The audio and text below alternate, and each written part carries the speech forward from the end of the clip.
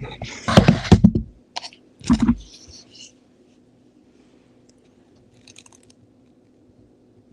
think I'm a good person. Look, I'm Christian, evangelist, and I stand with Israel. You're stupid. There. Diagnosed. Next. Why? Let me see if I understand. It's because God chosen people, right? Yes. So, you're telling me that God is unfair and racist and agrees with ethnic cleansing. Basically like a tribal God. A partial God that favors some people above others. Are you sure you're talking about God? Oh, that's blasphemy. Blasphemy. Are you sure? Because you're the one who's speaking about a God who discriminates. A God who allows those so-called chosen people to butcher, to create a genocide, and to steal land. Are you even sure you're a Christian? And you know the rules of Christianity. You know, don't steal, don't kill. There are 10 rules. Are you sure? Yeah, but the Holocaust and 6 million people and the biggest tragedy? Let me guess, the next phrase is gonna be you're anti-Semitic. To Eastern Europeans who think they're from the land, isn't it? Actually, the Holocaust was a tragedy, but by far not the biggest. Dear Christian, do you know about the 20 million Christians, or more actually, that were butchered in concentration camps by the Bolsheviks? Why don't you speak about Armenia? It's the oldest Christian country in the world, and actually Israel is supplying weapons to kill Christians. So, what kind of Christian you are? Oh, but Bolsheviks, nothing to do with Israel. Well, actually, the administration of the Bolsheviks, 427 out of 525, they were Jewish. You know, the ones in power, the elected ones from the Bolsheviks, they were Jewish. So, what shall we do, the Christians, after more than 20 million Christians butchered? Yeah, because they were Christians. Shall we do our own land? No? In the name of God? I'm asking you, Christian, this is what religion is about? That's why you support what you support? Or you're just simply, as I said from the beginning, stupid? Yeah, but, you know, the Muslims and with us, with the Christians, like... What? Tell me, Hollywood, what did you learn? Do you know that in Islam, Jesus Christ is respected and is portrayed as a messenger of God? But guess where Jesus Christ is portrayed as he should boil in excrements, and Virgin Mary is a prostitute? Exactly, you guessed it. But I guess I should be anti-Semitic if I say it.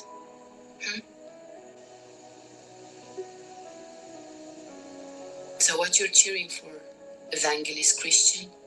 What you're cheering for? And I'm telling you this as a Christian, because you know, they love to brainwash you in thinking that you should hate Muslims, you know? What you're cheering for? What do you know about the history of your own religion? What do you know about anything? How can you put the word Christian in the same phrase as supporting mass murder and genocide? You should be ashamed of yourselves. But you know, if you're a Christian, you should believe in the judgment day. And I really hope you all can burn. You and your fucking Jesus could kiss my ass, okay? Go away. Daily Channel 13 reporter Yossi Eli went undercover as a priest for a day. Dressed in a robe, he walked through the old city with Franciscan Father Alberto.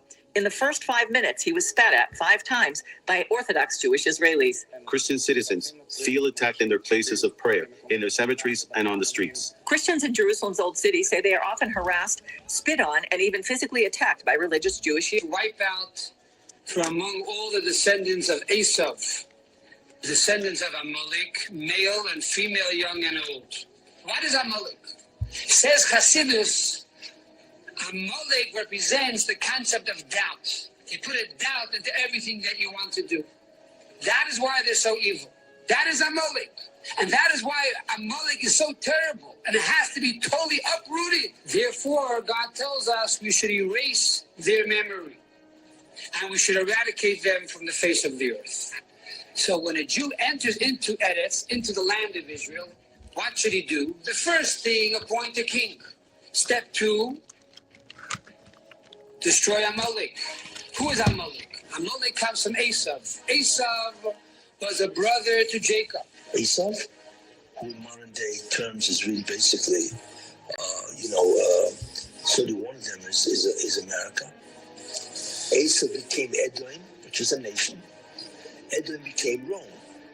Instead of it being Rome, it became Christianity. Christianity, of course, ultimately became Western civilization. So Esav today is really Western civilization. But the new Rome, the United States, is the new Rome. Wow. That got complicated quickly. Certainly got complicated quickly. Well, I'm going to go live here because I love the shirt. Yeah, you did. You're number one. I don't know. Susan, her name is Nicole Jens, like Jones with an E. Nicole Jens Entertainment. Nicole Jens Entertainment. And she does this, but she also, I don't know, 2 nights ago, I couldn't sleep as my life, insomnia is my life. But she also has,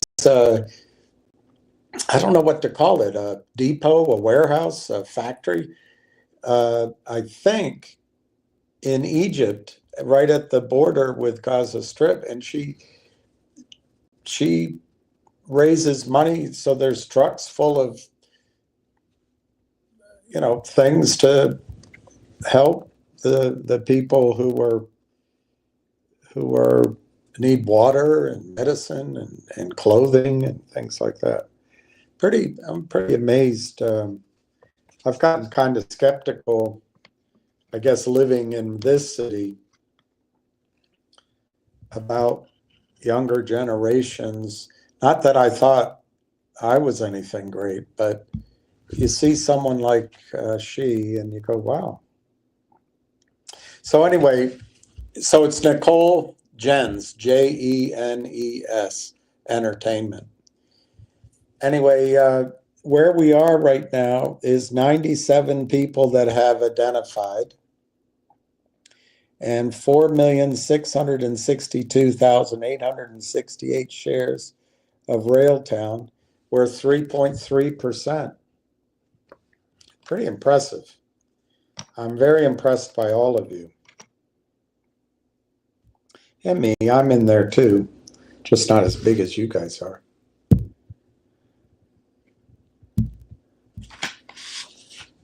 I'm just going to have a little bit of water because I didn't realize how parched I am.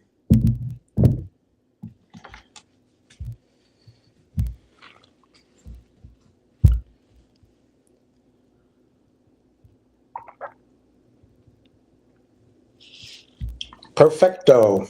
So, woman, yeah. Who's that woman? Woman's. All right. Hey, Frank. Hey. That's it. Big audience. There must be a football game on or something. The reason I want to come on, though, is I think we're going to have another day tomorrow, for sure. It looks like, to buy Railtown. Tuesday is a Canadian holiday, and that could be it could go one of two ways. Maybe they could use it as some sort of surprise to the market. I don't think that's likely. Or it doesn't trade in Canada, and the criminals short it down here, trying to shake people out. And I don't want you to be shaken out. I just don't want you to be shaken out. I don't think they'll be able to drive it down very much, but they'll try. I think they're trapped. And I never thought this was a short story, but it turns out it very well may be. So what I wanted to start with was Railtown. And I'm going to just, Susan, I'm just going to take that down so that this shows up. This is a letter, corporate update, that Railtown, you can find it on their website. Look at the date. It's a year ago. Not quite, but broad brush. Call it 10 months ago, I guess. 10 months ago. Now, this is before they decided to buy AI Partners, but it's the most recent update because they're quiet right now. But it's interesting. Dear shareholders, over the last 3 months, Railtown AI Technologies has achieved several significant milestones, which will positively impact our growth and long-term success. These accomplishments showcased our commitment to innovation, operational excellence, and value creation for shareholders. Just bullet points, strategic partnerships and memberships. Railtown has entered into 3 critical partnerships with leading institutions, MILA Quebec AI Institute and Alberta Machine Learning Institute, AMLI. That's 2, not 3, but all right. Bullet point, AGI platform releases. We successfully launched Conductor 1 and Conductor 2, bringing advanced automation and intelligence to the software development lifecycle. Conductor 3 is currently in development, and I think that may be finished.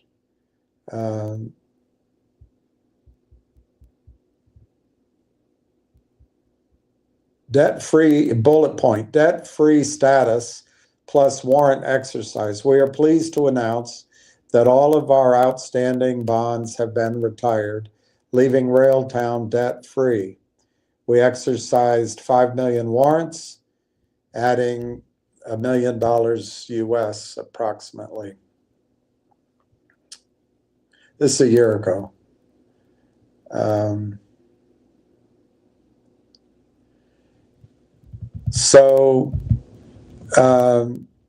We had private placements during the period.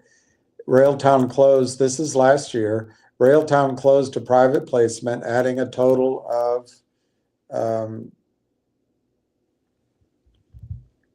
$2.1 million USD. Bullet point, leadership enhancement. We welcomed a great sales veteran with experience, Fandango and Shopify, and bullet point, compliance achievements.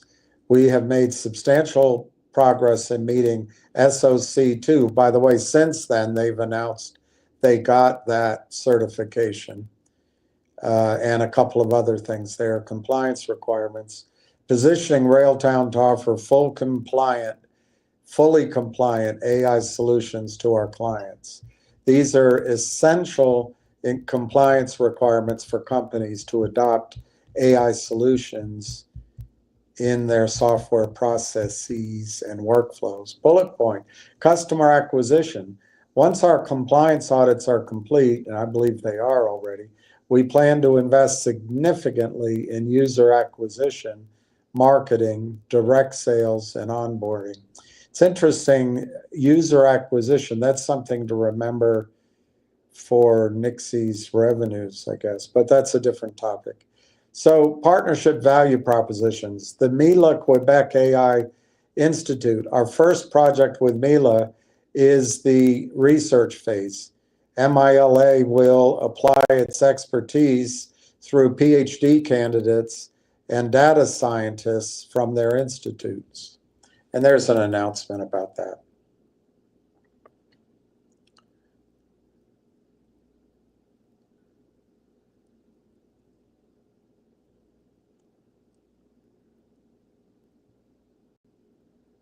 Okay, we did that. All right, there it is. And then the AMIL, I guess, the Alberta Machine Learning Institute. I guess I got it backwards. AMLI. Our partnership with AMLI has moved forward with the first project already initiated. They're going to get a bunch of doctors, doctor, and machine learning engineers. I wonder if a machine can be a doctor. Then engineering updates. Conductor 1. This is the first iteration of our AGI platform, and it integrates development and application data from tickets to builds, deployments, and logs. Conductor 1 assists users with project-related queries, automates simple tasks, and offers insights into bug discovery, root cause analysis, and ticket monitoring. Conductor 2, building on our first conductor, Conductor 2 integrates all data sources, automating the continuous integration and continuous deployment process. It can generate tickets, write fixes, update infrastructure settings, and aims to automate development workflows fully. And then Conductor 3, when this was written in development, I think it may be finished. Our next release will introduce multimodal functionality, including voice-to-text learning, automated pull requests, source code merging, and an accelerated real-time inference model. And then they go on to talk about platform and AI compliance updates, the SOC2, GDPR, and ISO 27001 compliance. Achieving these compliance standards is critical for securing data and maintaining client trust. Compliance ensures that our AI solutions handle data responsibly and ethically. We are undergoing a full audit and aim to be fully compliant by September, October. They already announced that they are, so they crossed that milestone. These are very important compliance requirements that companies must meet to adopt AI solutions into their software processes and workflows. As Railtown reached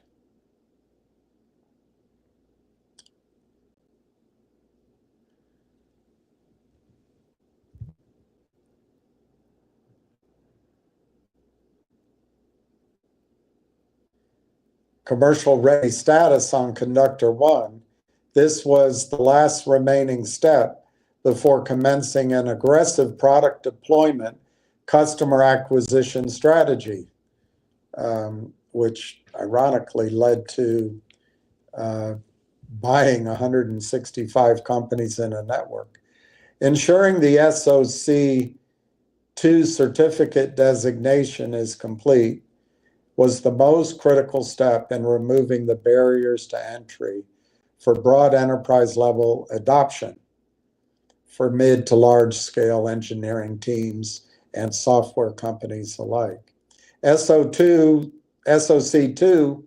Service Organization Control 2, concerns the trust principles of security, availability, processing integrity, confidentiality, and privacy. Meeting SOC2 requirements demonstrates that an organization has implemented rigorous controls to protect data and secure its systems. This is particularly important for AI solutions, which often handle sensitive and personal data. Achieving SOC2 compliance enhances a company's credibility, making it more attractive to potential clients, especially to those in industries that require robust data protection measures like finance and healthcare. And then the GDPR, General Data Protection Regulation, it is a regulation in the European Union that governs the processing of personal data. Compliance with GDPR sounds almost German, ensures that AI-powered solutions handle personal data responsibly and transparently, giving individuals more control of their data. Non-compliance can result in hefty fines and legal consequences. And remember, the company just announced a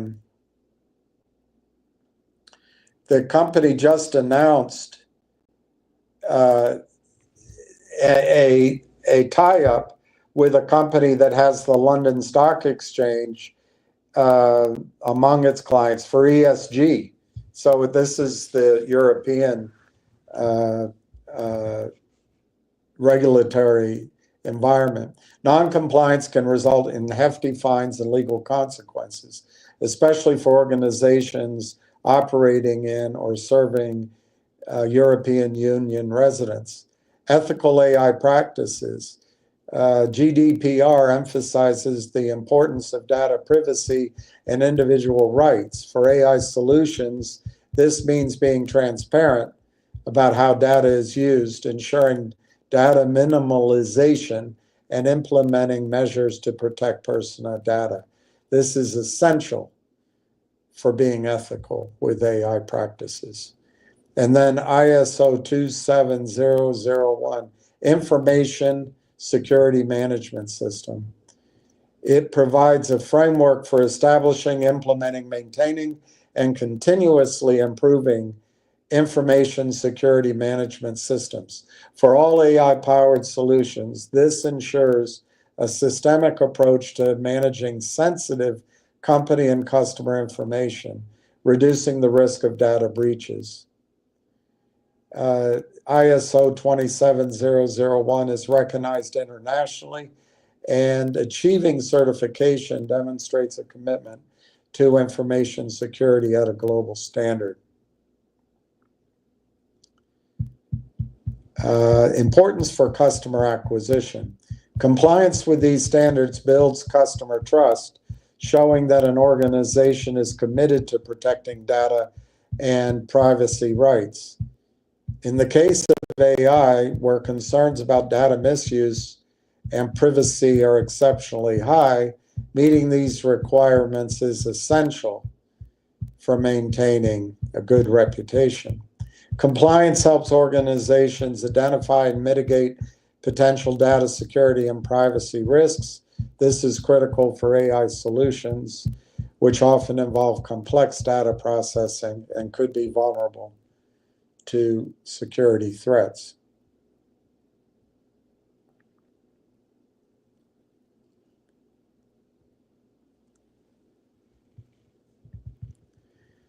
Adherence to these standards helps avoid legal penalties and financial losses, which could result from non-compliance. This is particularly important for organizations handling sensitive or large volumes of data, as breaches can lead to significant legal and financial repercussions.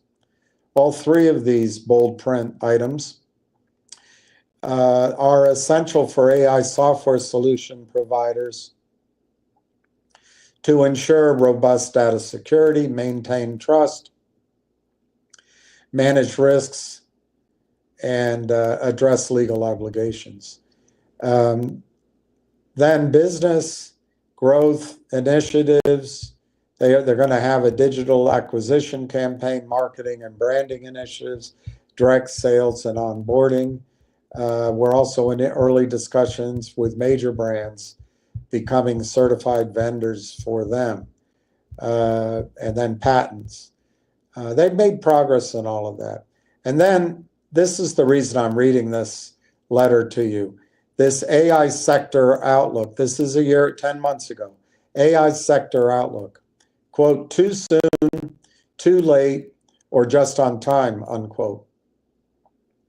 This is a constant reckoning that founders deal with every time we sit down and stare at a whiteboard to start iterating an idea, or when we begin to write a white paper on new IP. Why am I telling you this? Well, I need to start from the beginning. It's a very good place to start.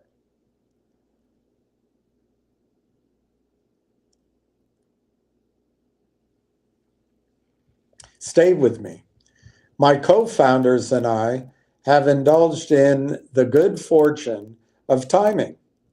We were all young men when the new paradigm of quote unquote technology for everyone, starting with the PC, was thrust upon the world in the early 1980s.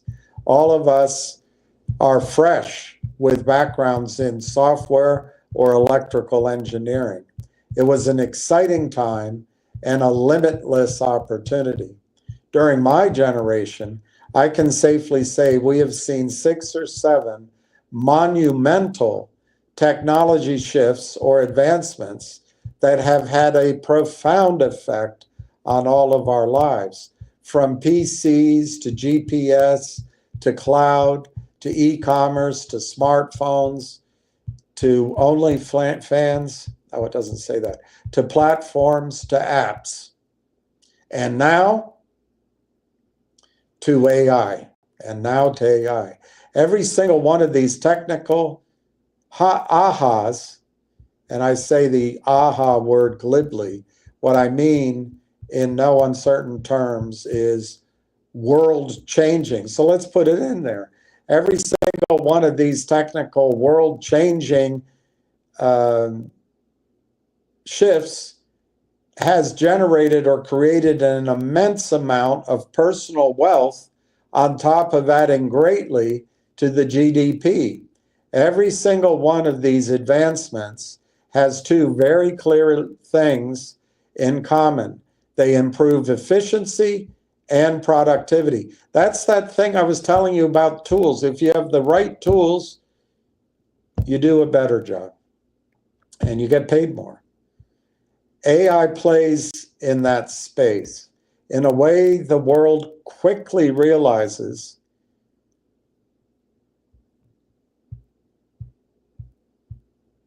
AI is peerless in its predecessor comparisons. AI is efficiency and productivity squared. History tells us these advancements, when they occur, are the secret sauce in the golden recipe for massive technology success.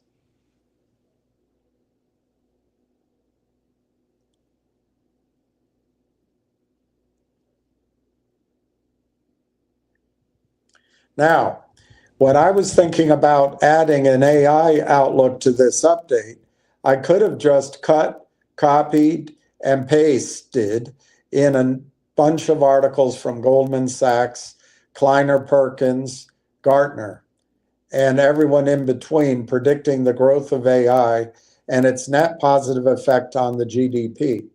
However, I thought a personal experience, a story about being, quote, too soon, too late, or just in time, unquote, would be more relevant, if not more compelling, to communicate how perfectly we are situated for the exciting journey ahead. Back then, a fellow Railtown member and I developed what we thought was the coolest thing we could have ever built. It was going to change everything and significantly impact efficiency and productivity.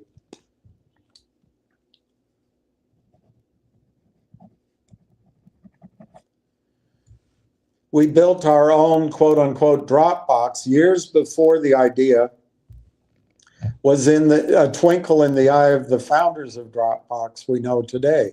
Everyone gave it to, loved it, but there was one tiny problem. Nobody wanted to download a third-party app onto their PC, and there was no way a company would have ever allowed a third-party app on their company computers. Fear was the prevailing force, never mind firewalls, fears of security, virus, and so on. So getting back to being years ahead of Dropbox, unfortunately, we were also years ahead of platforms, smartphones, tablets, and so on. Well, you get the point. There were many ideas, but our brilliant idea was years too early. Then we conceived of Railtown and the new technological shift of AI. Well, with time, experienced, gained knowledge, and yes, gray hair, we were much better prepared to understand what was coming and coming fast. So this time we started our journey deliberately, wanting to be too early and giving us time to develop our complex model so it could be delivered on time when the market was ready to adopt it. And in my opinion, it's NVIDIA and the rest have made quantum computing possible. And that time is now and will be for years to come. AI will continue to be that transformative, life-changing advancement, and our lives will never be the same again.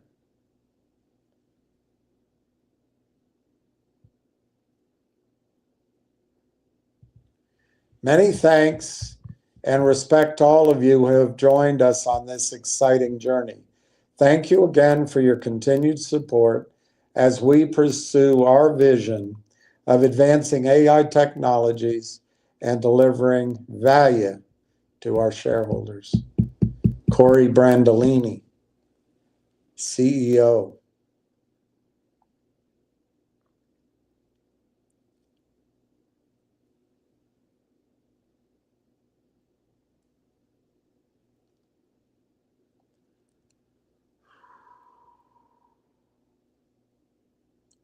Hey, Ryan, welcome to the evening. I assume that people are watching the football game or something tonight, something important, or they're driving home from the beach, or they're driving with the beach from the beach. I don't know. It's funny, he mentions that they were years ahead on Dropbox, not for nothing. We, when I was in London, I was making, I actually think it was a bit of a cold call, but I called into a mutual fund, a small fund, very small fund, in Switzerland, in our space. I'm trying to remember, he was Switzerland and London, I think. Anyway, he gave me the name of this other guy to call, so I called him. And he's based, ironically, in DC. And the group of us raised money for his company. He had just way ahead of everybody. He had a genius developer, great team, and they had a product. I won't say the name of it, but I ran into him years later. This was in the 90s, mid to late 90s, and then the collapse came. First went up, and then the collapse came.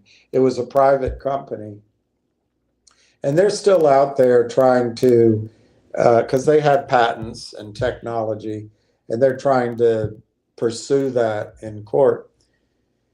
But in any event, he said to me when I ran into him, he couldn't watch that movie with Zuckerberg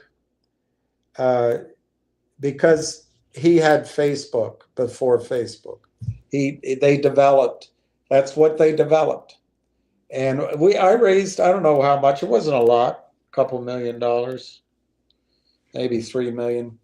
But it was early stages, and that I was so excited about that company. But in technology, things move very quickly, and they were very tight with they didn't want anyone to know, and they didn't want to release it.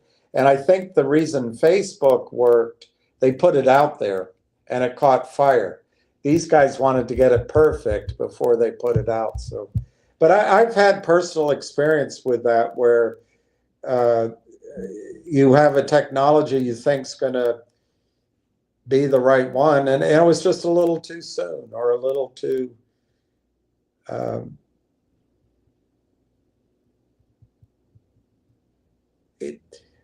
these guys didn't have the benefit like the Zuck of these Wall Street A to Z fundraising that I think's a monopoly now. And that's why the markets we trade in are such shite, because they don't want competition. These guys aren't smarter than you are. They might be in some areas, maybe, but they're not any smarter. You know, it's just claiming the companies first, getting there first, bragging about it, raising money, and then earning fees. That's all it is.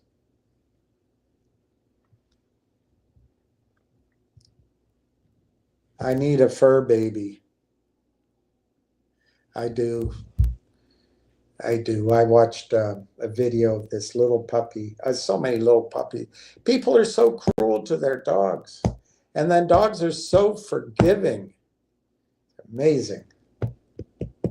Yeah, I do. But I think, I don't know if I have to live the rest of my life alone, which maybe I understand that men like that. I'm not sure I do. So I don't know if God has in mind that I'll have somebody. But I'm certainly hopeful, Susan, that I'm going to be doing something differently soon that's going to involve hard work, raising money, making money, and probably travel. So, and I'd like to have a base. I don't feel like I have a base anymore. It's a great painful thing, but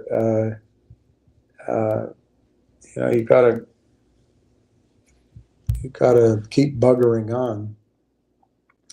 And so I just don't want to bring a dog into my life until I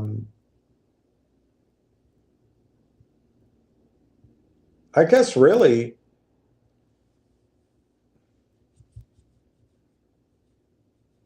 I don't know.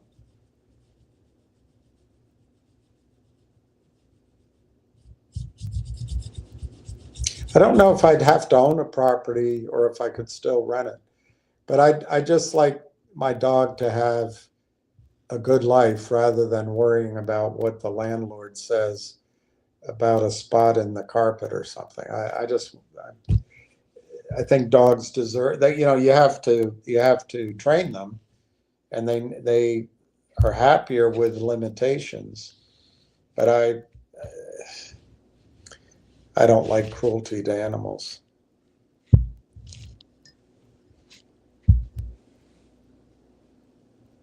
I don't like cruelty. All right. Now, I told you that story. What else did I have lined up? I do want to show you something, but it takes 25 minutes, and I don't think I'll show the whole thing, maybe. Maybe I'll just let you know that you can do it. 28 minutes. But Railtown, as you know from my detailed reading of this research here, Railtown came out about a year ago in commercial form. And these guys, you know, what's weird about, I'm nervous about Research Capital. I went to their website and I saw they did research on logic. I wonder if these guys are no good nicks. Everybody down in this space is a no good nick. But the difference with Railtown is the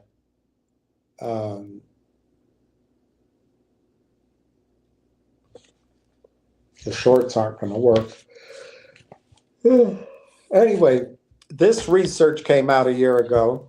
That letter I just read to you came out a year ago. Everything's under wraps right now. But both of those, that letter and this research, came out before Railtown joined AI Partners Corporation, which is a network of 165 approximately AI companies, which I have on good authority does 400 million. Twitter, I have it on authority of Twitter, does 400 million in revenue amongst those 165 companies. Well, they're all AI, and the business plan of AI Partners Corporation is to roll up the best of those companies into the parent AI Partners, generate revenue, recurring revenue, and I think emulate the strategy of Constellation Software, $1 to $5,000 Canadian. So it's only about $1 to $3,500 US. But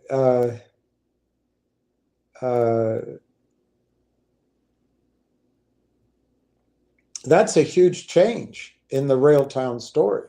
Out of those 165 companies, the guys that were both architects, apparently with Constellation Software, and played critical roles at the Ontario Municipal Employees Retirement System,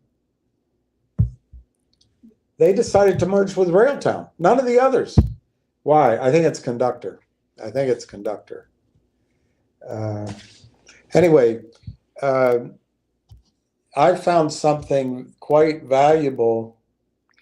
Hello. Hello. Quite valuable, I think, for you, along the same lines as these two in terms of timing. And let's just play a little bit of it. And welcome to Virtual Investor Conferences. My name is Matt Lateplo, and on behalf of OTC Markets, we're very pleased you have joined us for our next live presentation from Railtown AI Technologies, Inc.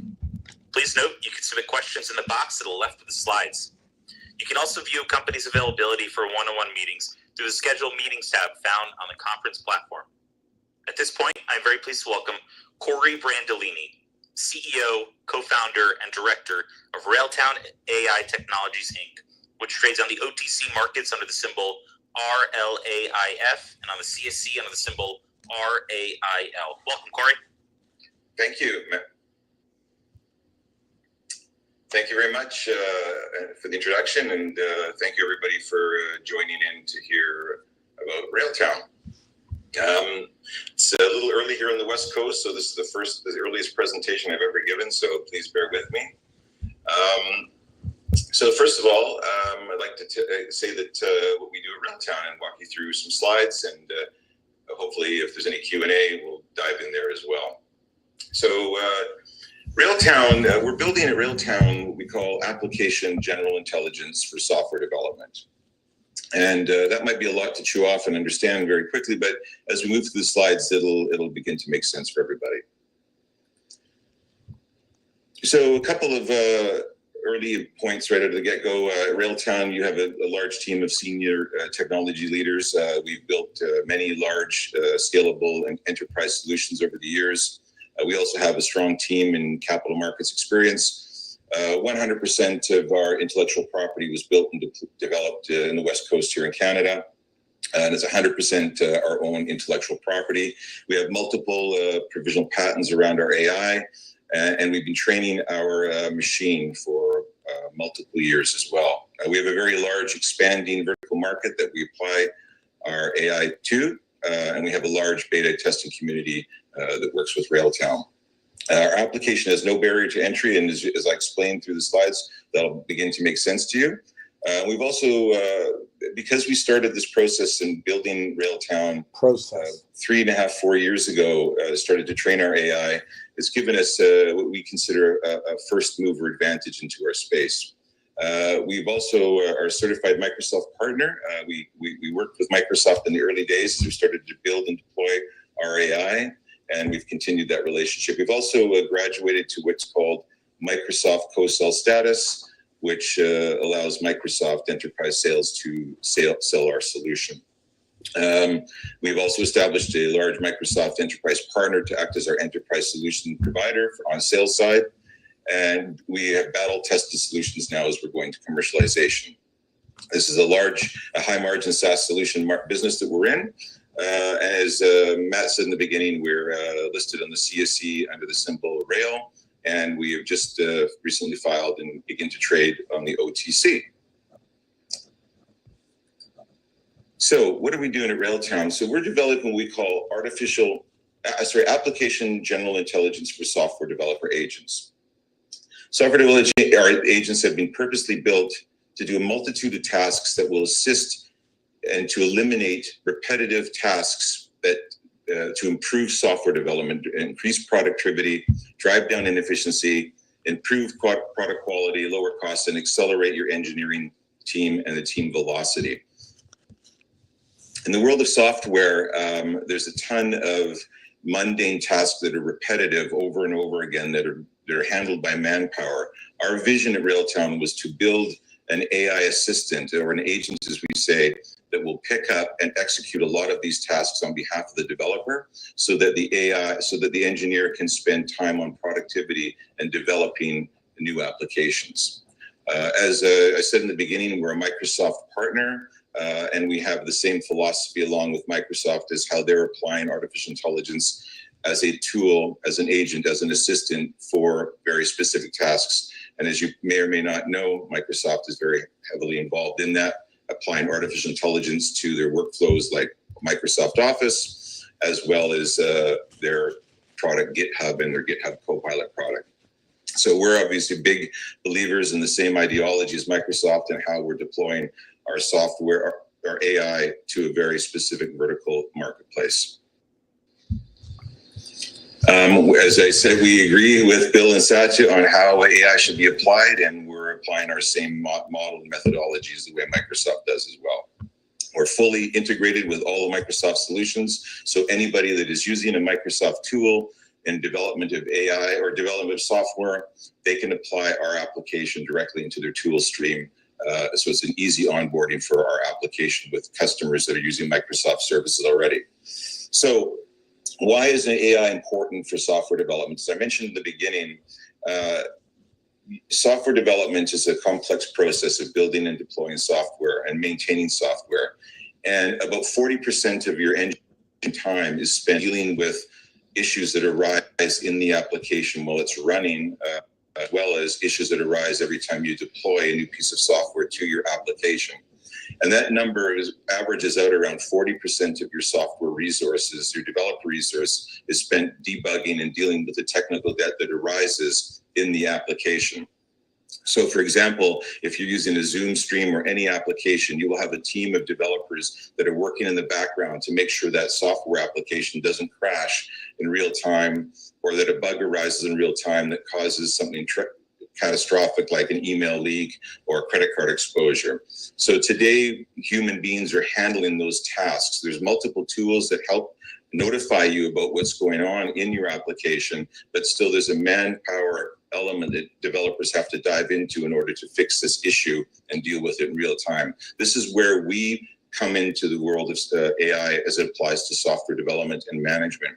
And we started to build our AI to pick up that workload that handles all those issues, so human beings can stay forward on developing product while your AI agent will go up recognize the issues, call them out, and in cases, as you choose to do, have your AI fix these issues for you.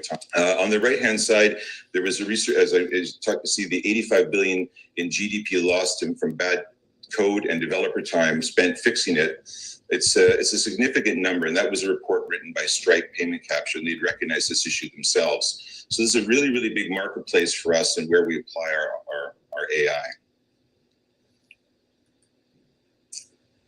So as I said in the beginning, we've calculated, and as most other companies we've spoken to, the number is pretty consistent. It's about 40% of your engineering productivity loss is dealing with these issues that arise that I was mentioning: problem solving, debugging, repetitive tasks, retesting your fixes, and dealing with the technical that arises. So we built our AI to tackle that main problem that happens to every development team.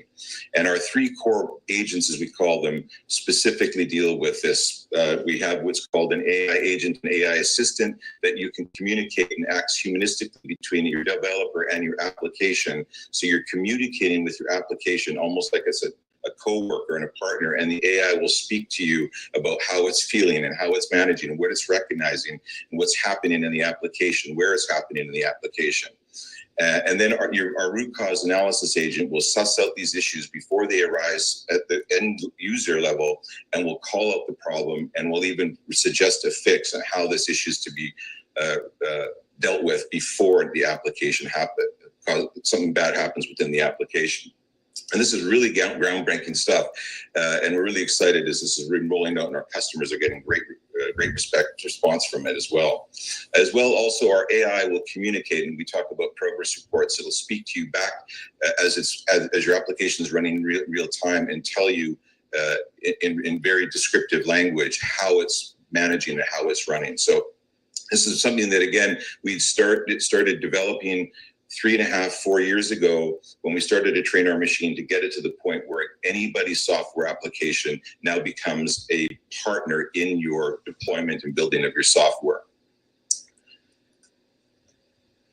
So as I said, that one of the main pieces of our application is our AI assistant, and this is a chat interface that has an agent in it that will actually talk back to you as any questions you may have about how your application is running, and it'll respond to you and it'll bring out things that it has seen in the application, and even suggest where the fix needs to be happened. And then you can ask the system to run that fix and make that change on behalf of the application. So again, really, really groundbreaking stuff. And we've just seen some phenomenal numbers from our customers. In many cases, our customers are saying they're saving about 8 hours per dev per week in the early days of them running the application. So the results have been fantastic. So for example, from the AI assistant interface, this is what it looks like to the customer. You can ask it anything that the application is showing you, and the system will give you an answer, talk to you, let you know something about the application. And in this piece of this interface of the AI, you can ask it to create something, do something, or actually write the fix for you and go back there and make the changes on behalf of the engineer. So really, really exciting how this is rolling out for our customers. One of the other main things that we did in the early days was trained our machine to understand what something as simple as a software bug was. So it could recognize what language the bug was in, understand how it's affecting the application, where in the application this bug is arising, and specifically will point to where the code change in the application that's causing this error to arise, and therefore eliminating a long investigative period for a developer have to go through the process to try and understand what this bug is and what it's causing, what potential damage it's causing. And the other thing too that our system does, and our root cause analysis agent does, it will recognize an error that's about to happen previously for it to hit the end user. And this is really important because as it does so, it catches the error before it causes anything catastrophic. And you may have experienced yourselves using software where something's happened where the application crashes, or even things that can be even more catastrophic where a software bug will inevitably cause something as bad as credit card exposures or anything along those lines that can be very damaging to not only the end user, but to the product's brand as well. So having this agent running for you in the background at the application will save anything that could happen along the way that could cause the software to crash or anything catastrophic to cause serious financial damages to the company.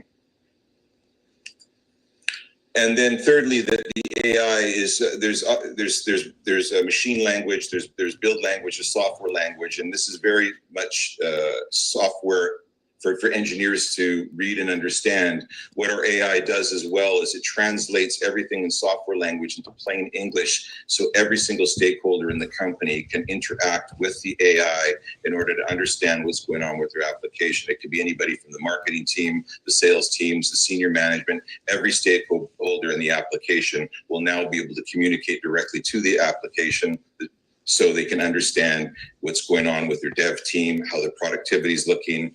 Are we increasing our velocity this month? Is our engineers producing more product? So the one thing that we wanted to make sure that our AI did was provide value to every single stakeholder in the software company, from the most junior engineers all the way up to the CFO and CEO as well. So really, again, a unique function that we built into our system. How do we do it? So I think this is important as we get to understanding what separates Railtown from what you may have seen or heard and around the internet today. Obviously, many people have had a chance to play with things like ChatGPT or Bard, two wonderful services that they're large language models. You may have heard that term, and these are AIs that have been trained on the wider web, if you will, everything that's available on the internet. Companies like ChatGPT and Google have trained their large language model on that. So when you ask the questions, it's scouring around Wikipedia, if you will, and thinking about a humanistic way of responding to that. What we've done at Railtown is a different. Our machine is trained on what we call targeted language, meaning everybody's own individual software application becomes its own language model, if you will. So if somebody has a mobile app that they built to sell organic candy online, their data and their intellectual machine data behind their application is the LLM, if you will, and where our AI is training on that in real time. So it's very specific to each individual company's own application. So this is data that is not available anywhere else that any other machine or LLM have access to. So we started this in the very beginning because we wanted to build this for ourselves so we could train our own machine on our own very specific data sets. And this is why we call this application general intelligence. So our machine knows the entire totality of everybody's application from its data sources.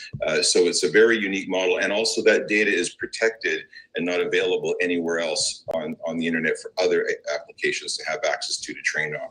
So this is how, and our customers really like this too, because this also gives their data a separation and it doesn't bleed into other sources or other machines. So it's very, very protected and walled off data that their own AI now is training on top of. I'll break that down a little bit more. So in software development, there are three main sources of data, and they're all different types of disparate type data. And the three sources are ticket data, which is the blueprint of what you're trying to build. And so if somebody's creating a ticket or a work item, it'll be the knowledge about what a task is being assigned to a developer, i.e. we need you to build this, and here's the architecture and the plan and the knowledge of what you're trying to build. So behind the ticket, there's an immense amount of data as what each software engineer is building. The next thing is after that developer has taken on that ticket and completed his task, he's deployed that build to a server. And so once that build hits a server, that's the second layer that our AI starts learning and training from, is how that build is functioning on that server and as it's connected to the application that's running in real time. So now it's training on two different sources of data to come up with an understanding and learn from how the application is running and functioning. And finally, it trains on what's called log data or observability data, meaning how the application is going on at the production level, is how everybody's interacting with the service. And from those three different sources of data, the AI has a deep understanding of what each software application is doing and how it's supposed to be functioning. So it understands from the knowledge level of what you were trying to build, how it's being deployed and how it's functioning at the server level, and then how it's what's happening at the end user level through the logging data or the observability data. And so from there, the AI has to think very quickly and learn very quickly as to how your application is supposed to run and how it's run and how each developer is working within that application in order. So a very unique model and what we've built here at Railtown. Very quickly noted here at the bottom, I thought this calls out people important to note, is there was a report written by Goldman Sachs as how they feel AI and generative AI is going to affect the global GDP over the next dozen years. Significant numbers as we're seeing the growth, and we'll show some examples here.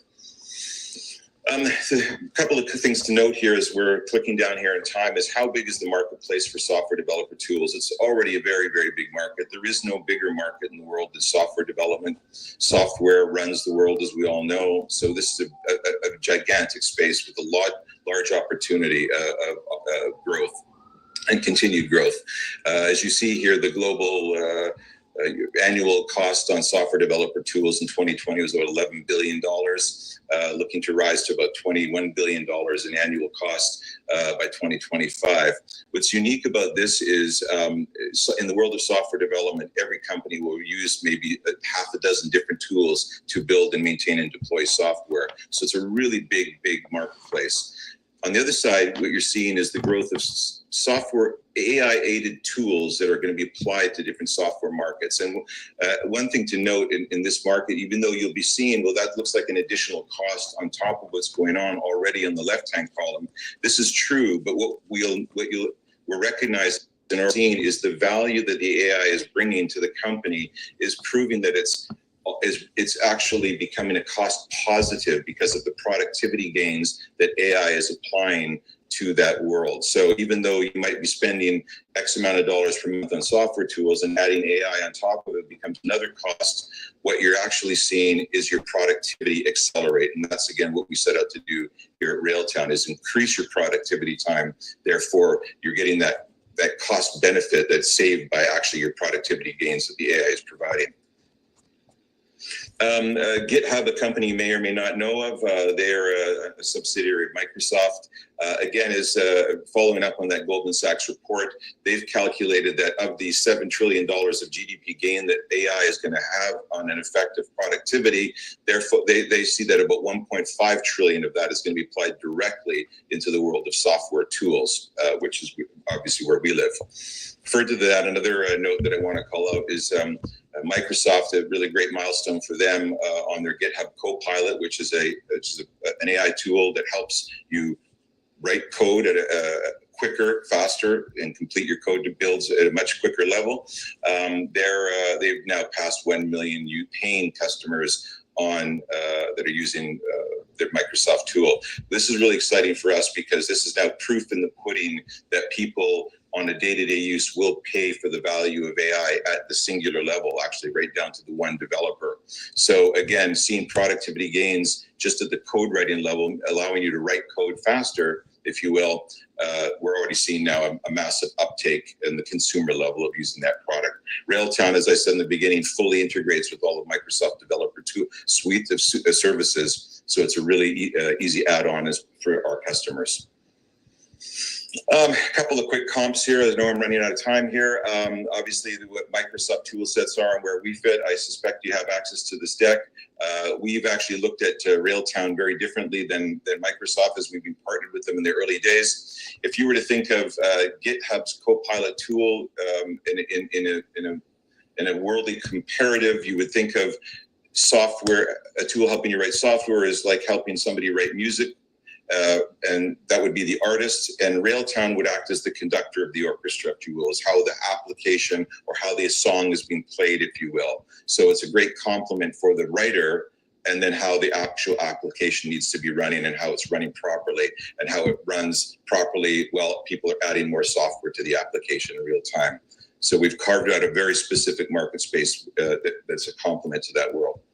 And as I said in the very beginning of the presentation, we have a large team of software enterprise experts. We've been building and maintaining and running software for many, many years, both on the AI side and on the big application side.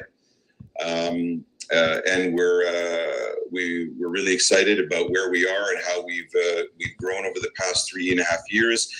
As I said in the beginning, the first part of our journey was building our machine and training our machine. It takes time for your AI to get to what we consider fully optimized, that a customer will pay for that and get the benefit for it, and it'll deliver the results that they're looking for. So just this last late summer, we started to go commercial in a very a beta level of bringing our customers in that are lining up to get into the application. And as we march out to our next couple of quarters, we'll be opening up our application on a fully broad level. Yeah, really exciting times for us right now. There's just this quick snapshot of the cap table, as we said in the very, very beginning. Fully trading on the Canadian Stock Exchange, the CSE, as now we've filed and we've been approved now to start trading on the OTC, with our symbol being RTAI and F for foreign. So that's it. That's about 23 minutes. I know that might be a lot to chew. I would like to make also note that I'm available for one-on-ones, as the OTC has provided that service for everybody here. So yeah, happy to do one-on-ones and actually give live presentations as well of the AI. I know we don't have time to do that on a conference like this, but we'll happily take meetings, and if anybody would like to see the application running in real time, we're happy to show. So I'll just dive into some questions here. So let's have a look here.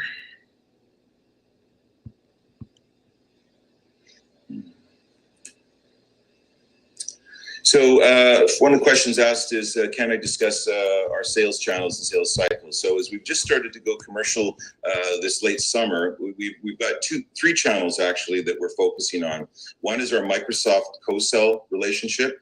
And so we've prepared sales documentation for the Microsoft team so they can sell our application along with the bundle services of their own solutions and products like GitHub and Azure DevOps. Also, Railtown is going direct to customers through our own digital acquisition campaigns.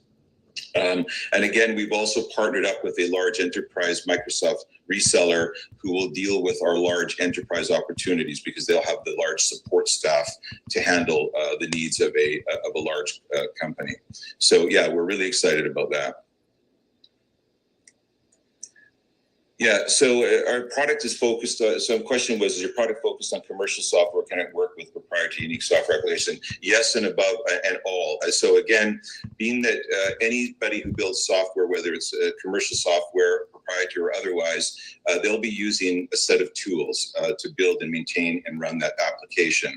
The minute you engage Railtown with any of those tool sets, and our system is integrated with all of them, there's multiple different tools out there.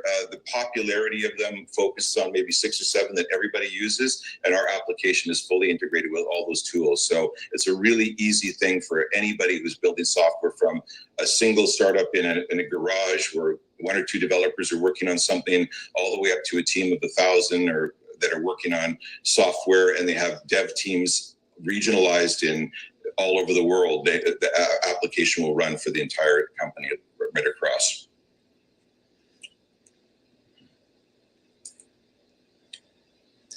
So can you discuss your business and revenue model? So we have 2 models. One, enterprise, where our system is integrated in as a complete solution along with the Microsoft products. And that'll be negotiated at the enterprise level based on the size of the contract and the size of the needs of that large enterprise customer. And the other is a straight SaaS model. So small, medium businesses can come to railtown.ai, sign up, and it's per dev, per head, per cost. So it's a really simple model. Obviously, on the enterprise side, there'll be much bigger integrations that they may need. So they'll be based on contract-based, but individual companies or individual developers will be part of a SaaS model where it's 5 developers, you pay per developer per head.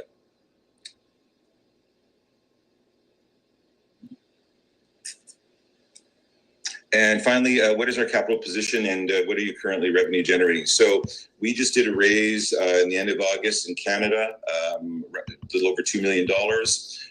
That will see us out for the next period of time. I would say not cash flow positive, but certainly cash flowing will get us to that level. We'll continually to spend in R&D as our AI is continually showing us new functionality. So the chances to going back to the market for a growth raise is very possible. We might be looking for something in spring to do something. And now that we're on the U.S. exchange, we do plan to do a large U.S. roadshow and start developing relationships with U.S. brokerage firms as well. So there'll definitely be opportunities to do a financing with a U.S. broker as well. We just started generating revenue, so great. Like I said, we first commercialized just this summer, and now we're starting to see the results of our campaigns that we're running from customers coming into the system. So that's the end of the question line. I thank everybody again for hearing about Railtown. As if anybody would like to set up a one-on-one meeting and actually see the AI running, you can find that on his website or on YouTube. And I just thought I'd play it for you to show you that it's, it's really impressive. Right at the end, he talked about bundled services with Microsoft. And he also pointed out in this example that Microsoft has 100 paying customers. I don't know. They have 1 million paying customers. 1 million. If you took 1 million and I don't know what, charged $5 for this service, that's $5 million times 100. That's $500 million market cap just from that. And I'm sure the Microsoft user base is much bigger than 1 million. But it grows quickly. The revenues, the valuations grow very quickly. Hey, John. Somebody said that maybe I have a setting wrong. I may do, because I don't see your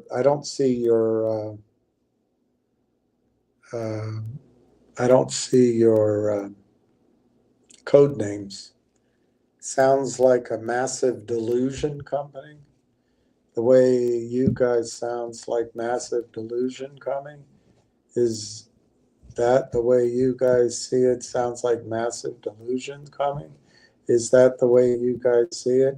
I guess you're a short. I think there's a massive butt burn coming for the shorts. You guys are going to,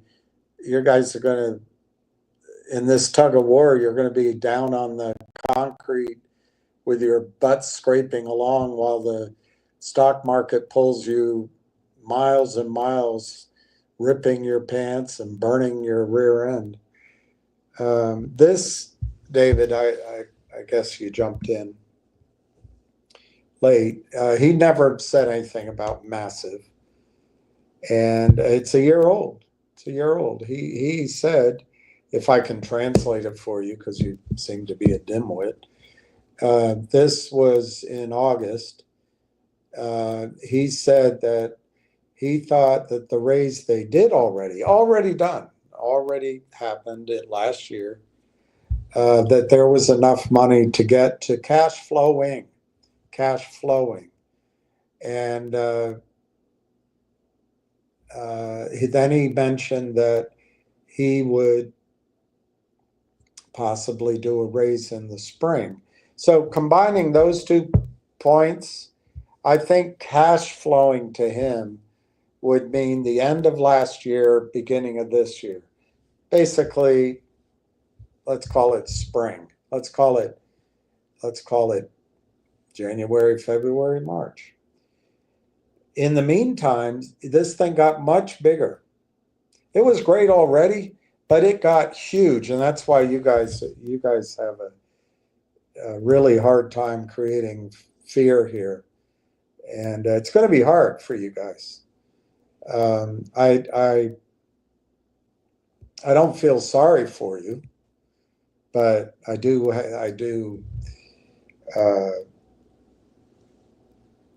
It's going to make me wince to watch you guys lose a lot of money. But you've made so much money elsewhere. I'm sure you can absorb it. The raise he mentioned is they could raise money in the United States, but that's before they ran into AI partners. Now, I wonder how much they actually have to raise, because if you use the 80-20 rule, or call it the 90-10 rule, and they roll up, let's use 80-20, that's the one everyone's familiar with. The revenue coming out of AI Partners Corporation, 160 companies, the revenue coming out of that is 400 million. Now, I have a picture of a credible source from Twitter. However, now that it's in the quiet period, they've taken that down. But it's totally believable to me. So 165 companies, let's say, approximately. 165 companies do 400 million. Well, they announced this February 11th. I really thought they were going to get it finished in June. Obviously, I was wrong on that. I mean, there's one more day, but I think I'm going to have to take the loss on that prediction. So I think in July, I'm going to guess maybe by July 15th, because of all the holidays, July 1, July 4th, the heat, the vacations, I'll say mid-July, they're going to complete the merger with AI Partners, subject to a shareholder vote, but insiders own 53% of the company. I really don't think there's going to be a problem with that vote.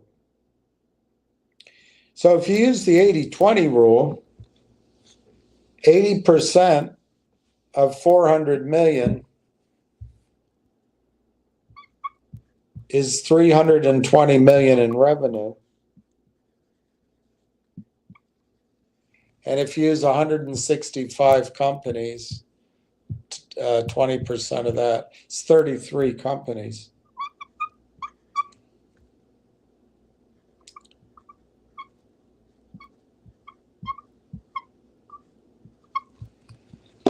So 33 of the AIP network partners likely do 320 million in revenue, just law of large numbers.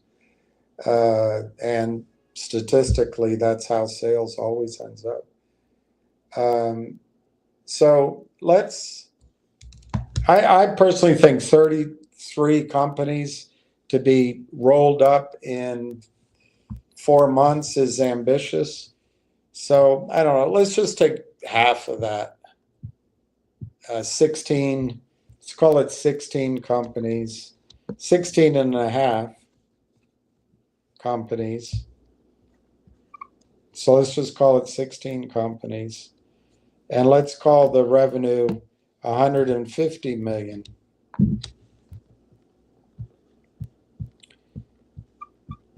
Well, there's a couple of questions I'd have to your Fudster comment.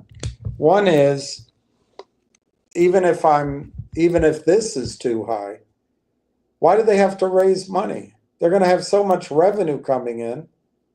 This revenue is already happening. So they're going to have so much revenue coming in. Why are they going to have to sell any shares to raise money? Now, what's not discussed is how many shares they issue to get this done. I don't know, because if you look up Constellation Software, they are $5,000 a share. I think their market cap's 100 billion. They got 20 million shares outstanding. They buy 100 companies a year and they don't issue shares. So the model might not involve issuing shares. But if you take this 150 million, regardless of the numbers of shares, they don't need to raise capital. They don't need to. I think they will, because when you're a young company and you're building your first mover advantage, you will have strategic investors. Like David, they announced last week, I think it might have been the week before. And even though they put it in the headline, the genius of all geniuses, Tony, make sure you don't have any dinero. He said, tucked away in the last paragraph, they mentioned a dilutive raise. It wasn't dilutive at all. It was less than 1% of the shares outstanding. And it was strategic. We'll find out what was strategic about that. But they allowed somebody to buy stock at 50 cents Canadian, roughly, and some warrants, half a warrant at 75 cents Canadian. And who knows what service that person is doing. I can show you in their filings that they've hired consultants in the past. They've paid stock out for consultants. In this case, you could call this, whoever this group is, you could call them a consultant. But instead of giving them something, Railtown allowed this group to invest in Railtown at current market prices without going through huge shorts, without going through the toxic lending that you guys provide. So I think I am gonna reach out to the company. They don't know me, but I am gonna suggest to them they don't get all excited about meeting American investment banks. Not at these prices. I mean, if the stock's trading at $5 or $10, great, but not down here. Because if they meet Roth Capital or Benchmark, they're going to meet Jeffrey Easton, Kurt Kramer, and they're, but they don't need that kind of financing. So if it's 16 companies roll up or less, they get revenue. They don't need to raise money. They don't need to dilute. You're just way off base. You're applying a strategy that works for COSM, MULN, Vocal, CRTD, GTII. Yeah, that strategy all works there. It's not going to work here. So good luck. Good luck. Now, if you look at that number, 150 million, the price is being paid now for AI 100 to 150 times revenue. But I showed you here, I'll show it again because I guess it never totally settles in unless you show it over and over again. But the average merger and acquisition deal looking backwards for the last 6 years,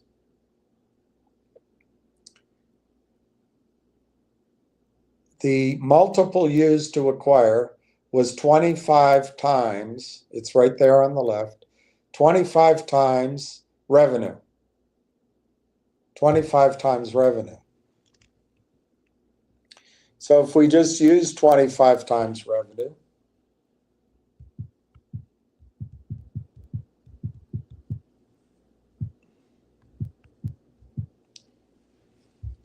and the the number of shares right now are 140 million. I don't think they're going to issue a lot of shares, but let's just say it's 200 million shares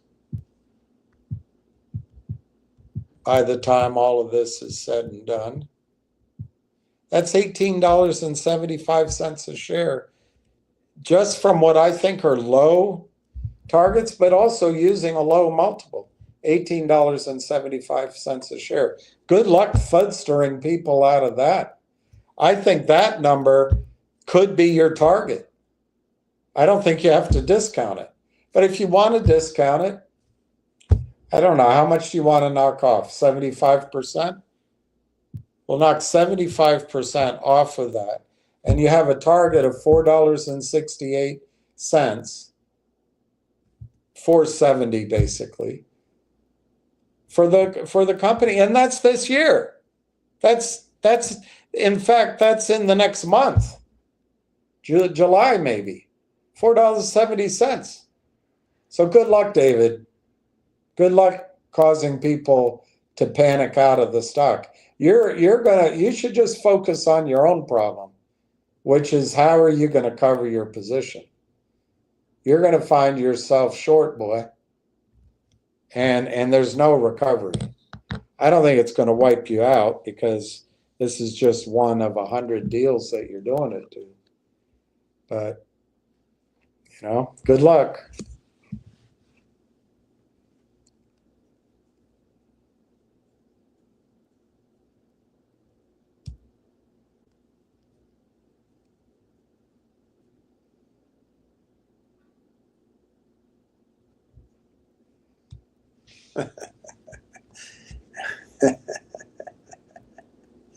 All right.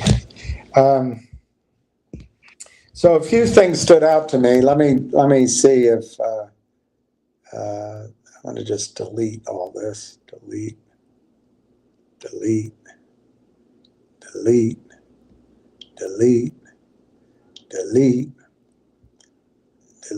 I want to show you something that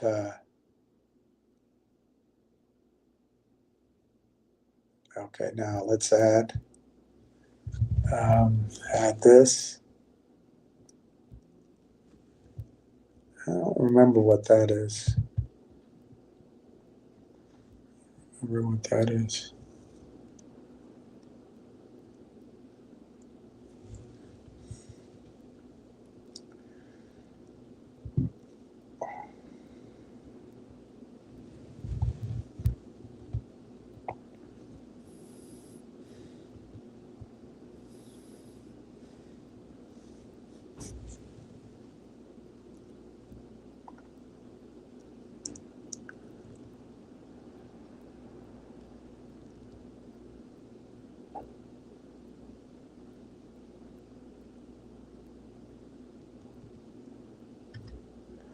It'll say I can't add all this. Always says that to me. Wow, you've got a lot of names.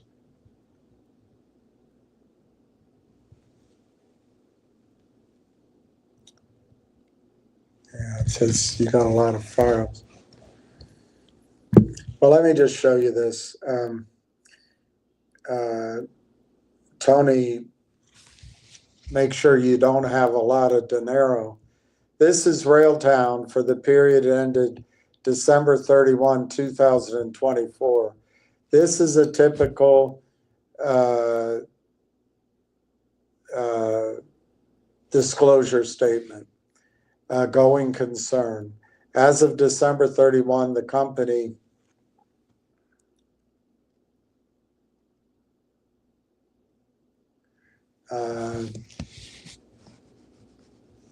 is not able to finance day-to-day activities through operations. Well, that's true of all R&D companies. It's just simply true of all.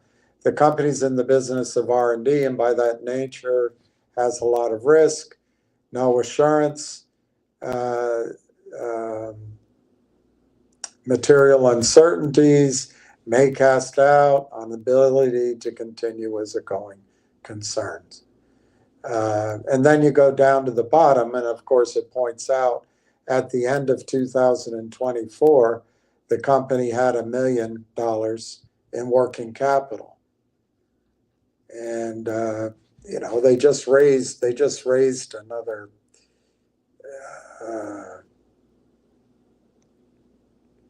I don't know, $500,000 US.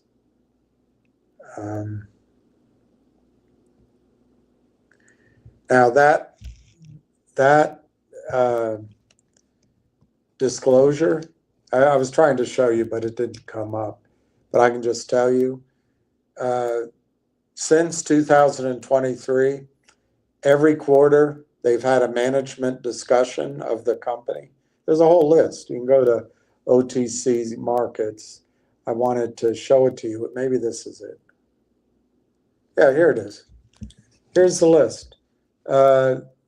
Displaying 27 out of 27 disclosures from October of 23. This is all they had. There's a quarterly report. There's management discussion. Then the next time, there's management discussion. The next quarter, management discussion. Next quarter, management discussion. Next quarter, it goes from the end of 23 all the way to the middle of 25. Every single one of those management discussions contains that disclosure, so-called going concern disclosure. I mean, it's not genius for Tony, make sure you don't have any dinero to find that. And to cause the FUD stir of it, look, the company's R&D. They need to raise money. It's a standard clause. And yes, if the company never went to revenue, but he said they're already commercial, they're already getting a great success. I quoted, I think I wrote it down, maybe I didn't, but he said something about phenomenal numbers coming from our customers. Well, it got blocked out for the time being because they're buying revenue. They're buying revenue. Huge amount of revenue with a team that wants to work with them. So it's all very powerful. It got much bigger. It got much bigger very quickly. So anyway, here's the presentation you just saw. This is a little bit bigger maybe, which doesn't mean I can see it any better. They're seasoned and they're roasted and kept moist by putting gravy on top. And the seasoning is excellent of the leaders. And they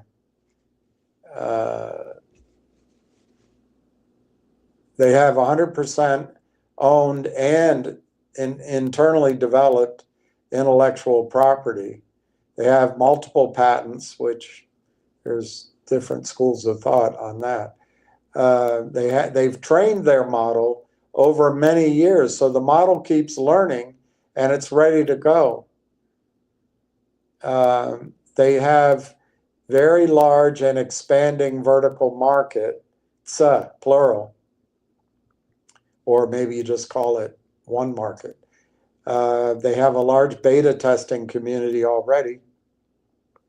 Google, I got in on Google when it was beta because one of the directors on a company we raised money for worked with Google, and he told us all about it before anybody knew about it. There's no barrier to entry. I don't know why that's a good thing, but I think what they mean is that it's not hard for anybody to use it. I read that differently. Anyway, their first mover advantage, they work with Microsoft, as he said. But here's the interesting one, battle-tested solutions. They're ready to go, commercially launched already.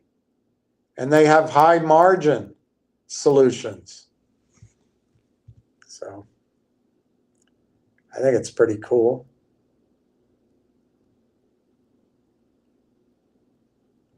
And then he said Microsoft using AI to pick out what's urgent.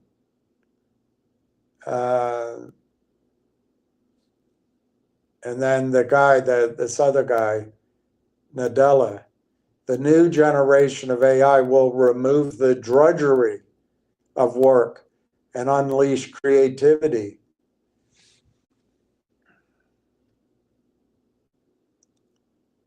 Wonder if it'll release all these shills. It'll just replace them. The AI will come attack. I hope by then we're never in these stocks anymore. That we're uptown. So AI is developing application general intelligence. They trademarked that name for software developer agents.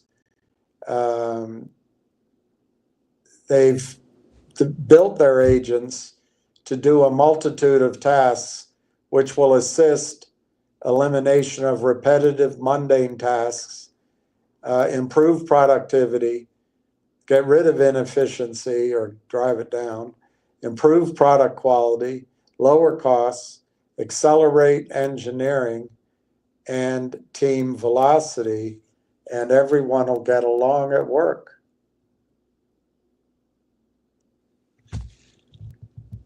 So here's the problem.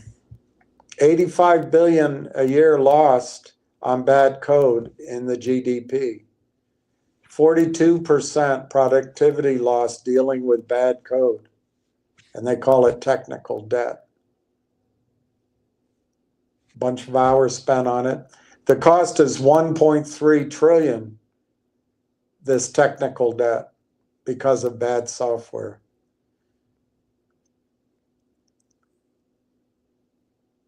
This is how it is today, and it sucks.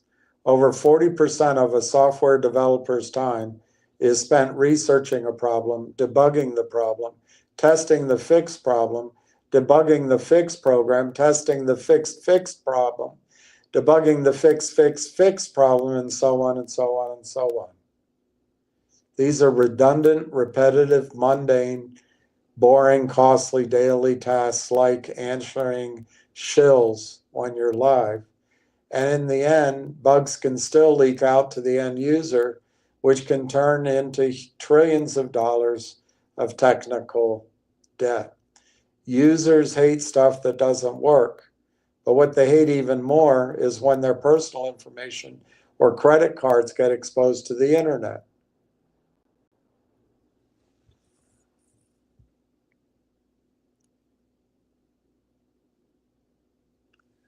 So they have this AI developer assistant. It's an agent. It's a knowledge-based chat interface. It's an agent trained on targeted language model. The TLMs are built upon the data and logic from tickets, deployments, and logs of any software application, which is connected to the Railtown platform. This will give the agent the ability to provide developers with accurate and reason-based answers to any questions they have about the application and the team working on it. And they can execute tasks. The AI assistant, the agent, the AI assistant is trained on a vast amount of data related to the software application. This enables it to quickly search through and retrieve relevant information. It leverages the latest natural language processing and Railtown's machine learning technology to understand developers' questions and execute tasks in real time. The AI assistant can provide information related to a wide range of topics: code snippets, build errors, bug fixes, performance issues, more. Developers can ask the AI assistant specific questions or describe a problem.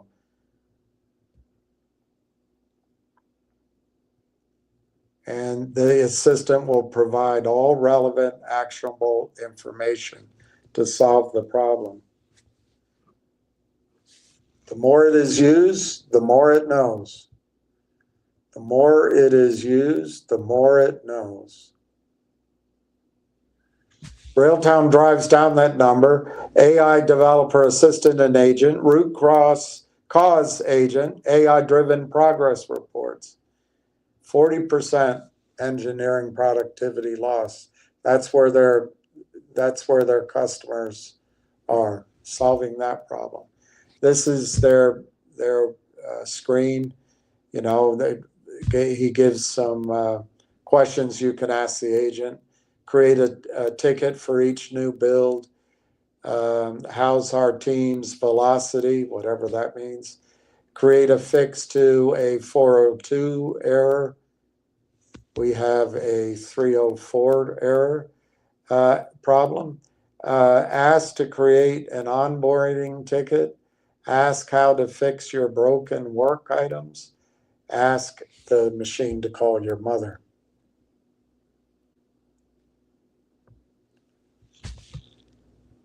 Connects to ticketing systems, build servers, logging services, matches tickets to bills in each environment, pointing directly to any code change that it recognizes as the root cause of any issue, error, bug, or exception. The platform integrates with ticket tracking systems like Azure, Jira, Trello, CI/CD.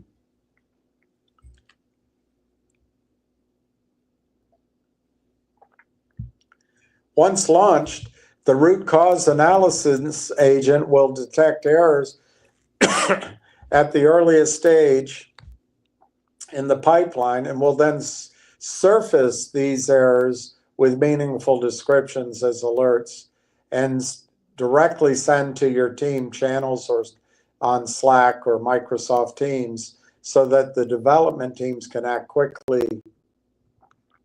Catching and resolving errors at the earliest stage in the pipeline saves money, drives down technical debt, and accelerates productivity velocity.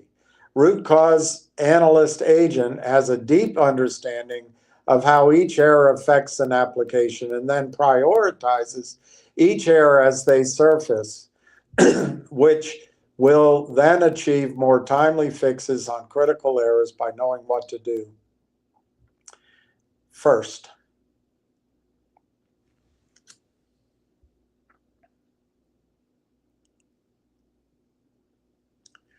They give you progress reports. The Railtown AI agent can generate reports and release notes in under 2 minutes, saving hours of downtime.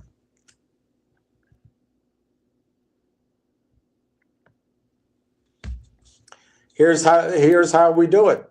What is a targeted language model?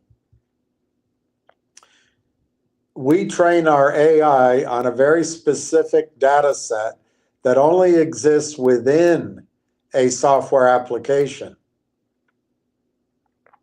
There are 3 main sources of data which Railtown AI trains on. These sources make up the logic, the architecture, the deployment, and the event responses of any application. Developer tickets,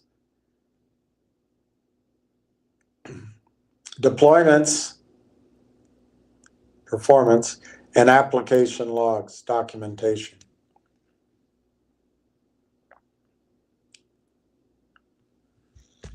And here's how we do it. There's ChatGPT and the other one, Google. And I can't really read that. They use targeted language models, targeted language models, targeted language models, targeted language models. They're all on the left. They're trained on the data. And over here, ChatGPT and Google, whatever it is, they're all trained on the internet data.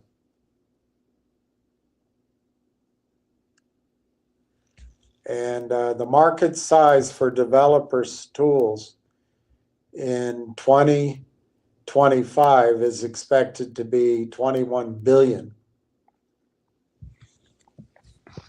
That's this year we're in.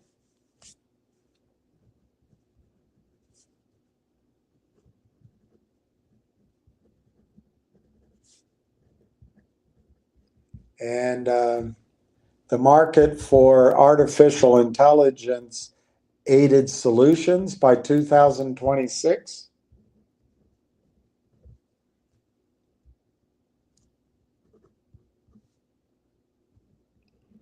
is 309 billion. 309 billion. It's pretty big, guys and girls. It's pretty big. That is some big, that's some bad mamba jamba. Let's see what this is. I don't know what these are, but I think it's more disclosure. Let's see what it says. Oh yeah, this is the note they did in 22. And they have warrants at 15 cents. I looked this up and I can't find that they did it with a toxic group. And in fact, if you look on the bottom here, it says, well, it doesn't say it here. It talks about the fair market and the Black-Scholes model. But on one of the pages, and I guess it's not one of these. I don't know if I copied it properly. It says they're not going to be trading on the U.S. markets. So let me see if there's anything else to show you.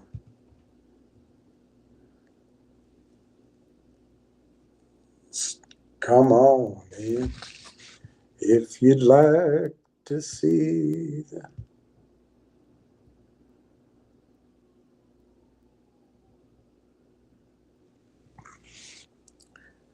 I already showed you that, but I'll show it to you again.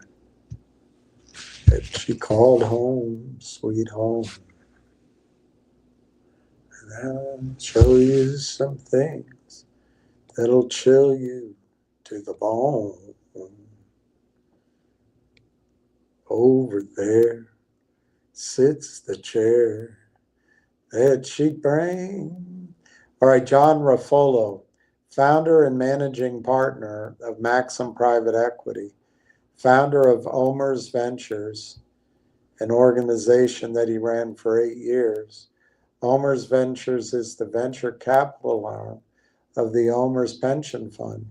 During his leadership, Omer's Ventures invested about $500 million of capital in 40 technology companies.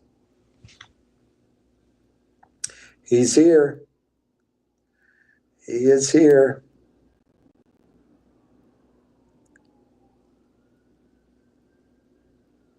Fingers crossed that announcement comes in the third week next month.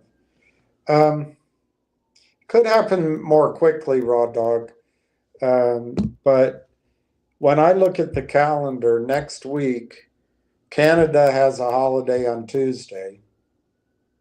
The United States has one on Friday.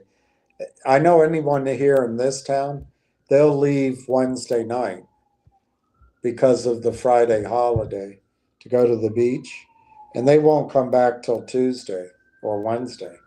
So I think next week is pretty much shot, and I think that following week, at least half of it's shot. And once you come back on Wednesday, why go to work?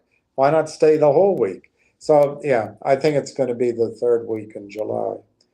But it could be sooner, and that's why I keep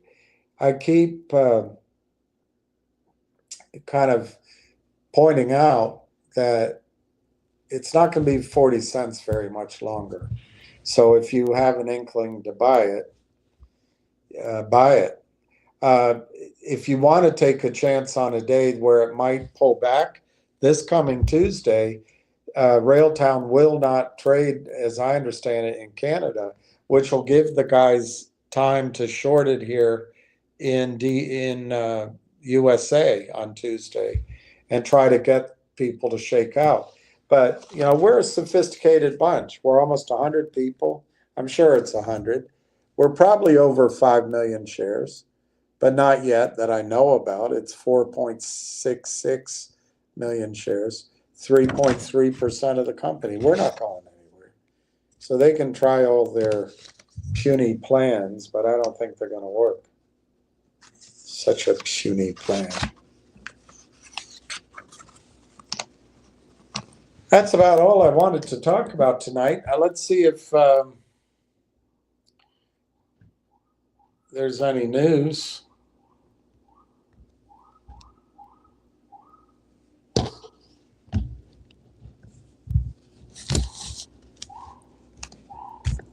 See, our country's going to, is it all these people, 20 million people, some say 40 million people that came in?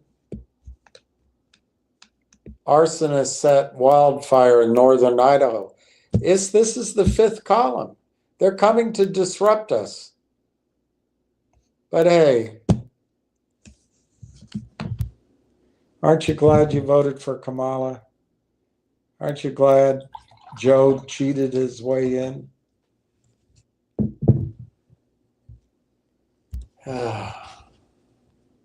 Markets hitting record highs. Let me go back over the targets I've been telling you for months, if not a year and a half. S&P, I think, is going to 8,500. Dow Jones, I think, is going to 65,000. NASDAQ, I think, is going to 30,000. Russell to 4,000. I was saying this when the market was crashing. Gold 5,000, silver 120. I think all of this will happen very quickly when it starts to run. And then I think that's going to be the last time you see that. That's will shut the door on a 43-year bull market that I missed the most of. My friends who stayed behind, they got the benefit of it. 43-year bull market. It's going to be over. Doesn't mean, as I've told you before, my boss used to tell me all the time,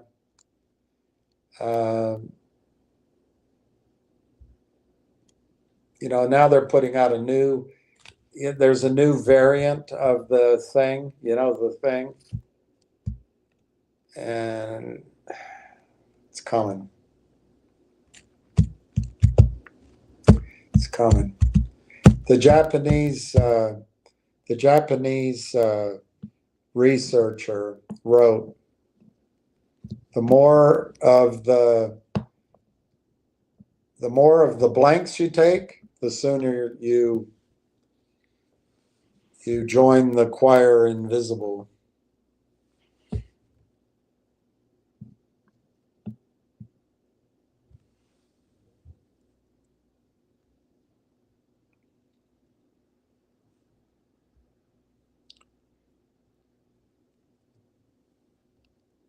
Tomorrow, Djokovic plays Wimbledon, but he got a terrible draw.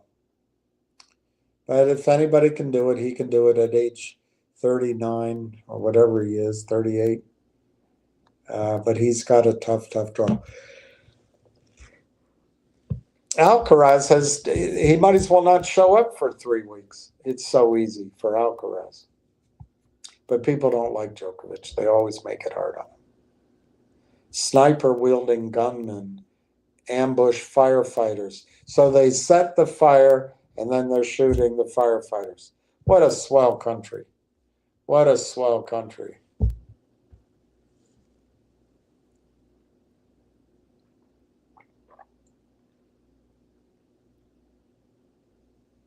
AOC is going to be your next president.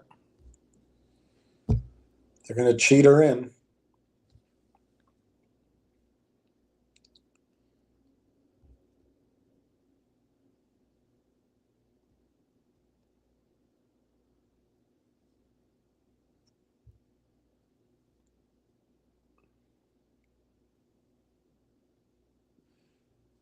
Ivanka just bought an island for $1.5 billion project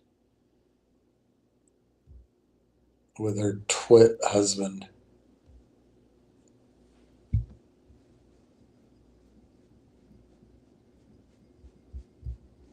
Do you think it's good to have mercury in vaccines? I don't know. I'm not a scientist. You got to follow the science.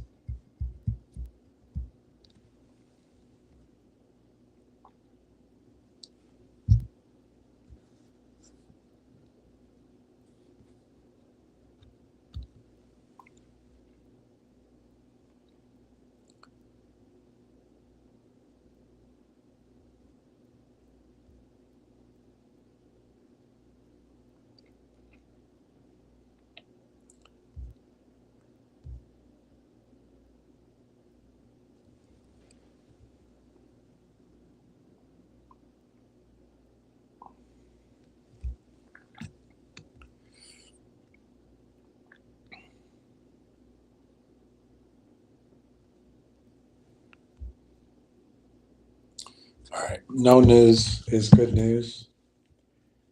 And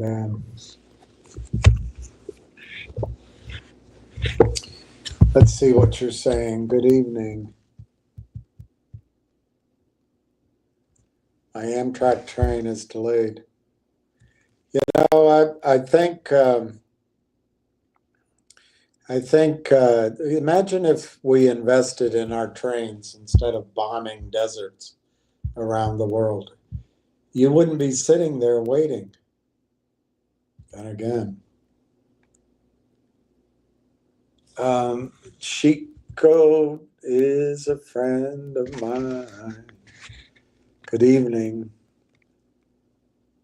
I've been looking at Railtown. I'm curious what got you interested in it. Well, number one, I'm not going to give you my source of information if that's your question.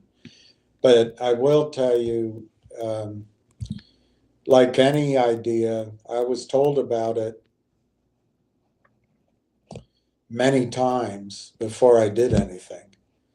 I hear it, well, not so much anymore, but I used to hear so many pitches, so many ideas, so many deals. And every one that came to me, I'd listen to. Oh, great, that sounds great. I'll put it over on the other end of the desk. So it didn't grab me right away. But then I don't know where in the timeline it was from when I first heard about it to when I went, aha. But I had a conversation probably in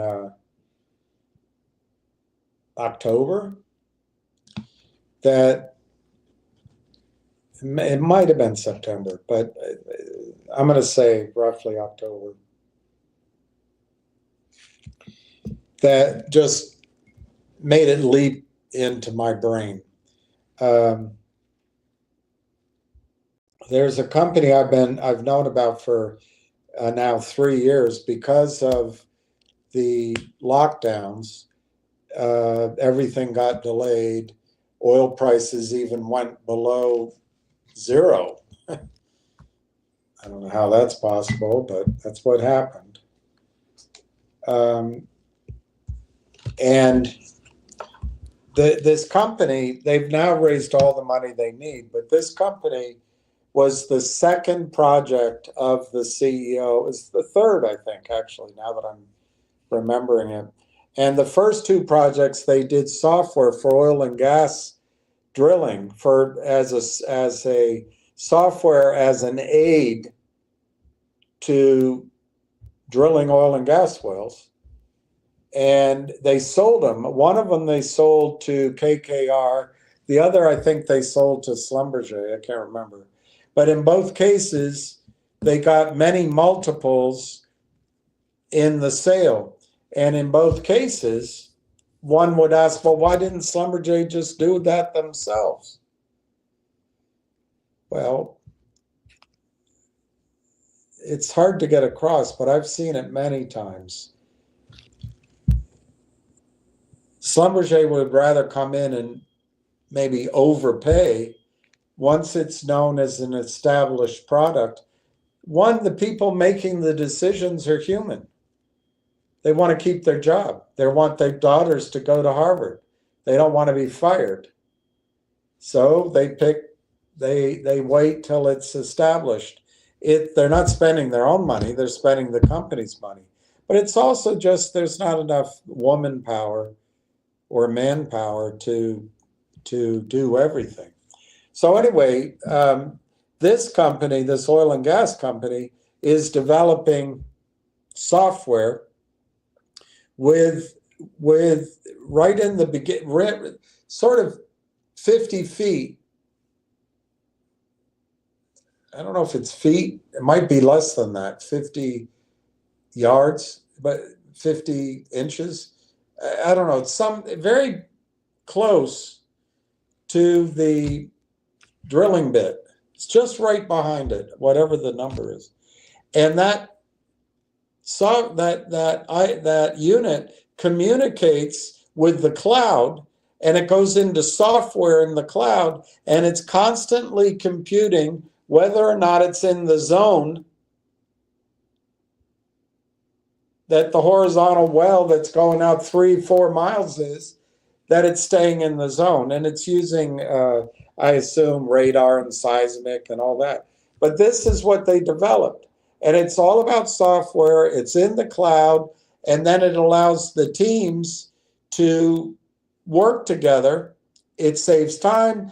You can turn a project, you can turn tier 2 reserves, questionable reserves, into tier 1 reserves because of this breakthrough. And everyone on the team can be updated right away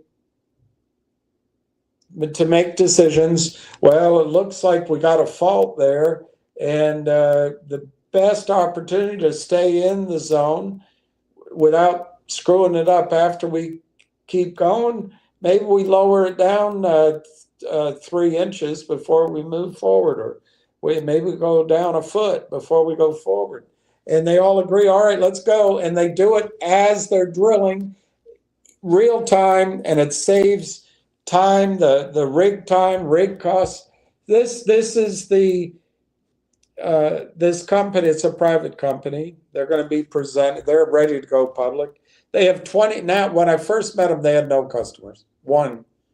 They now have something like 30 customers singing the praises. And what's going to happen to this company? They're going to get bought out. Probably by Schlumberger, maybe Halliburton, maybe Exxon will buy them. And so what happens is after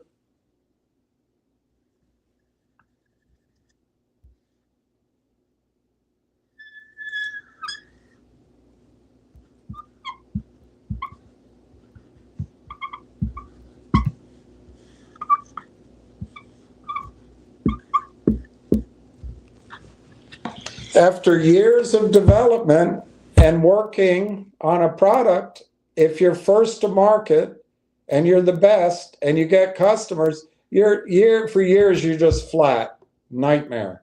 Need to raise some money. Oh, we got this going. Well, we got to get more money. But then you turn the corner to commercialize and you go up like a rocket as you get customers, and then the buyout comes. This is hockey stick. That's arithmetic. This is algorithmic. That's arithmetic. And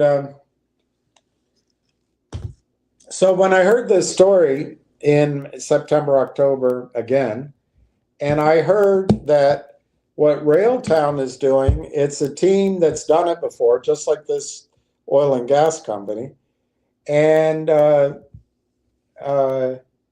they're using the cloud, and they're adding productivity. The team, you save time and cost, and the team can communicate as it's happening. Basically, you can create a better product cheaper and more quickly. And then the idea is they're working with Microsoft, and I don't know, they're also working with NVIDIA and AMD, but let's just go with the video we just saw. You kept mentioning Microsoft. Well, the logical buyer is Microsoft or NVIDIA or AMD. That's the same thing with this oil company. The logical buyer is a Halliburton or Schlumberger.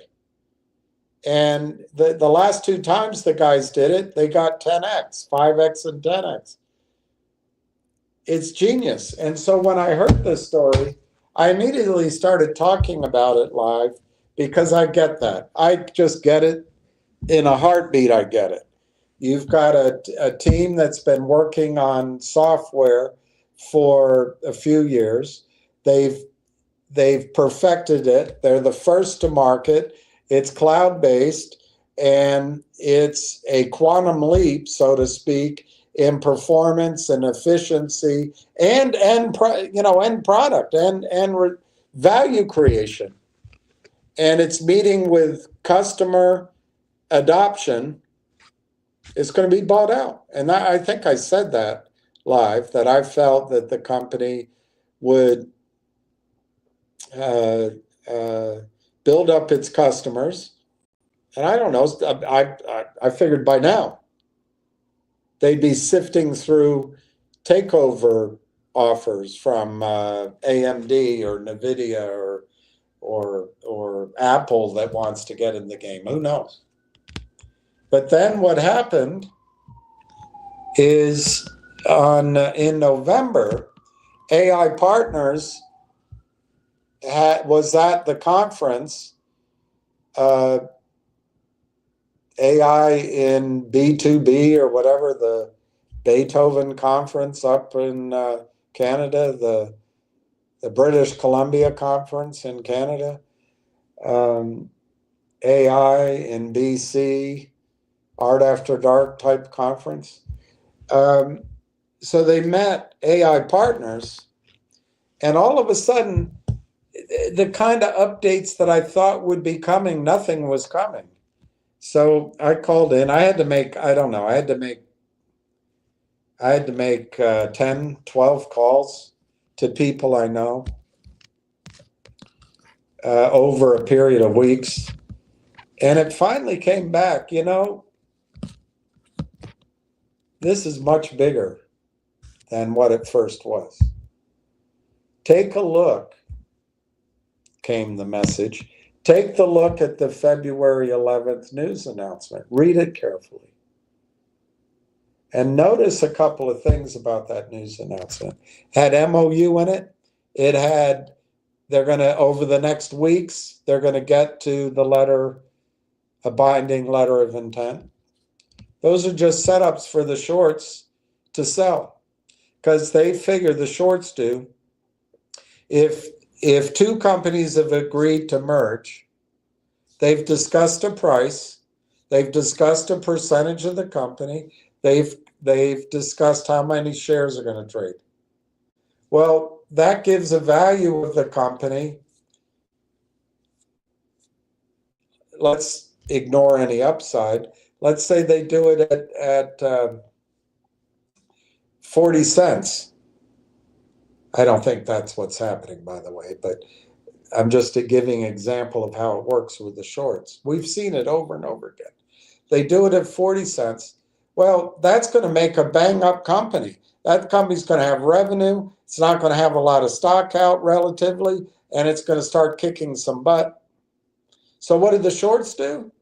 They break up the CEOs. How do they break up the CEOs? They start selling, they collude, they break the law, they have lying attorneys help them out, but they sell it down with stock they don't own.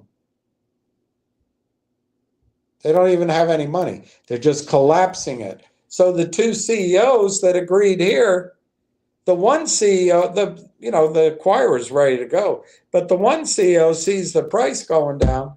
He said, wait a minute. I know we agreed 20 million shares, but that's when the stock was 40 cents. They have it at 15 cents. I want 75 million shares. Well, all of a sudden they can't agree. So the deal gets busted. The stock goes down because everybody expecting the deal to be good gets out, and the shorts have a killing. And this is Adina Friedman. This is Robert Cook. This is Goldman Sachs. This is Cohen. This is Friedman. This is Griffin. This is all of them. This is what they do.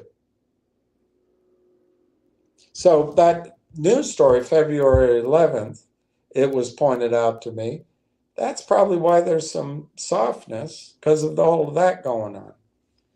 This time it's not going to work. It's not going to work this time, because the agreement is between these guys at AI Partners and the guys at Railtown, they know what the heck they're doing. It's not about the stock price. It's about joining foreign forces, and let's go make it happen. I personally think the stock, once the deal's done, the stock's up $4 or $5 and on its way to 10, 15 or more. We'll have to follow it. My prediction, my target, I should say, was 350. I raised it now to I guess 420, and I made a prediction at $5. I stand by all of that. I don't know exactly where it'll go, but it'll go somewhere like that, and probably higher. On the announcement, the MOU froze everybody in place. All the insiders in both companies can't buy. All the big whales can't buy the stock. All the Canaccord Genuity clients, they can't be pitched to the stock. There can't be any research. There can be nothing done by anyone who has knowledge that can be considered inside information or material facts until it's been disclosed to everyone. So the stock sits here, gives us a chance to buy it, but people hesitate. I get it. They've been hurt by every other joke of a story out there. This isn't one of those. This isn't one of those.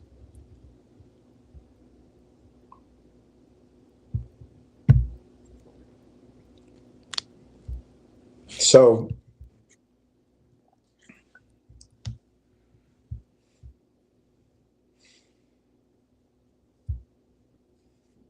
I guess the other question is, why is it taking 4 months to close the deal? Isn't that a concern?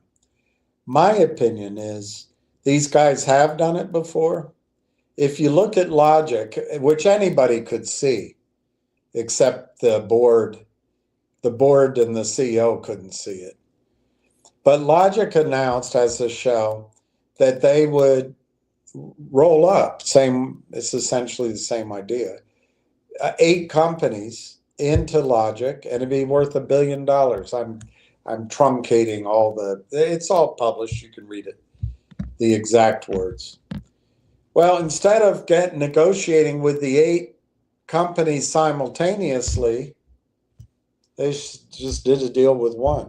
Well, that one, they did another small deal, but just to get to the point, they did a deal with one worth $100 million, supposedly. Well, once that guy's in controlling it, the other companies fly away. So there isn't going to be $1 billion company. And they're going to do a reverse merger, and it'll be a complete disaster because they all worked in cahoots. I've heard the CEO of Collective Audience was in working with Aubrey Advisors. But so are these guys. It's all cahoots because no one cares. Well, this time, I really don't think these guys are going to let anything bad happen. They're getting the agreement to roll up whatever the number is. If it's 80-20, it's 33 companies. I think 33 is too many. But let's say they're rolling up 10. I don't know, a third of them. Because they want to come out of the gate with revenue. They don't want to be destroyed. And they're not going to be. They're not going to be. And then I've been...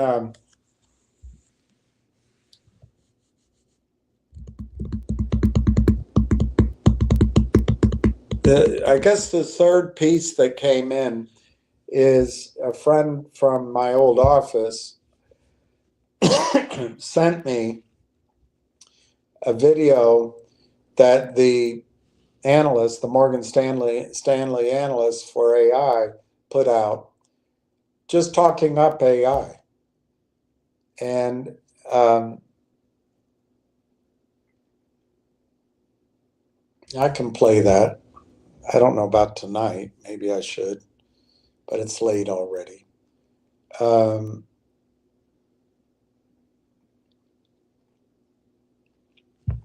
So because I've seen this before, what Wall Street does, from when I was in my early 20s at Merrill Lynch, I've seen it all before. When they start educating the brokers, the wealth advisors,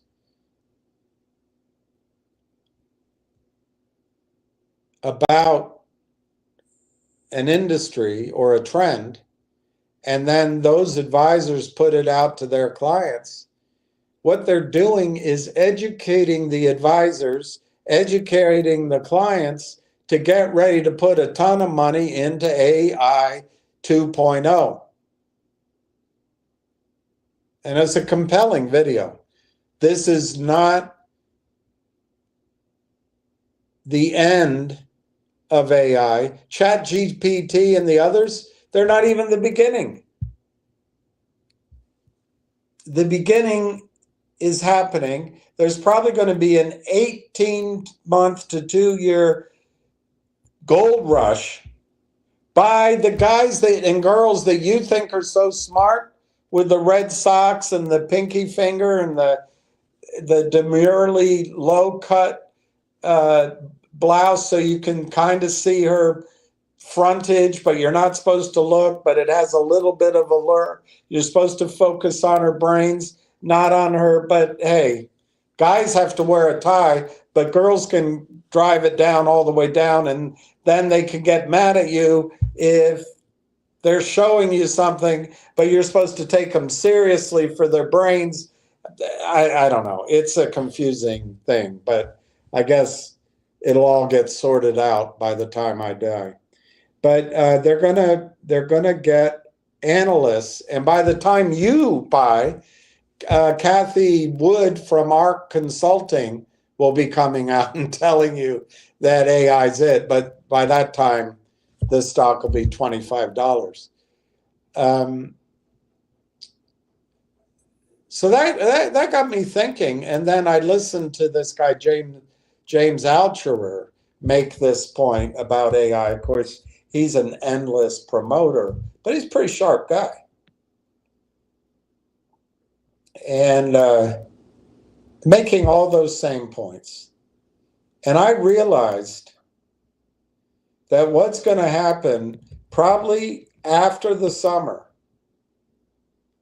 after the bankers have gone and claimed, put their hands on all these AI companies, Wall Street's going to come to you to invest in the new AI closed-end fund, the new AI mutual fund, the new AI retirement fund, the new AI manager, manage the hell out of it fund, the new AI open-ended fund, the new AI IPO.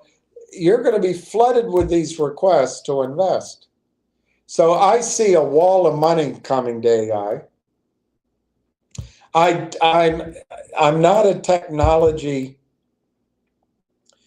person other than I can get what's being told to me. But I took a computer course, those Fortran cards, and I hated it. Absolutely hated it. You had to wait in line. I just hated it.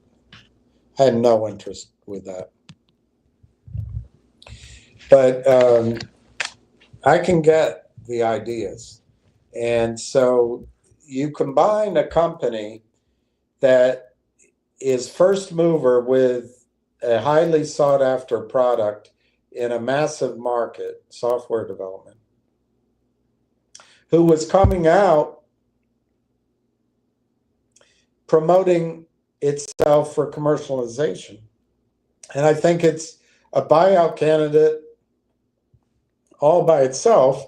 They run into AI Partners Corp, separate company. And that company was established by a couple of guys, 4 guys, I guess, from the Ontario Municipal Employees Retirement System, and includes John Ruffalo, who did a venture fund for OMERS, and One of those guys, I think it's John Ruffalo, was one of the architects for Constellation Software, which is a company that rolled up software companies, low margin software companies. It took them several years to get the formula right. But if you look at the chart from about 2013, it went from maybe $6 to $5,000 Canadian and still trades there by rolling up software companies. Well, that architect is here in AI Partners with the mission of rolling up AI companies that are high margin. And they're not tired. They're not mature. They're just it's the first batter at the plate for AI 2.0. And when you ask yourself, why is AI 2.0 happening now? It's NVIDIA.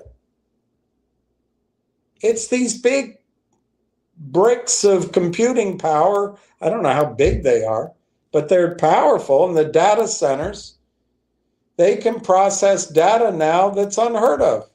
Quantum computing.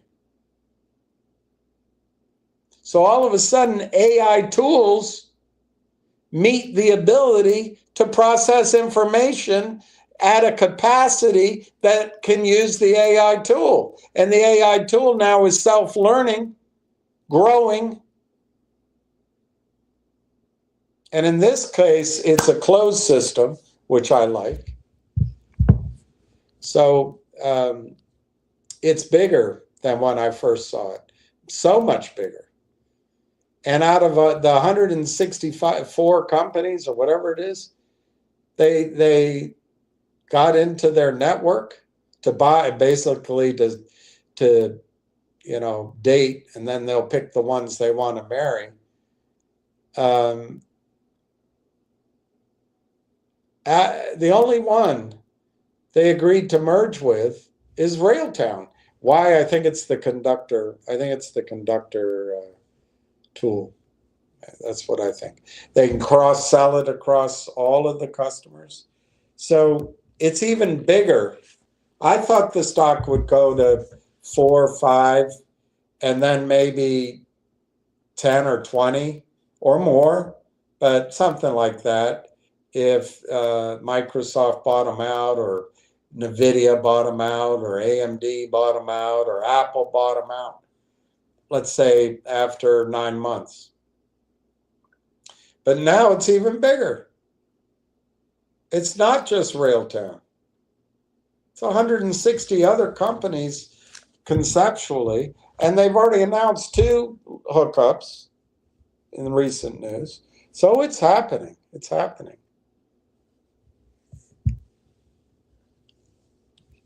I held off a little bit on talking about it because I thought Finger looked good as a trade from January, February. I still think silver, I'm going to miss silver, but luckily a lot of you bought silver. Silver's a similar story.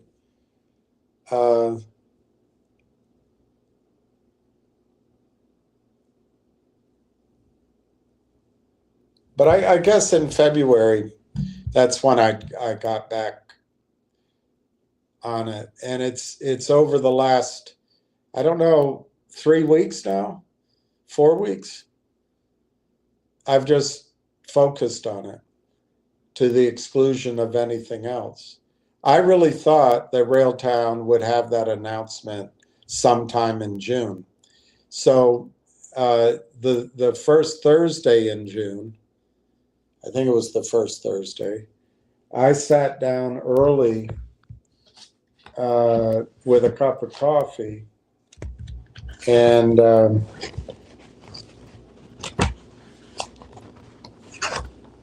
it wasn't easy. No, it was the second Thursday, I think. Second Thursday. And it's my IRA. It's not big, but I was trying to figure, well, I've got G-Bucks, I've got Nixie,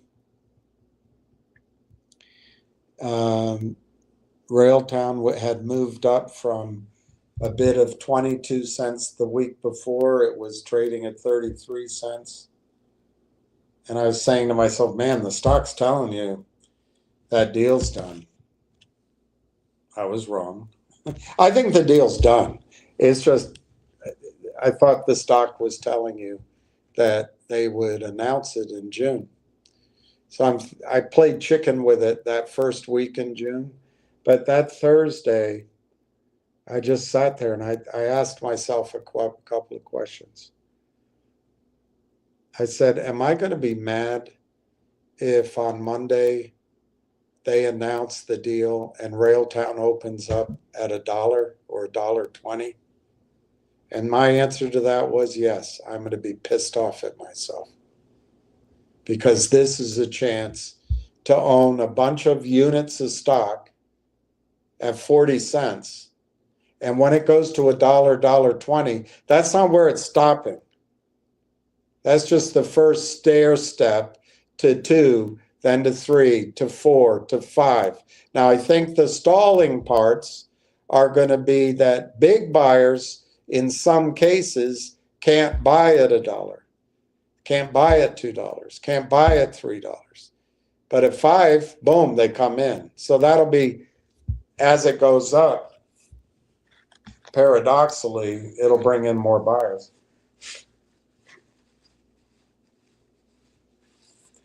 The other thing is when they make the announcement, because I'm highly confident that that deal is going to get completed. It's just a when question, in my opinion. There's always a risk it falls apart, of course. But when they announce that, I think you'll immediately see all the pent-up buyers, all the insiders at Railtown, all the big investors in Railtown, all the insiders of 160 companies, and the insiders of AI Partners, and all the investors, suddenly they can buy. And they're not going to hesitate like you. They're not looking at it. They know it. They're just waiting to be able to buy while it's cheap. That's my opinion. They don't have to look at all. So you have the luxury of looking while they're not allowed to buy. As soon as they can buy, you'll be paying $1.50 a share. And you won't do it. You'll say, oh, I missed it. I missed it. You haven't missed it. If it goes to $5, it'll still be valuable company to buy. You just won't be able to buy many shares.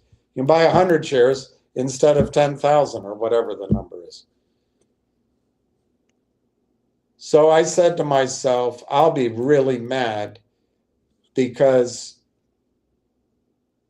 if Railtown suddenly is $4, what's the point of buying it? Because I have such a small account, what'll be the point of buying it? I'll be mad. So that was one answer. The second question I had for myself is, what do you think these stocks are going to do over the summer? What could go wrong? What could go right? So I looked at Nixie, and Nixie's been taking its sweet time. One of the guys following it on Twitter said he sold his stock. And I think, Nixie is the guys at recruiter.com. It's the guys from Logic. It's let's put these deals together. We'll have these investors come in, and this revenue is going to come in, and it all sounds great. And in fact, they've already announced something like 10 million a month in revenue. But I didn't know that. I didn't know that at that time. Since then, the auditor quit. I didn't know it when I was making the decision. But I was saying to myself, I know what could go right. These things have to line up. But what could go wrong? because it's already taking longer than I thought. So I wrote down, where could Nixie go? At the time, it was $2.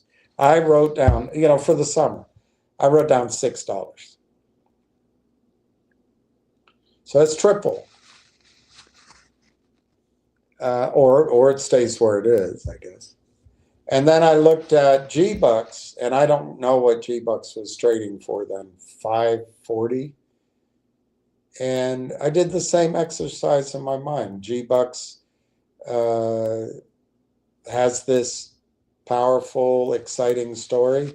The guys from the Middle East, the gold company, they're not going to take money from the criminals, their big short position, 200 million, the whole thing.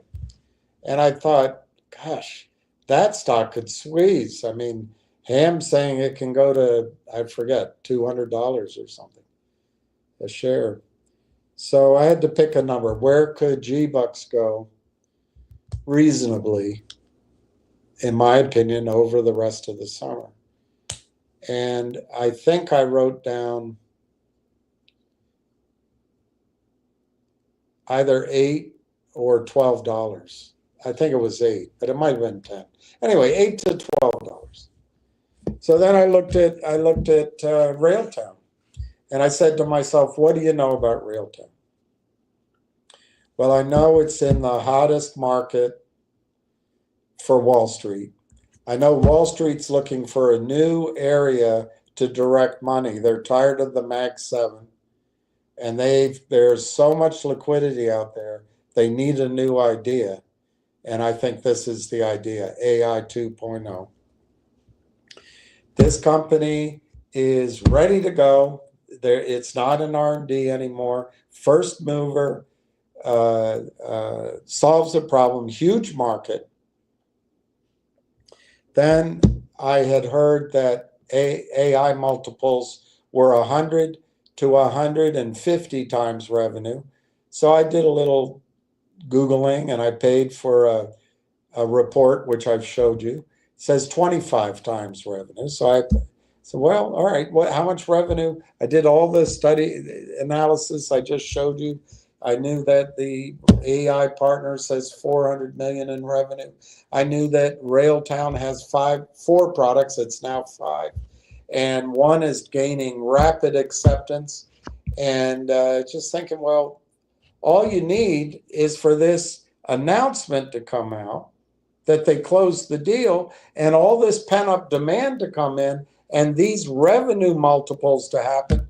And Railtown could be $4 before you have time to open up your computer, but it could also take, frankly, it could take 8 weeks to get to $4 because of the stair-step necessity of funds to come in. They don't come in other $5. That's why the criminals short these stocks. Or like at Merrill Lynch can't tell their clients about Railtown until it's over $5 a share. Does it make it a bad company? Is it going to somehow be a better company when it's over $5 a share? No, it's just going to be that they're allowed to tell their customers to buy it. Prior to that, all the Red Sox guys and girls on Wall Street are going to gobble it up so they have it part of their portfolio, so that then they can go on CNBC and talk with a slow, pompous, smart aleck. Well, we got in early and we saw well, you're not allowed to buy it if you're a Merrill Lynch client. So anyway, I said to myself, what could Railtown be by the end of the summer? I wrote down $4. And then next to it, I wrote down $20, $25, $40. I wrote those to the side because they make you sound crazy. So I said, well, the stock's 33, and I think it can go to $4.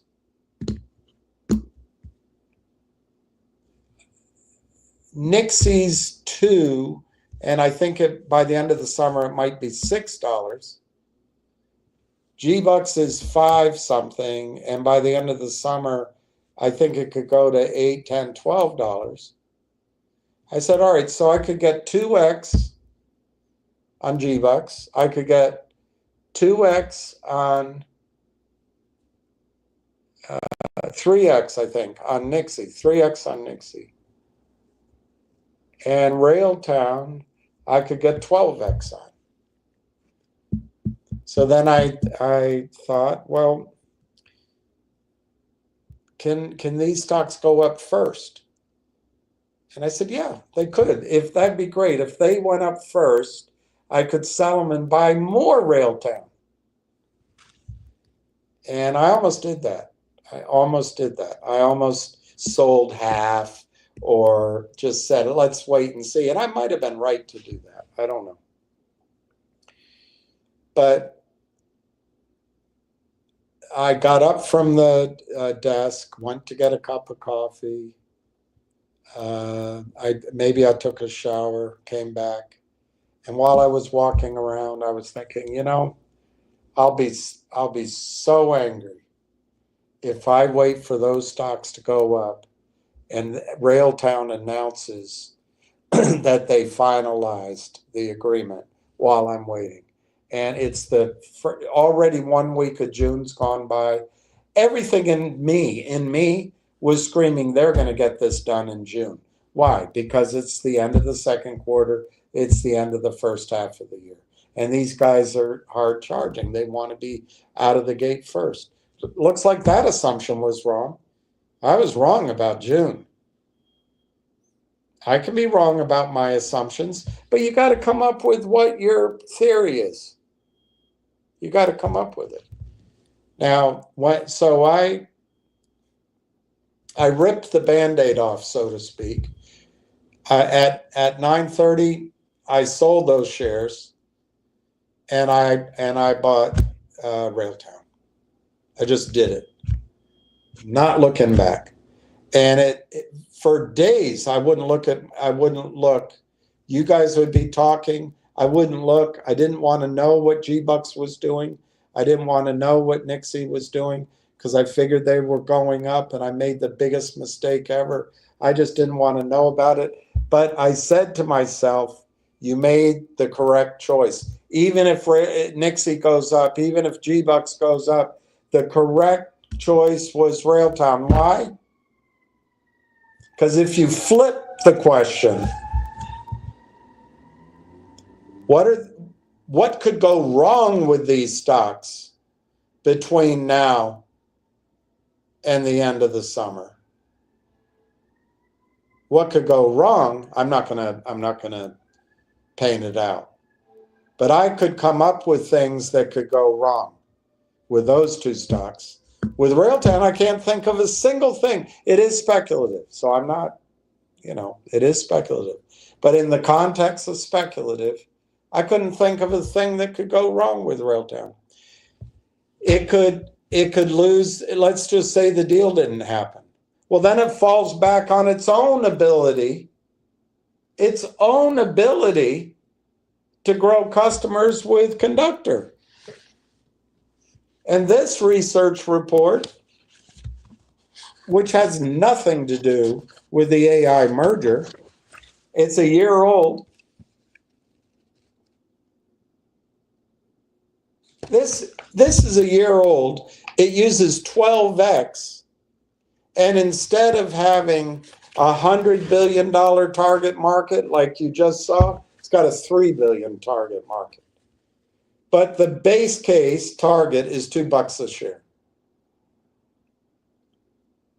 The bull case, $3.60. But the bear, the negative, 90 cents a share.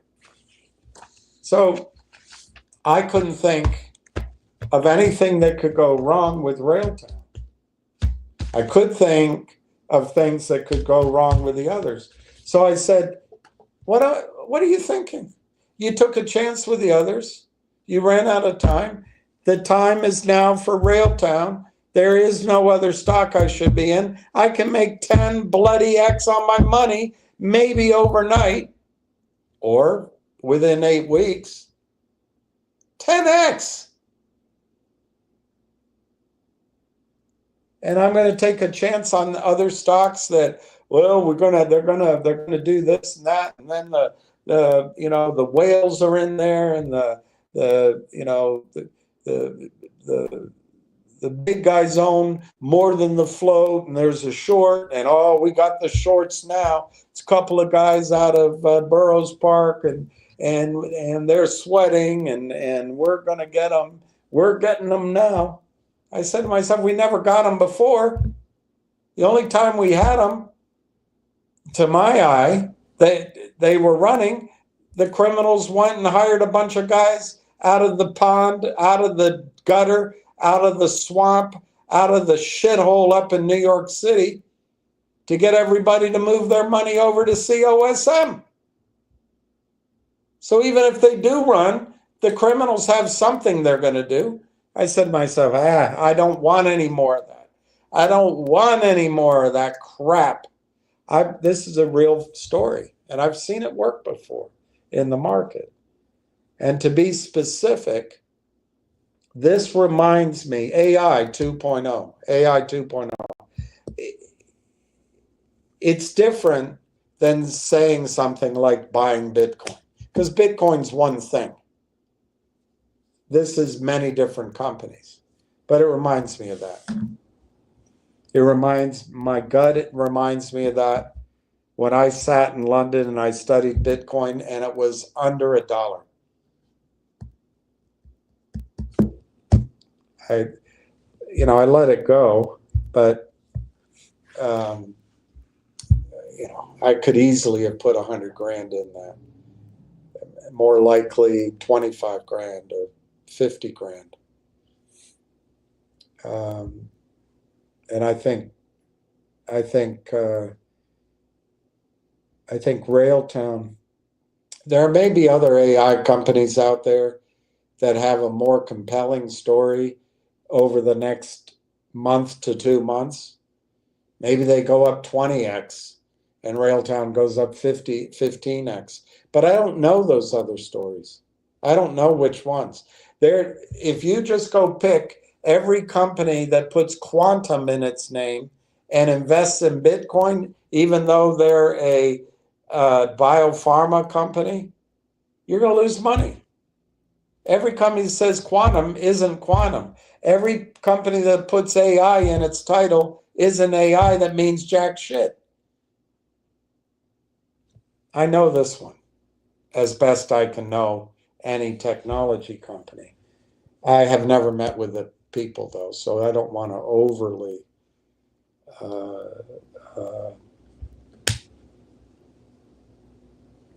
express my knowledge of the company. I've never met any of the principals. I have no deal with them. But Railtown, if it just goes to $2,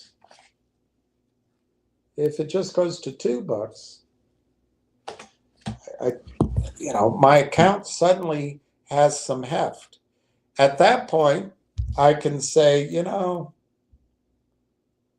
they say it's going to go to 8. I'm making it up. I have no idea what they're going to say. Once there's news and research, I have no idea what they're going to say. I'm just making it up. But maybe when it's 2, I say, I'd much rather go back and buy Finger, which is fine. Everybody can do what they want. I have a feeling, though, this is a stock you can buy it now and learn about it while it's going up. And once you understand it, you're going to be so glad you bought it at 40 cents instead of waiting until it's 5. It'll still be a buy at 5. Because I think there's projections that the stock will be between 35 and 80 by the end of the year. I'm not ready to say that's going to happen, but I'm just telling you that's what people are talking about. Do they know what they're talking about? I don't know. I'd call me Missouri. Show it to me. But I do think it'll open at $4. Okay, let me explain that. What do I mean by open at $4? It's clear the company has announced one new product and 2 revenue deals. They didn't say how much revenue in the last 2 weeks, 3 weeks. It's clear they are setting about, as Corey said in his presentation, as is in the press releases, they are going about commercializing Conductor. And they're setting up licensing agreements, partnerships, white label, direct sales. They're doing it. So I expect more of those announcements to happen pretty much the rest of the time the company is an independent company. Could any of those come? They already had 2 or 3 of those just now. Could they have more now? Sure, they could. But the big announcement is the finalization of the acquisition of AI Partners. That allows all the pent-up buying to come in. It allows you to start seeing what's going on from press releases. But I think the stock will be $2. So if you wait, if you look at it much longer, you're going to look at it for the rest of your time. It's like me. I bought real estate, silver, and 3 mining companies instead of buying Bitcoin. And then as Bitcoin went to 1,000, I said, I never got back in. And that'll be you. If you don't buy it now, you'll never buy it. And it'll go up. It's all right. There's other stories out there. There's other things to invest in. But I think this is the last investment theme that'll be driven by Wall Street, possibly in my lifetime, outside of what I know. Resources, oil and gas, mining, that sort of reshoring of industry here, that'll come. That's a whole different field. It's not these same kind of Wall Street mines.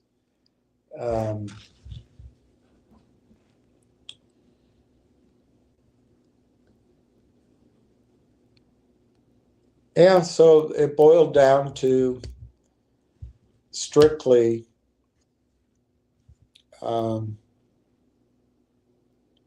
I forget what the number was. By selling those shares, I forget what the number was. I was able to buy 12,000 shares of Railtown. I don't know. I can reconstruct. I might be way off, but call it. Maybe it was 15. I'll call it 10,000 just for simple arithmetic. At 33 cents, and guess what? The stock went down after I did it. So we're not talking big money here. But I said, so Railtown, if I buy 10,000 shares, that could be worth $40,000 by the end of the summer. What do I think? Could I lose money by the end of the summer? And I don't see it. I think it'll be 60 cents, $1, worst case. And I said, so if I keep G-Bucks and Nixie and see what happens, maybe G-Bucks goes to 10 and maybe Nixie goes to 6. But what if Railtown goes to 5? The 2 stocks went up, but when I sell them, Railtown's already up 12%, 12x. So I just said, you know what? I can't predict the future, but I know that Railtown is the real deal. It's a real company. It doesn't belong down here in the leftover stocks, the orphan stocks, the manipulated stocks. It doesn't belong down here.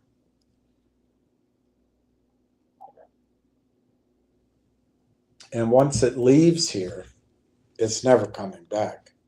And oh, by the way, does seem to be a short story on it.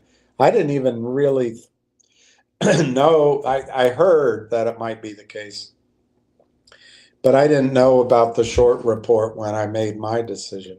But apparently there could be 40 million shares short. I don't know. We've heard those numbers before. We'll find out. But there could be. So I guess it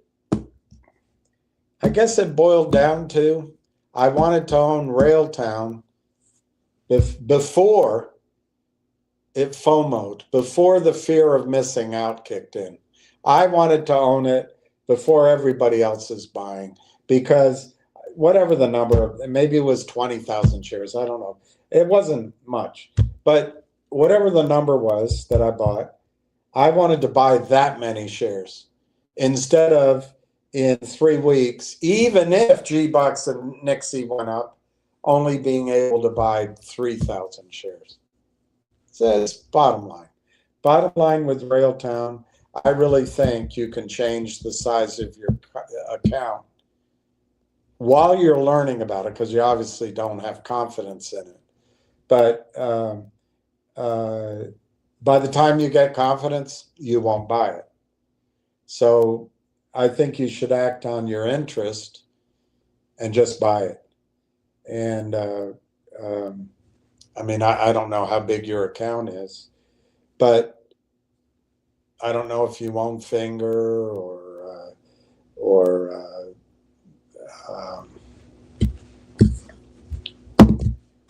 MLSS or I don't know.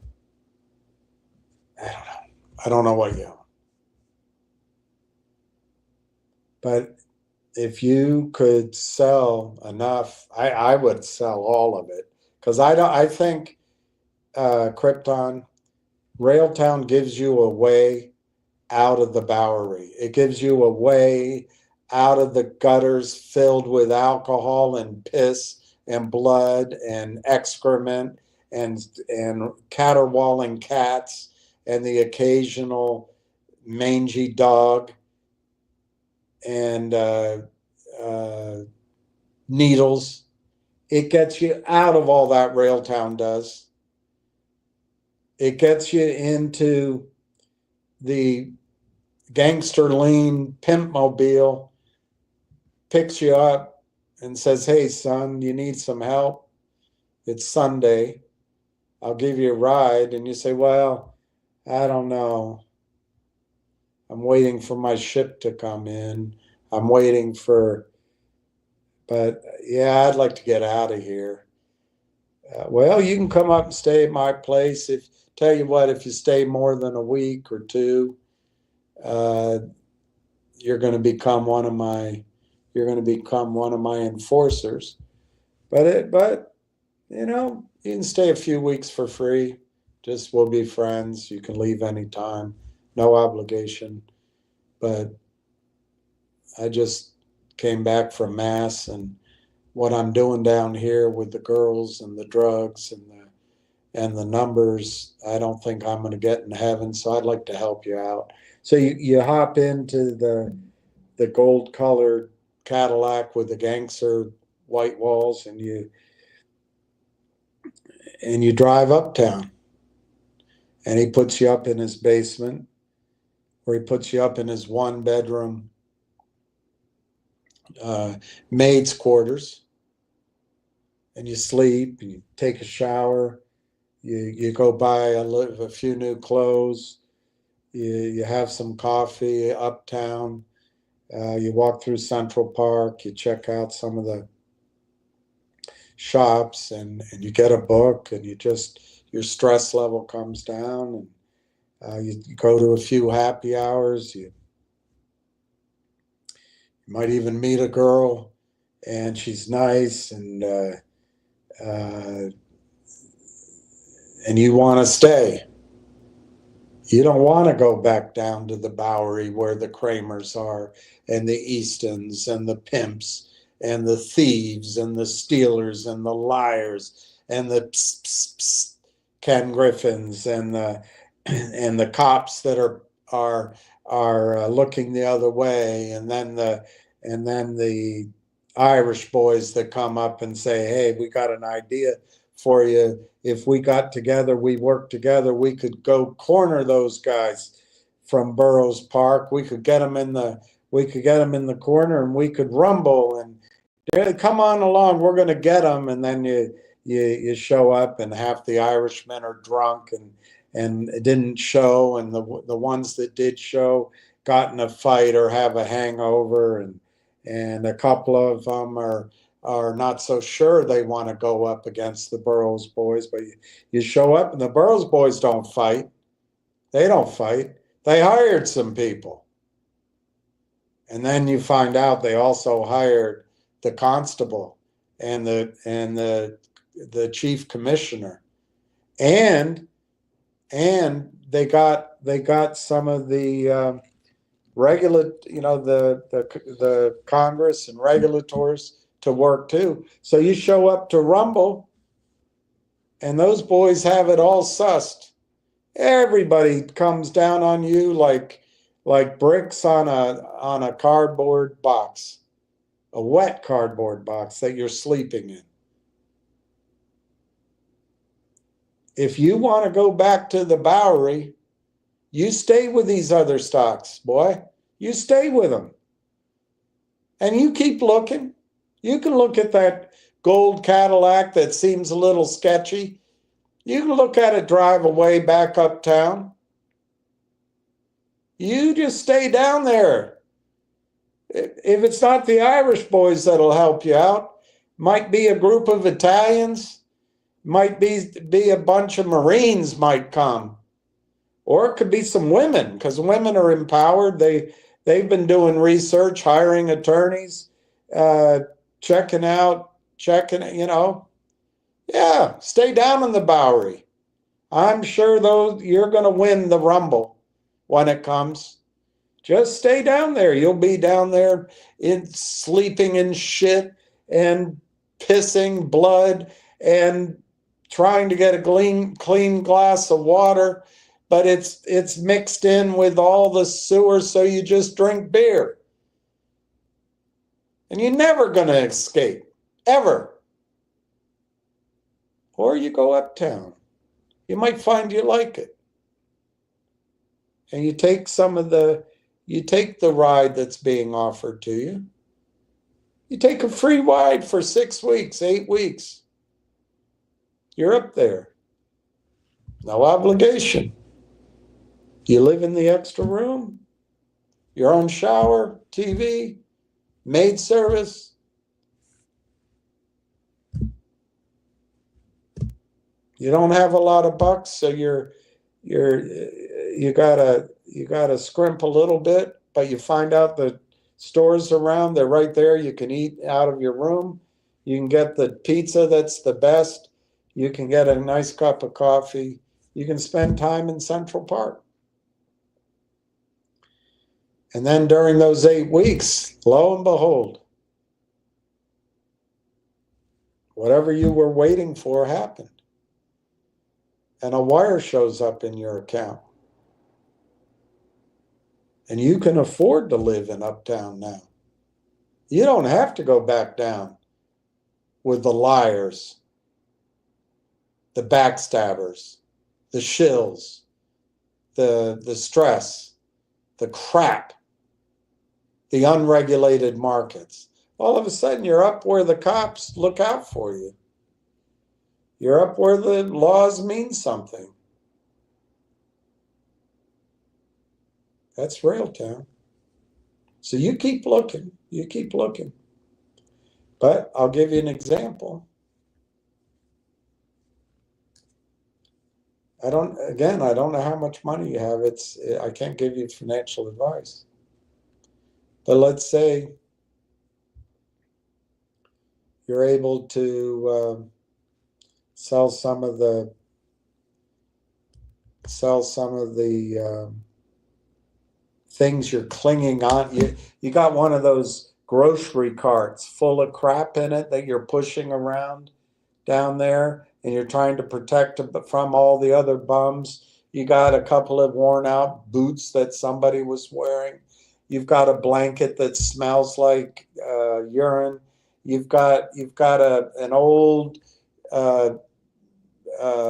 CD player that doesn't really work, but if you can find a socket, you can plug it in and listen to the one CD of Lionel Richie that no one else wants to listen to, and you've also got one skateboard that has two wheels on it, but the wheels in the front are missing. But you know someday you can get it fixed, and you got a pillow in there. It doesn't work that much, but hey, you got all that crap. You can't walk away from that crap. You got to hang on to it, because as soon as you get into the Cadillac, someone's going to steal the crap out of that basket, and you'll never get it again. Let go of the crap. Get in the gold-colored pimp mobile Cadillac. Go uptown. Take a chance. Spend 8 weeks uptown. There's no obligation. Have a few showers. Buy some new clothes. Meet a girl. Buy a few books. Calm down. Wait 8 weeks. If the wire comes in, stay uptown. Never go back. But if you don't like it uptown, after 8 weeks, sell everything. You can go buy another Safeway cart. It'll be in there. It might be one wheel off a bicycle and a lock that doesn't work. And maybe there'll be, instead of one pair of boots, you'll have 3 pairs of Nike that are worn, but at least they have laces in them. And there'll be a basketball. It doesn't pump up anymore, but you have a basketball, and you got an old leather jacket that doesn't fit you, but you know you don't want to let go of it, and you do still you were able to find one of those wool blankets, and yeah, you could get out of uptown, go back and buy the shit, piss and vinegar. Anyway, Krypton, that's how I see it. You can stay down in the Bowery, and you can just look. You just look. I'm looking at it. Yeah, I like where I am. I don't, I heard you tell me about Logic, and it didn't work. I heard other people tell me about GTII and CRTD and COSM, and they didn't work. So therefore, Railtown's not going to work, which is that's the kind of thinking that suspicious people have, or superstitious people. That's not smart thinking. The downside in Railtown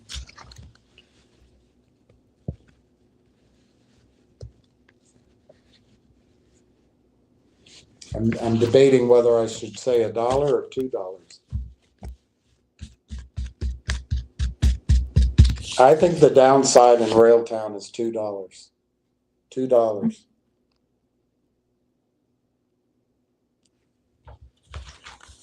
And you just keep looking. It'll be there soon. So if you have $20,000 right now, you had $20,000. If you sold other shares,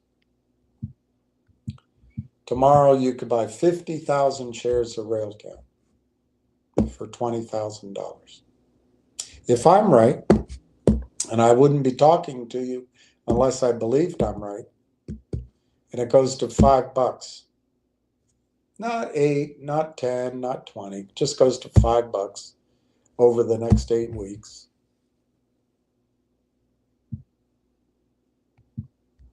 You have $250,000. Would you go back to the Bowery? Would you go back sharing a room with the bathroom down the hall? Rats, cockroaches, no air conditioning, no bed service. Or would you stay uptown? Take your 250 and put it in, which I intend to show you how to do. Put it into, well, one thing, you might keep it. That's what I think is going to happen. When it's $5 and you already own it, you're going to keep it. Even if it pulls back a little bit, because you're going to feel good. You're going to feel strong. But when it's $5, there's a reason it's going to be $5. It's not because it's manipulated up. It's not because there's some guys that shorted it and we got them trapped, and it's not going to be any of that. It's going to be that they announced the merger, or even if they didn't, they'll be announcing revenue deals on the Conductor platform. But I think the merger, the stock's acting like the merger's. I don't know what's taking so long, but the stock's showing there's no problem there, in my opinion. So once it's $5, to me, it'll be $5 because big buyers come in. Wall Street comes in. They need the asset. So when they come to you in October to start buying their products that are in AI, they already own it. I think the $5, I mean, just to be bold and beautiful about it. I think the $5, if it's $5, it's because people will think it's going to $50. I don't think you're going to want to sell it. But assuming at $5 you say, well, that felt good. I've got 250 grand. I'll put it in some dividend, 4 or 5 dividend plays. I'll make 20 grand a year. I'll make 1,600 a month.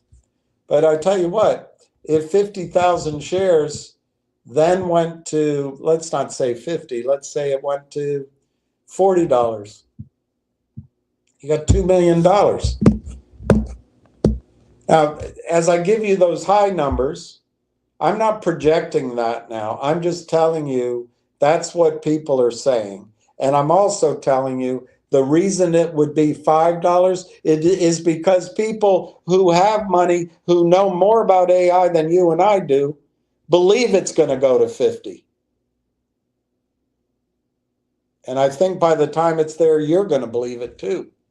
Not because you're an idiot, because there'll be news out there. Not because you're gambling, because big funds will be in it, because revenues will be there. But I'll tell you what, if you don't buy it now and it goes to 5, you won't buy it. And there'll still be a play there. If you hear what I'm saying, I think from 5 or from 4, it can 10x. I think it 10x's from here. So obviously from here, 10x is a good trade. If you miss that and you've been looking at it and now you see there's research, now you see that a bunch of the retirement funds have come in, now you see they got a banking deal with somebody, or maybe they're going on the New York, whatever news is coming, if it's coming. And from $5, it could go to 50. That's 10x. But you won't buy it at 5 because you will have missed it. It's just human nature. It's just human nature. So if you have 20,000 right now,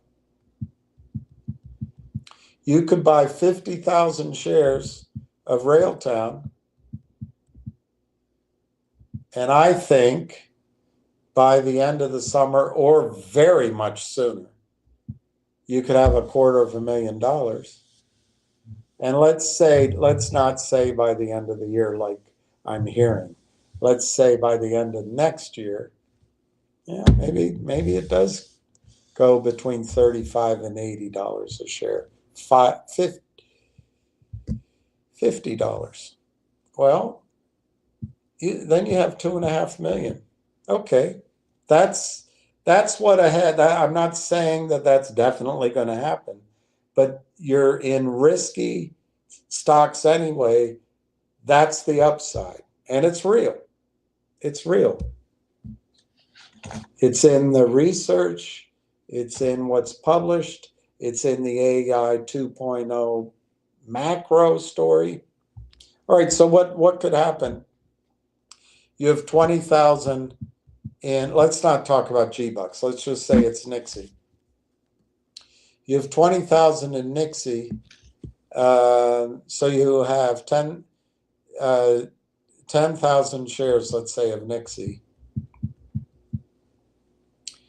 And they get the audit somehow completed by the end of the summer. They announce revenues. You know, it could go to $6. It could go to $8 like it did before. Let's say it goes to 8. You got 80 grand.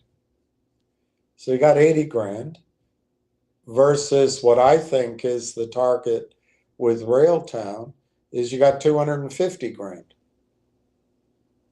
So to me, the reward is better in Railtown over the next 8 weeks, even if Nixie does okay. Okay, what's the risk? Well, I don't know that Nixie has a hell of a lot of risk, but at let's say it could go to $1.50. So your 20 grand could turn into 15 grand. Could get worse, but I don't know what's going on. You know, all of these stories, other than Railtown, are confidence games. You've got a lot of whales in there, a lot of other people in there, but if people change their mind and the first one's out, it doesn't have to be fun. Now, I could be wrong that, you know, Nixie could do great, but I'm not wrong that the risk is there. That's all I'm saying. Risk reward. The risk is Nixie could go to $1.50 or even lower. So anyway, you could end the summer with Nixie at 15,000 and Railtown's worth 250,000. What's the risk with Railtown to the downside over the next 8 weeks? Nothing. I cannot see. Look, it's a speculative stock. So in the context of speculation in that group, which means anything can happen, you can lose your money. I can't see anything that's going to cause Railtown to go down over the next 8 weeks. Nothing. I can't see the risk. The buying in the stock has nothing to do with, oh, they've got shorts, and if we can get a bunch of whales to buy more than the market, how many shares are in the market, it's going to squeeze. It has nothing to do with let's see, if the stock goes up, there's a squeeze point. It has nothing to do with, why don't we distribute a dividend? Why don't we, you know, take one of our, why don't we take, I don't know, Lang Tracks or one of these other products, we'll distribute it and see if we can catch out the shorts. It doesn't have anything to do with that. Let's create a dividend as a warrant as a dividend, and let's do it through the transfer. It doesn't need any of that. Doesn't need any of that. Let's get a bunch of people to buy it to get the stock up, and it'll go through a price, and then it'll squeeze. Doesn't need that. Railtown doesn't need any of that. Doesn't need us. Doesn't need us. Railtown, while you're looking, just keep looking. Railtown is a group of guys who've done it before. And you can go to their website and look it up. Marwan Haddad and Corey Brandolini, done it before, who started 5 or 6 years ago, building out the next generation AI. And as he just explained to you, he wanted to be early this time because he had the staying power. I'm using my own words. He had the staying power to wait for when the market was ready. What has made the market ready while you're looking? Because I don't have the vocabulary, I'll use the word quantum computing. NVIDIA has created chips that are so massive and so powerful, and there's data centers that computers now can run through data instantly. And it makes the AI work. AI 2.0. AI 2.0. But while you're looking, you'll miss it. These other stocks are all crap compared to AI 2.0. They're all crap. They might work. That's a different issue. But they're nothing like AI 2.0. Nothing.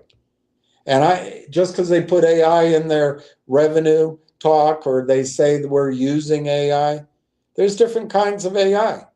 There's one AI group that Microsoft actually invested in, $1.5 billion, something like that. Turns out it's 700 guys in India. Every time a query came, the 700 guys would quickly go on Wikipedia and answer it. There wasn't anything there. There's a lot of crap AI out there. But this is proprietary, but more importantly, just like Constellation software, it's vertical. It's specific to industry, but it uses the software inside of the company and links in all the others. It translates everything, but it stays inside. It isn't open to the internet, so it has its own value. Let me give you a number. I heard, I don't know where I could find that out.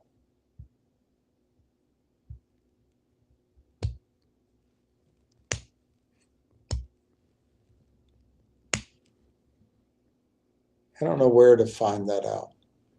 But I heard something. Let me see if I can Google it.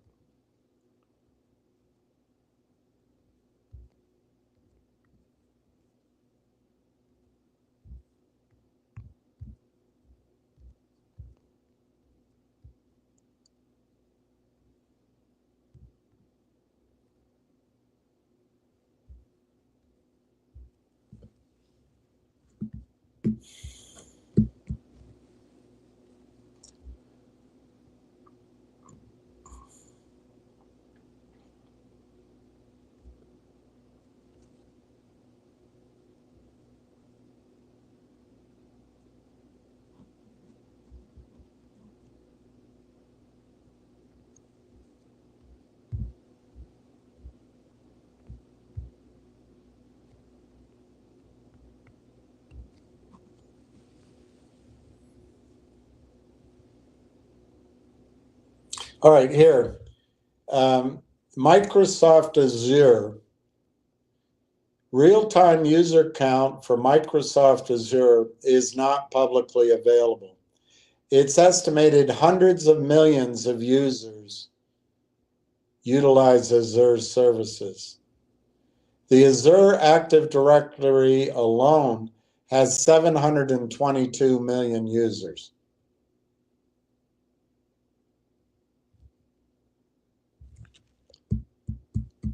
I don't, I can't begin to translate that to the Microsoft Code platform that they're cross-selling with. I mean, but those numbers are massive to me.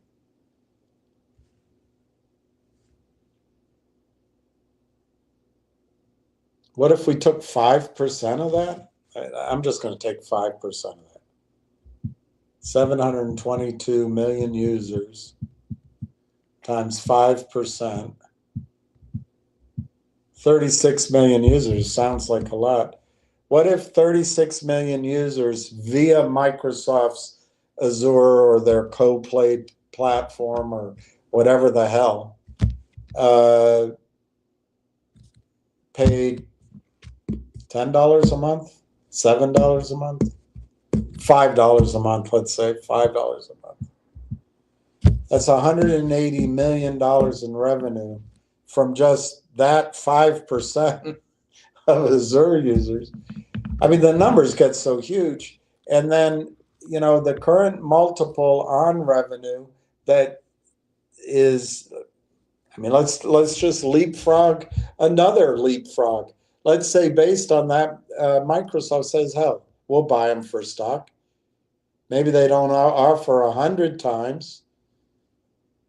Like it's 100 to 150 times. Maybe they say, you know what, we'll pay you 25 times. That's the average. That's the average. What does that work out to? That's $4.5 billion. And if we assume, I don't know, 150 million shares, it's $30 a share. $30 a share, just from that one calculation. Is 5% too high?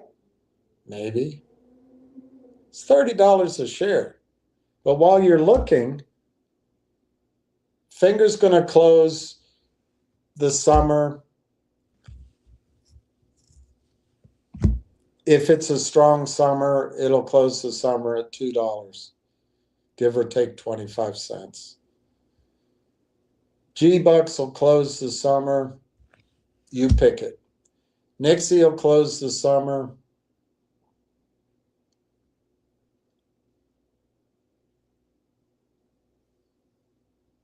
It'll be a 2-outcome summer for Nixie. They get their shit together. Maybe it runs a bit. But they have an auditor that has to do 2 full years. How long can they take to do that?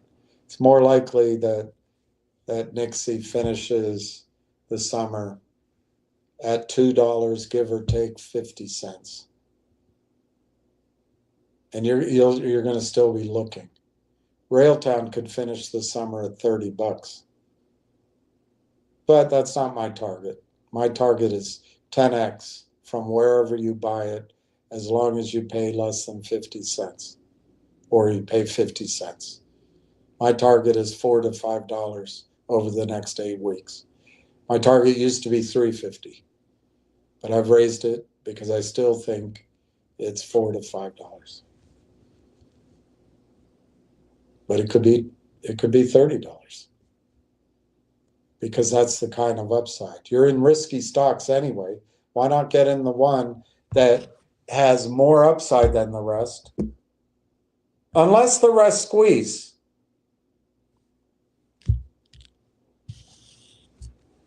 Which, that I will admit, gives you odds of making a lot of money if they squeeze.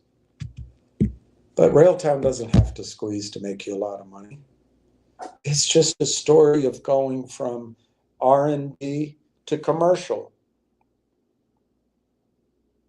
and then being bought out. That's all it is. That's all it is. And what price will they sell out? They know what they have. They know what they have. What if 2 companies bid on them? NVIDIA and AMD. And then Apple comes in. What if Comcast comes in to really blow up their company?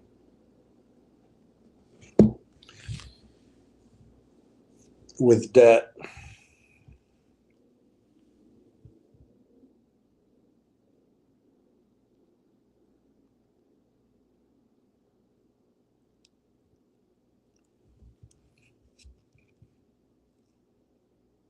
Oh, that's terrible. So they copied that.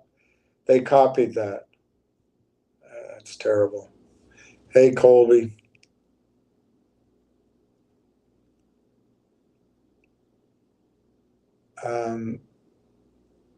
I don't know if you're trying to take the Mickey out, but what I heard about AI as it relates to healthcare is they could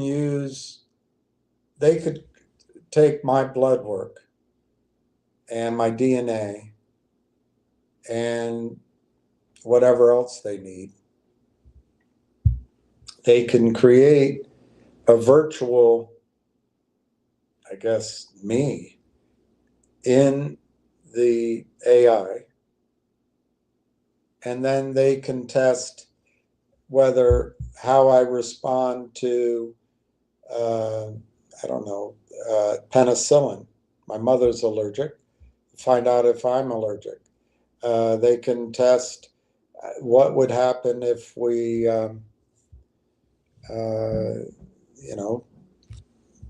did this, or this as a treatment.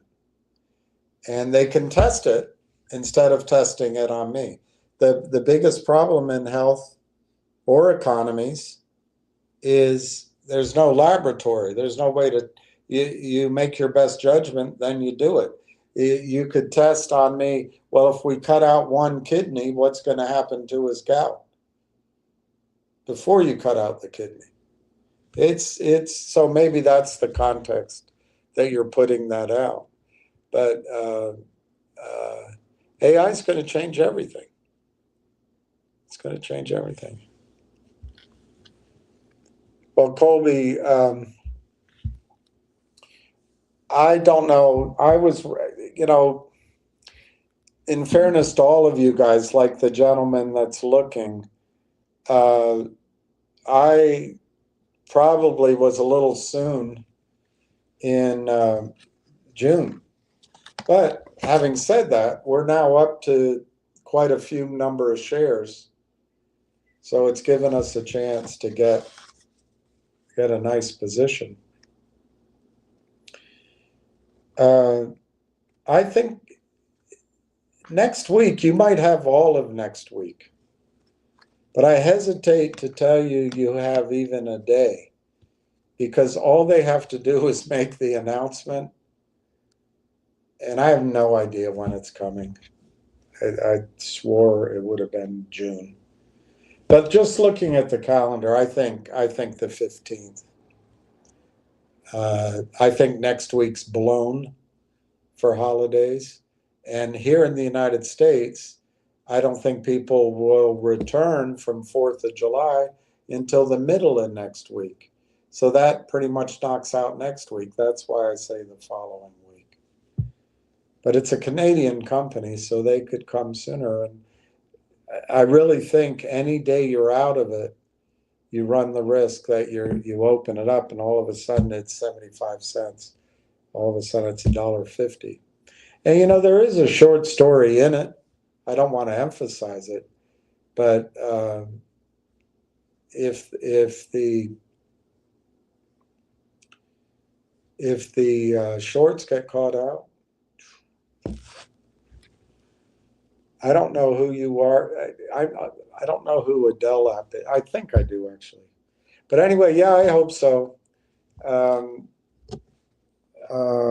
hope so too. I think I already have you, Adele App the third, but I'll write it down just in case I don't.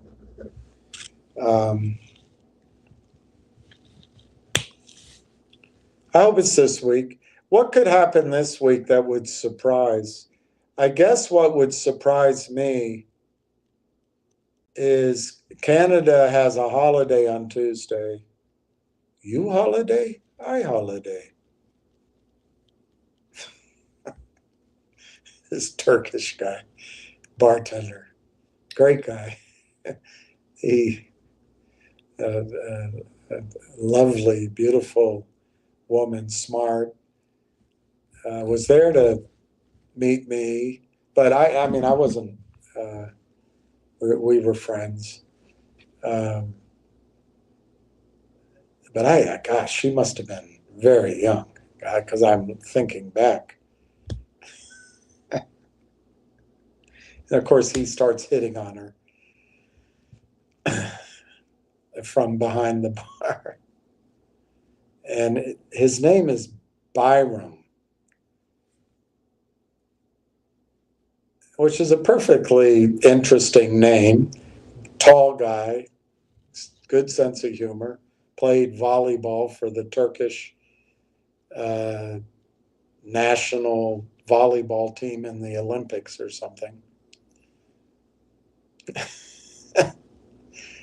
And I remember she was sitting on the corner. I don't know if there was one other guy there or he came to meet us. I don't know. But I walked around to say hi to someone. So he starts talking to her. Oh, I've never seen you here before. What are you doing here? Well, I'm just, whatever. Oh, yeah. And then he tries to get her number, pick her up. He says, so what's your name? What's your name? And she being young and she's a really good person. She's married now to a great guy and they have kids. But anyway, she goes, my name is Holiday. Holly, she said, my name's Holly. Holiday, she gave the full name.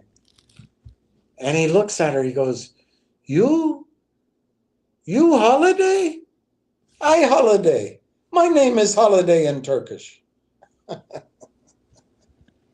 It didn't work. But I always remember it. I always remember it. Well, this one will get out of reach, but this one will catch you up. I think the reason it hasn't moved yet is because it's much bigger than we think. Now, I'm making some assumptions, but I don't think I am wrong. It's all in the press release. It's all in the press release. I'm not going to pull it up again, but you can look it up, February 11th. You can go at the bottom of that press release. It gives you the websites for Railtown and the website for AI Partners. And you can go through those websites and you can see everything I've told you.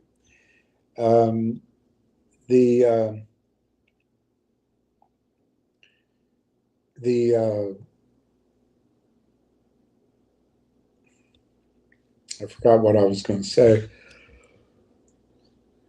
Oh, I think what's happening, and I don't know if I said that already when you asked me a question, but we went through it with Logic, which unfortunately destroyed me. Logic, I guess some of these other stocks knocked me on my knees, but Logic came through and sliced my neck off.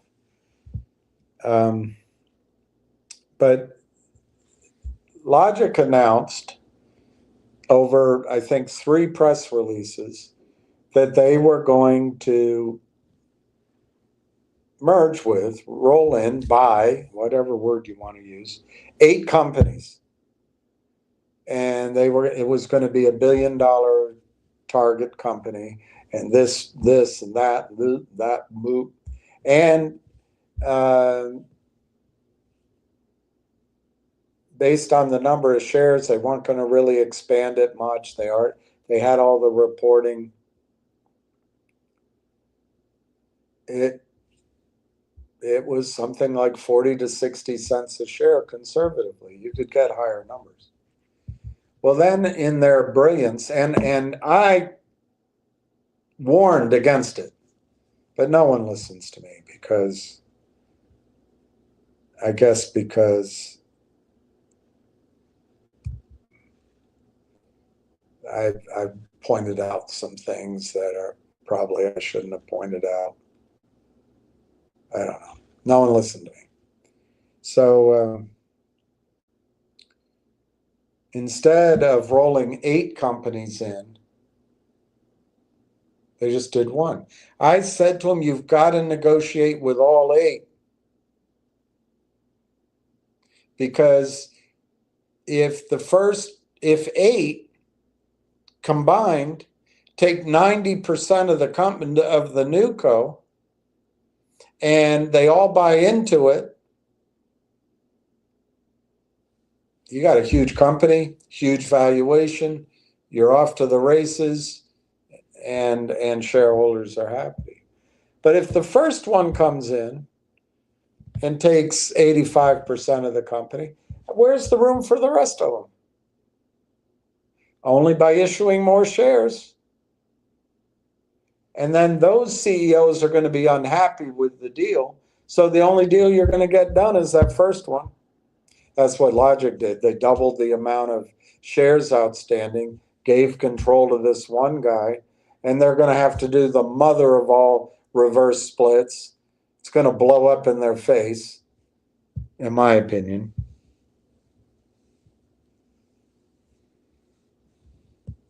In fairness, I've heard that the CEO, the new guy that speaks Hebrew, Russian, German, English, I've heard he wants to make it work. I don't know. But I'd say the odds are long. I would bet he was part of the scheme from the start. He got paid out, but we'll find out.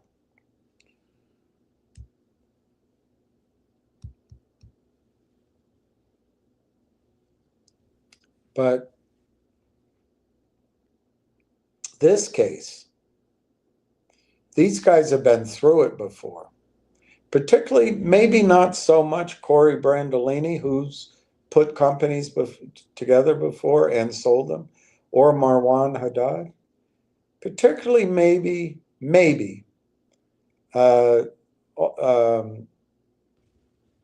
Ruffalo. But I think what's happening, instead, you've got 163 companies. And you've joined that network. And then the stated objective is to roll up these AI companies into the newco. So the newco, to roll them up into AI partners. But Railtown is buying AI partners. So it's now going to be Railtown that these companies are rolled up in. But instead of making that merger, announcing it, we got it done. Yay, we got it done. Now we're working on the mergers. And then the criminals can come in and play with it. We'll do one. I think they're trying to do a bunch of them. What is a bunch? In a bunch. You mean the flower looping.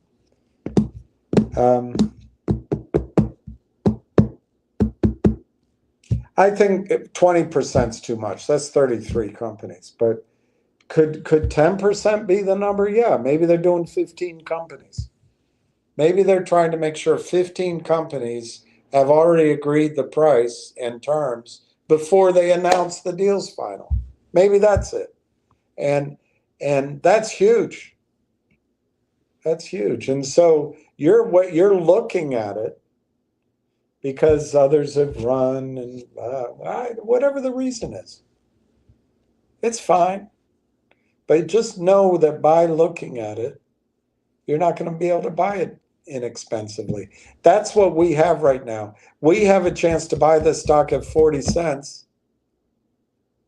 because they are in merger and acquisition discussions, which puts the stock on the bloody restricted list at Canaccord Genuity, one of the top 4 brokerage firms in Canada, and they're the only ones seeing the numbers. They can't call any of the institutional or the whales or the retail. They can't do a deal. They can't buy it for their own account. But they'll probably do a deal. It's the only wild card out there is if Canaccord does financing. I think Canaccord they're just like Roth Capital. They're the short sellers. But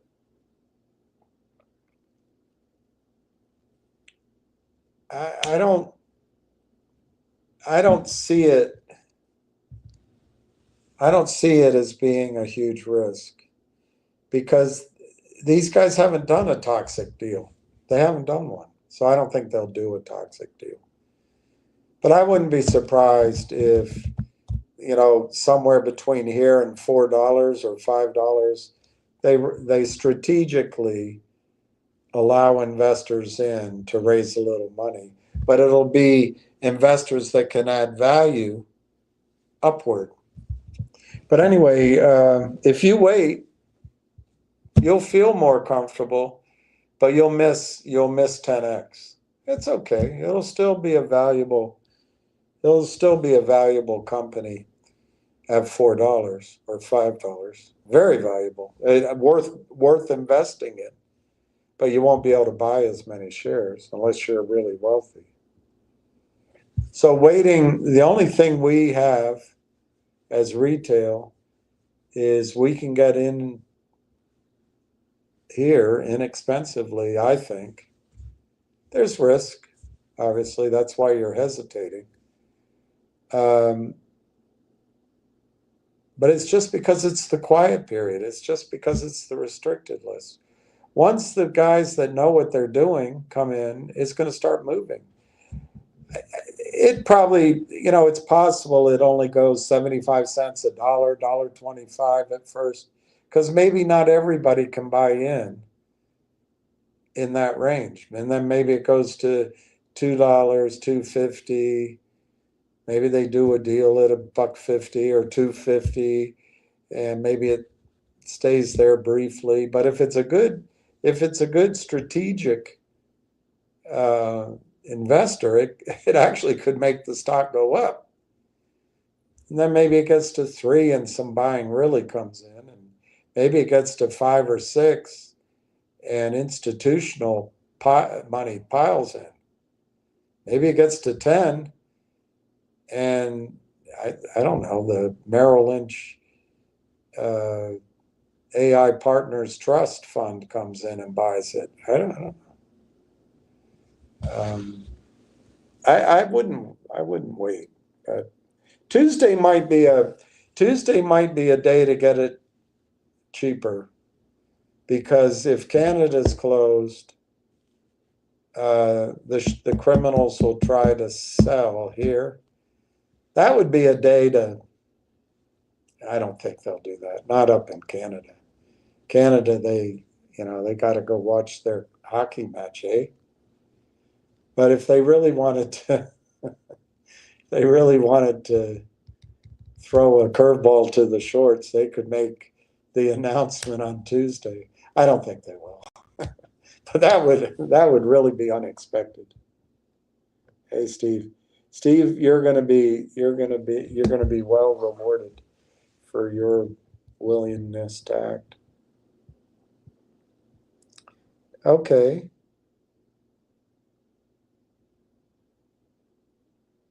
All right, Giddy. Wow, that's a big change. I'm going to write that down.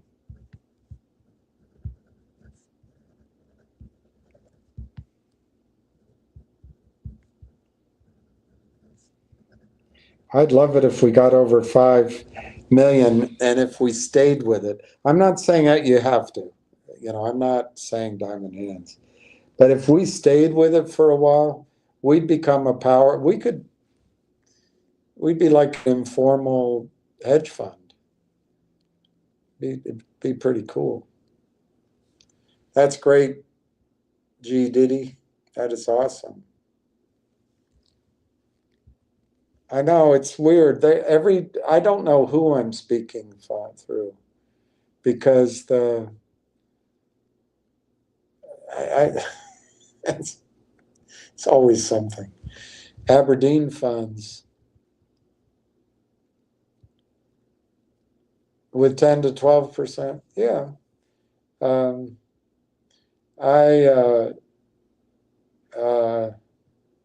I've seen the Aberdeen funds, and I think they have one or two I liked. Let me see if it's here. Might be here.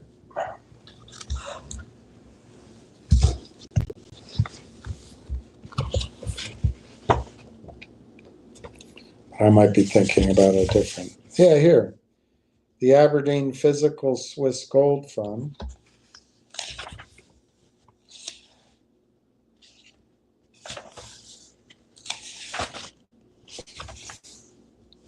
Thought there was another one. But yeah, I hear good things about Aberdeen.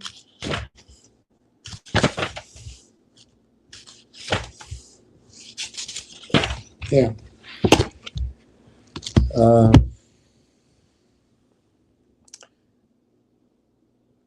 Good job, Raw Dog. I think that's a good job. ASGI and IAF don't go up much in value. Yeah, income is important. Income is important. I like that. So those are the Aberdeen funds. I'll write that down.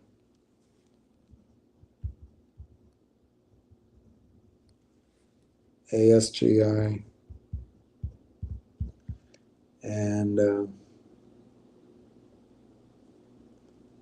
IAF.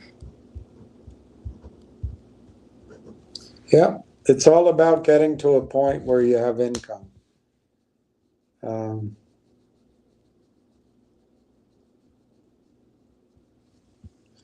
Well, I would, Lion, it's not financial advice, but I wouldn't sell it at $4. I really wouldn't. Unless if you're in it for a trade, and I know you're highly skilled at trading, but I really think what's going on with Railtown, and now there's some assumptions and there's some execution and there's time, but if you can see around a corner a bit, I think Railtown's mispriced, and it shouldn't be starting from 40 cents. I picked $4. Should it be 2? Should it be 8? I have no idea. I picked $4. And if it goes to 50 cents, I'll pick $5. But I pick $4 as the starting point, not 40 cents. And so it's funny. I think there's a chance to get into Railtown at 40 cents as it reprices to $4, because it's moving from R&D to revenue, because it's moving from nobody being able to buy it that know what the hell they're talking about to they're able to buy it. And also awareness. I don't know how they're going to do the acquisition of these companies, but once it comes across they've acquired revenue, why would they acquire the companies that don't have revenue? You can, investment bankers can start applying multiples and research analysts. And I think 4 is the starting point. It's just that the stock has to catch up to its own starting point, if it makes sense. So I wouldn't sell it at $4.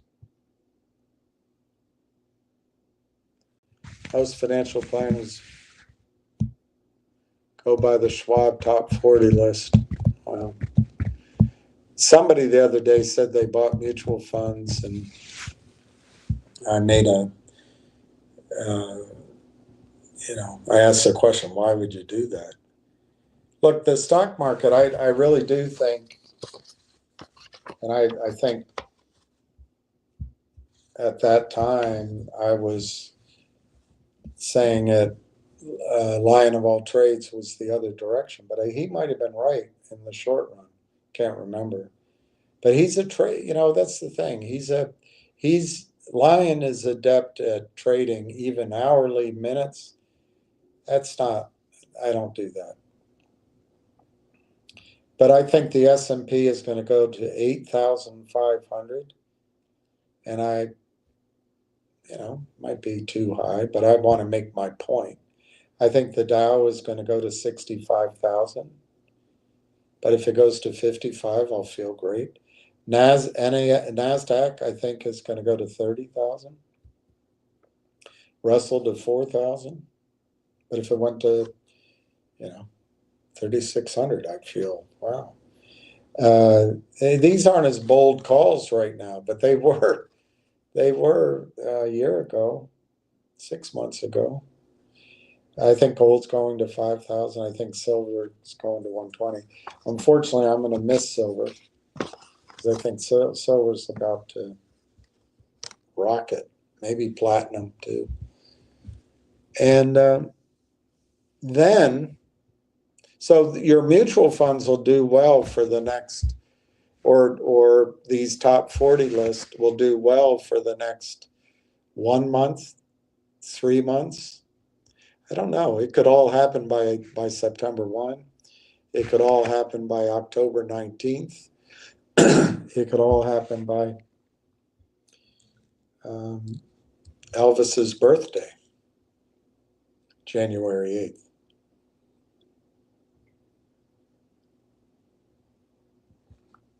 But then you don't want to be in mutual funds. You don't want to be in the top 40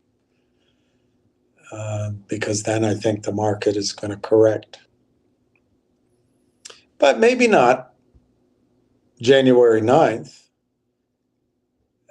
Nixon's birthday. Maybe it'll be later, a few months later. But when it corrects, it's going to be generational, and you're going to see that mutual funds aren't always the place to be, and you'll get impatient with it. You've never experienced it. When I first got in the business, I know it sounds like a sophisticated place, but Wall Street's not that sophisticated. But I had to make contact. I had to speak to 100 people a day. And my last name's not the easiest, but also I would call from Merrill Lynch. I think the full name then was Merrill Lynch, Pierce, Fenner, and Smith, but we just said Merrill Lynch. And they'd say, "You're from Maryland? Why are you calling from Maryland?" "No, it's Merrill Lynch. We're a brokerage firm. I'm calling about whatever I was calling about." "Oh, I just put my money in my own company," or "I just put my money in the bank," or "That's too risky," or no one wanted to invest. So I started selling CDs just to get the money in. People would do that. And municipal bonds. But anyway, it's a long time ago. But that's what'll come again. I do think there'll be bond yields are going to go down, so there'll be a rally in fixed income.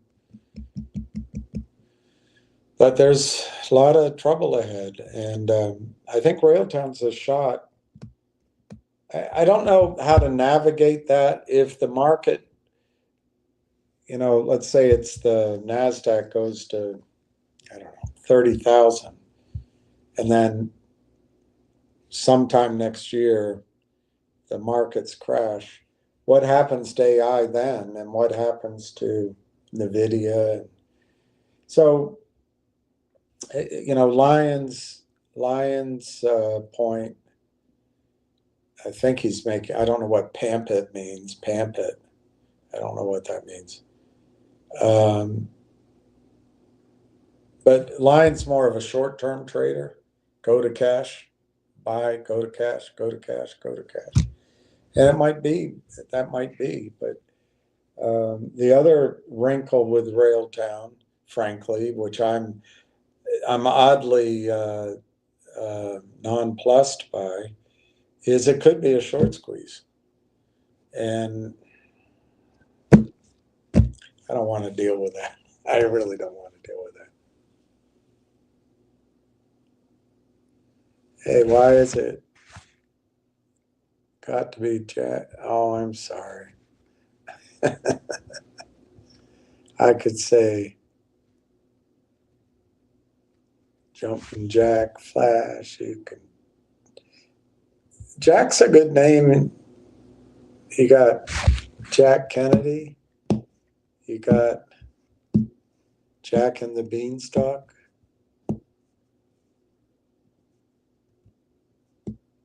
You got Jake McCarthy. Most oil stocks have been down last week. I have them for 6-7.5% down. Love all those. Love them. I think oil is where to be. I think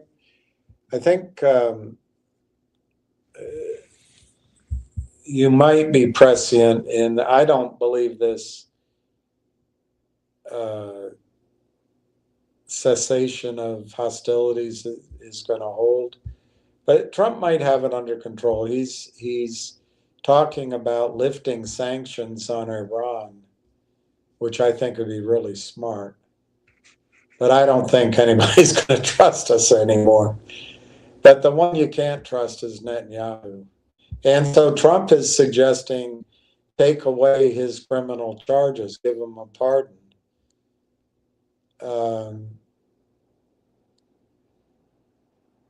Which is pretty smart too, because then Netanyahu has no more incentive to keep the wars going, because he won't be facing a lifetime in prison.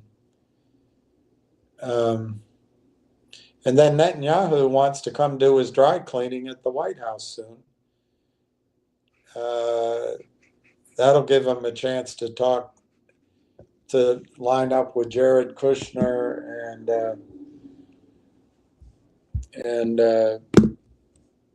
Larry Flink, is that his name? Or what's the Black Rock guy? They'll talk Trump into continuing to pour our treasure and tax dollars into this hopelessly anachronistic example of colonialism called Israel. And what do we get out of it? What if we spent those hundreds of billions of dollars on high-speed train, or on hospitals, or on making sure our soil is still the best in the world, on bridges, on rail, I said already, but ports. What do we get out of it?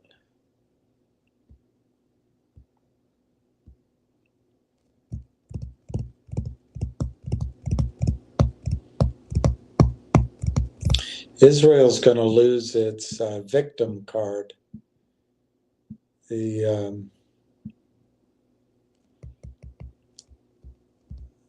I would have to say, it's very centered here, and I guess in Europe, but the most evil thing, the most horrifying thing that ever happened in history for people alive today was the Holocaust. Of course, it leaves out what Stalin did. in the Gulag and what he did in Ukraine and what he did in what he did in the war, Bobby Yar.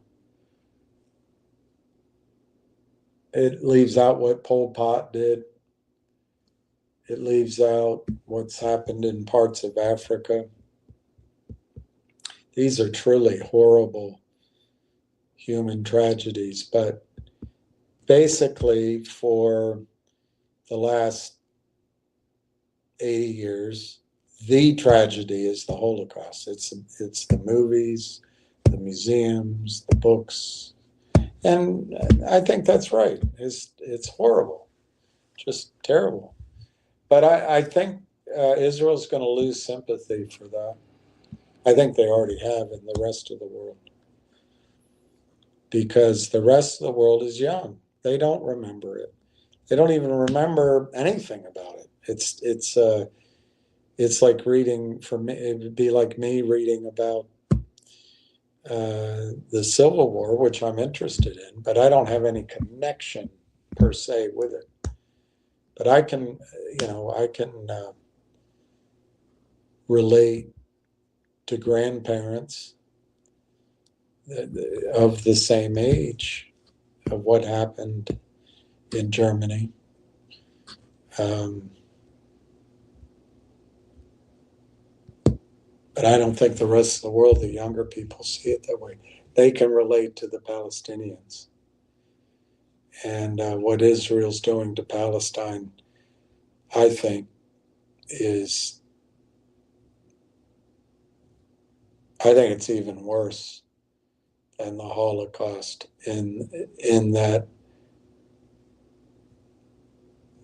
as a world and as a civilized nation, we said never again, never again.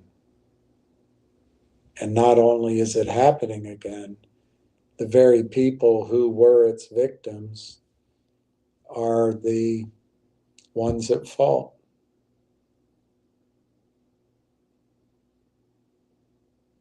And it's not just a movie. It's children. Right now, I'm sitting here with air conditioning. They're sitting out in the heat. Where are they sleeping? When they move to a tent, the Israelis shoot at them or they bomb them.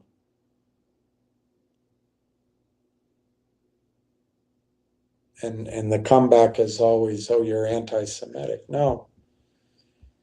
I tried to understand it. I listened to a video the other night, 2 nights ago, and it's very hard to understand. But I don't think Jews understand it either. But I think if I have it correctly, the Jews come from one of the sons of Abraham's 2 sons. So, and that son had 12, and one of the sons was named Jude. And it was just part. The rest were Hebrews and Israelites. So it's all, I don't think anyone really knows what they're talking about, including Jews, or there's not one view, except for secular Jews, non-God believing Jews in the late 1800s, white European, wanted to be colonial settlers in the British Mandate. Zionism, it's called. That's what I don't like, is Zionism. When will Railtown be listed on the New York Stock Exchange? I don't know that it's going to be on the New York Stock Exchange, but I do think it's going to be a big company. So does it stay in Canada? I doubt it. Does it go to China? I doubt it. Does it go to London? Maybe. I doubt it. Does it go to a Middle Eastern exchange? I doubt it. Does it go to Moscow? I doubt it. Could go to Frankfurt, I guess. But I also doubt that. So their only choice, to me, is the United States of America if they're going to be a big company. So then is it the New York, the American, or NASDAQ? And I think they should bypass Adina Friedman's abattoir. American, it's just the New York anyway. So yeah, you might be right that it's New York. When? I don't know, but I think it would be part of some banking deal, you know. And I hope they don't get caught up with Roth Capital. I hope they start talking to a bank like Morgan Stanley or Goldman Sachs. But that's the whole reason why I think you have to buy it. Are there other AI companies? Sure. I just don't know. I don't know them. But and you, if you find them, I'd be glad to listen to them. But this one, you know, if an investment bank is going to get involved, they're going to want it already in their portfolio accounts, so they get a benefit from it. You know, I don't know what that means unless you're talking about P. Diddy.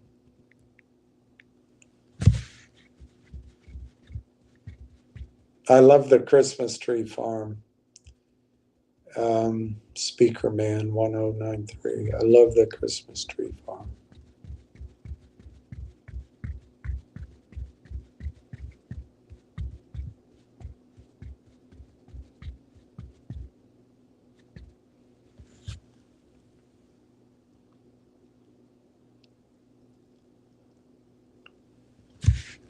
All the same.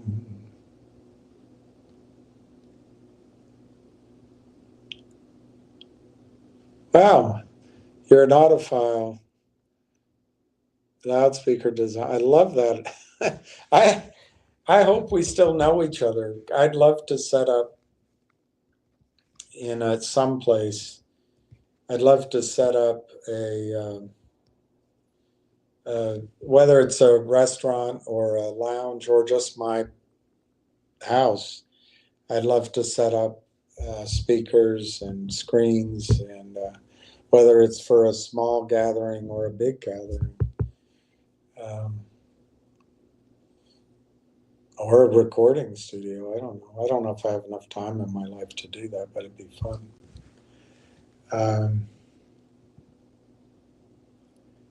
Well, you can do a live show with me, but I don't know your real name, Speakerman 1093. I know you're Philippines, but it doesn't show.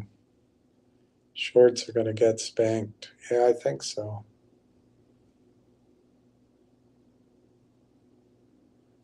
I wish NVIDIA.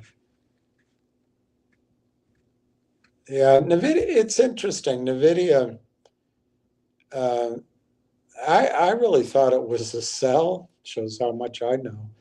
But now that I've heard what's going on, there's a reason NVIDIA is trading as high as it is. This AI is huge. It's all based on NVIDIA.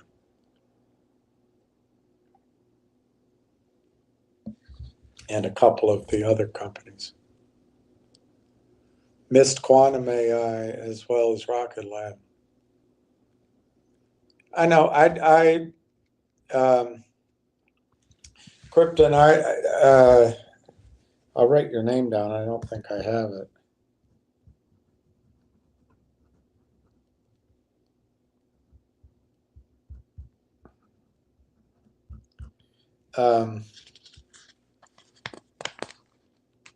It's nice. It sounds like you have a big account.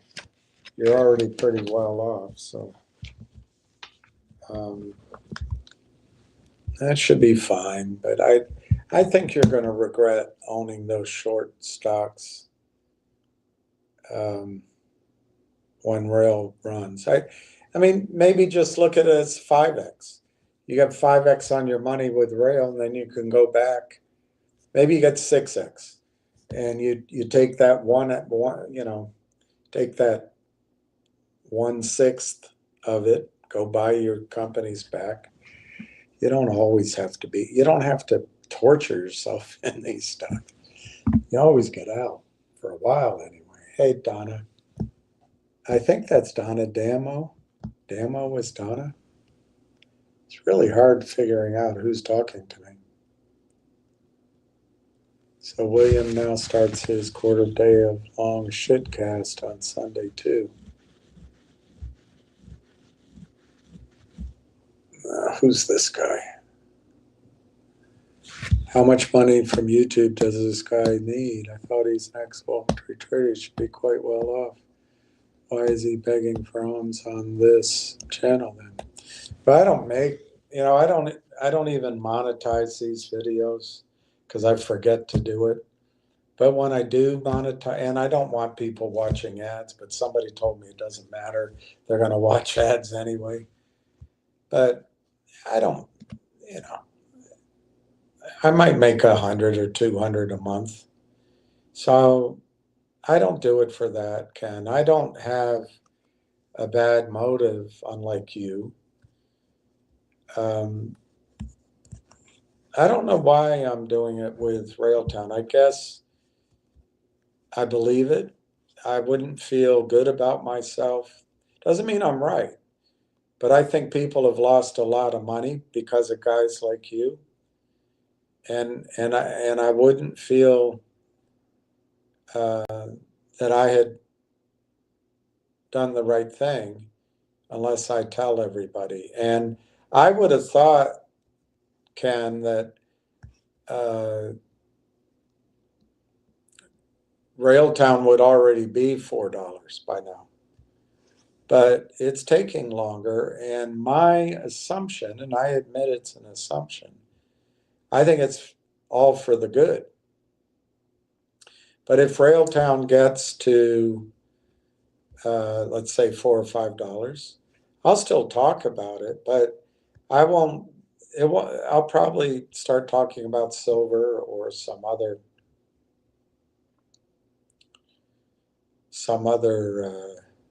position. Hopefully, I mean, there's some things I'm hoping to work on. I'd like to just go work on those and don't do any YouTube at all. But maybe I can blend it and do a better job of YouTube. But yeah, I wasn't a Wall Street trader. I never was a Wall Street trader. My background is, I mean, it's basically, I mean, we traded and we knew stocks and we knew the markets. I'm not sure that's true today. I think a lot of what goes on Wall Street now is just asset gathering. And that's what we did as a consequence of our work. But I didn't like the shift to asset gathering and put it with money managers. But a lot of people did. A lot of the young women and young men that came in, that's what they're trained to do. To me, it felt like being an insurance agent. I'm sure being an insurance agent is a very profitable business, but it wasn't that interesting. But no, I wasn't a Wall Street trader. I don't think everybody on Wall Street's well off, but for me, I've been, as you put it, well off, probably.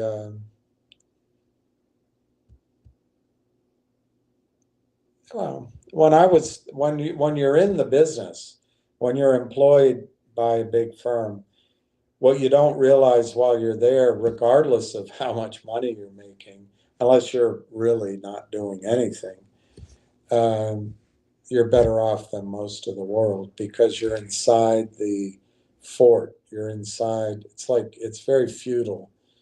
You're inside with the knights and the king and the food and the water. And when everything's going well, you roam around the fields out there. But when things are tough, you can come back into the fort, but everybody else is left alone. Once you leave it, you're on your own. And it is more difficult to make money because you don't have the direct access to information, idea flow, and clients. And you don't have that automatic name that people trust. So it's different. But it's volatile. So I've had great years. I've had good years and I've had bad years. But Ken, I know, I guess you don't know me at all, but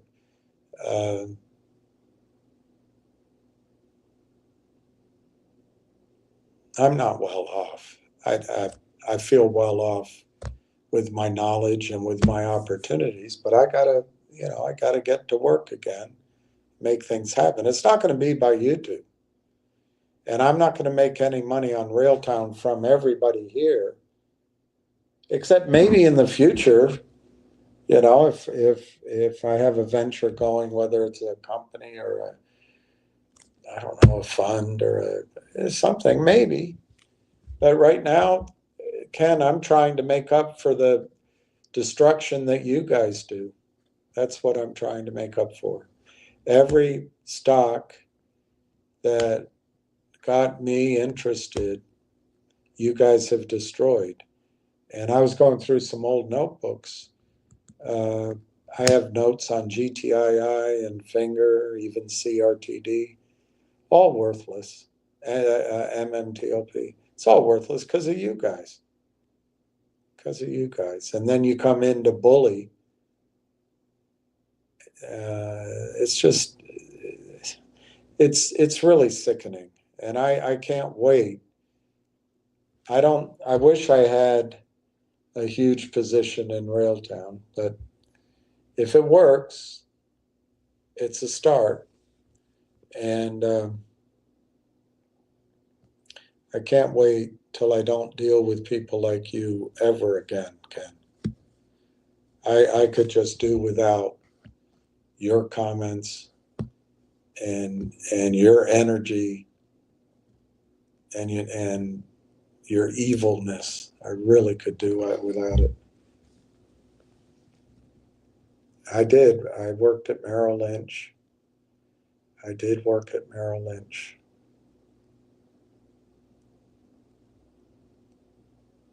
And that too with his latest scam. What's the scam? What's the scam, Ken? You're the scam. You guys are the scam. But what's your beef with me? What's my scam? What, these stocks are supposed to work every time? Are you saying that every stock that you shorted, therefore it's my scam?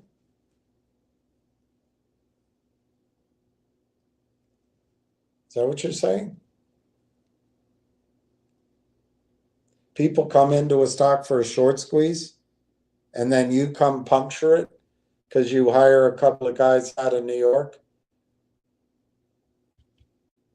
And that's my scam?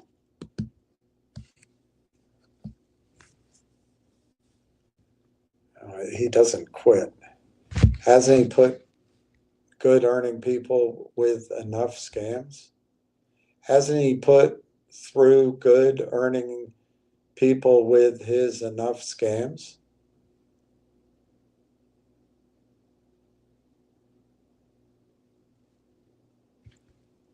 I guess that summarizes something.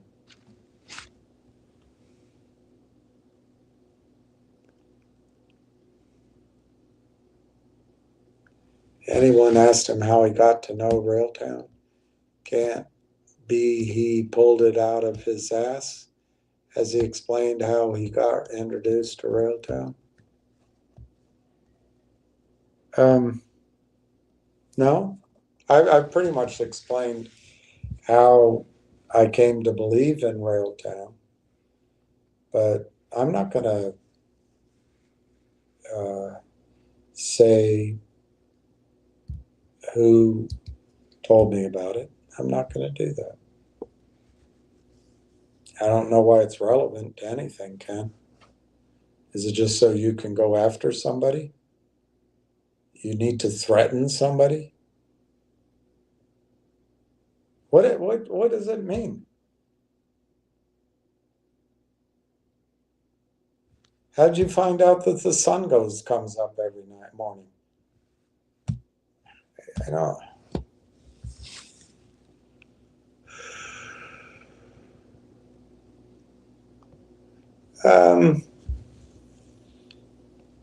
I mean, that's not exactly how it happened, but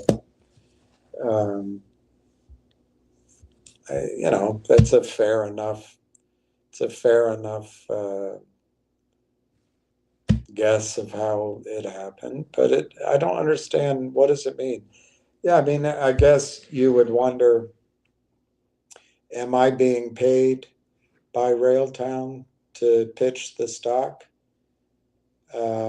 Like Ken's being paid to come here and make you fear the stock? I don't know why that matters. In Railtown's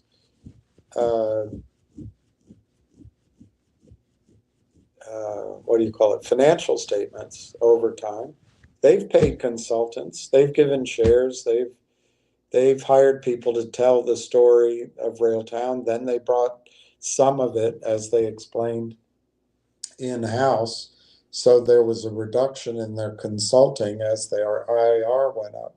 But all companies do that because there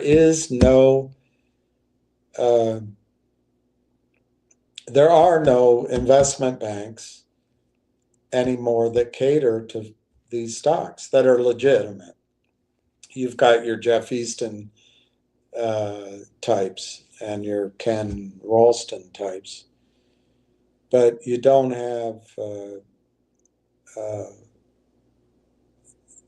you don't even have brokerage firms that solicit orders or build positions.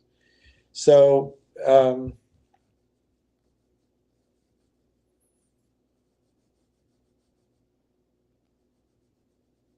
companies have to hire promotion people that can promote, tell the story on the stock. It looks like Railtown has hired those kind of people in the past and may have hired them now. I'm not one of them.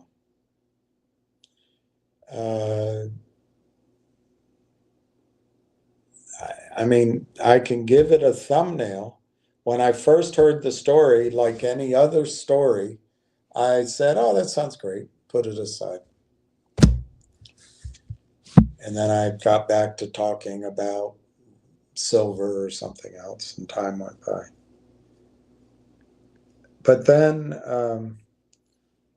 and I talked to more, not always, like it's been a lonely week, but in ebbs and flows, I talked to a lot of people. And somebody asked me in a conversation about Railtown. And what struck me, I think I've already said it on this call, is how similar it was with something else I'm working on. And the idea that a smart group of guys who have done it before, they have a track record, came up with a technology, a software, even though it's AI, it's not, they have different language for it,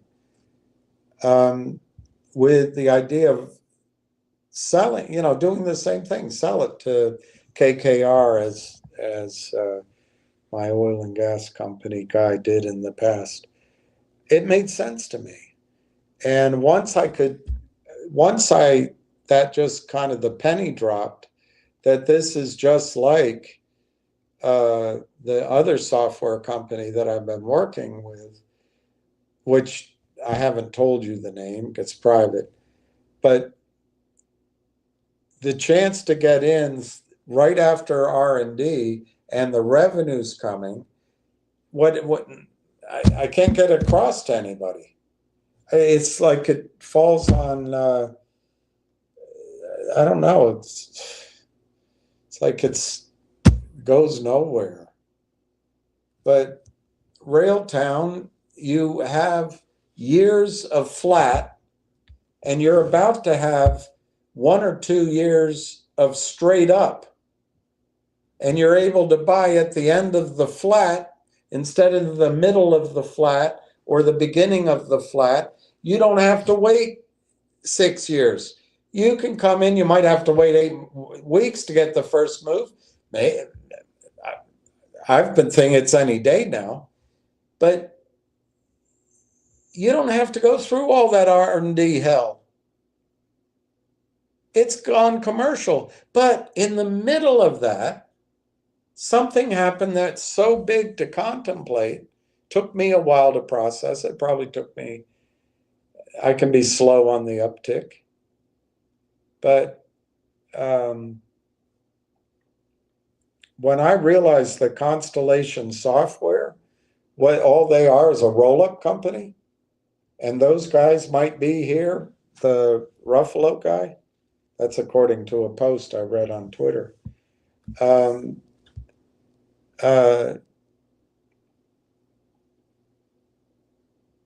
started thinking about the 160 companies, and they're going to roll those up. It's in the press release. And they're going to have that revenue. And then you start hearing about what AI multiples are going for. And then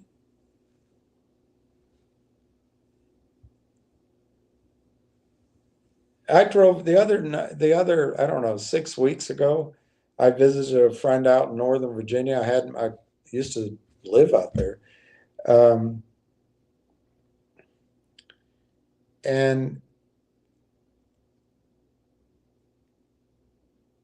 every tree was chopped down for miles and miles and miles. And shopping centers and banks and houses and all. But you know what was out there is data centers, huge data centers. Last time I was out near Dulles Airport, they weren't there. They're all going up. Something is happening with AI. And so you've got the macro, massive amount of money that's going to be coming into AI. And then you've got the computing power that's there. And AI's already gone past chat GP, this, I don't know, information collection stage. And now it's going to implement, because of computing power, implement large language models, learning models. It's going to learn as it goes. It's huge. It's huge. And I didn't know when I first heard Railtown they were going to buy AI Partners. But when you study AI Partners, and you can go look to the website, you can look at all the companies they have, maybe not all of them, but dozens. It's as exciting as hell.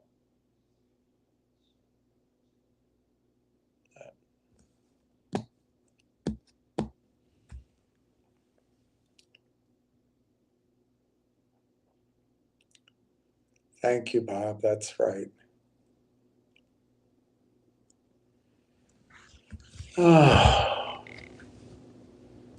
So same as all the other tickers he has introduced previously, and now he gets angry when we question him. You must have a book, the shill's book of how to get paid like a shill. What do you make? $10 every time people respond to your questions? Hell of a living you got there going, Ken. Your mother must be proud of you.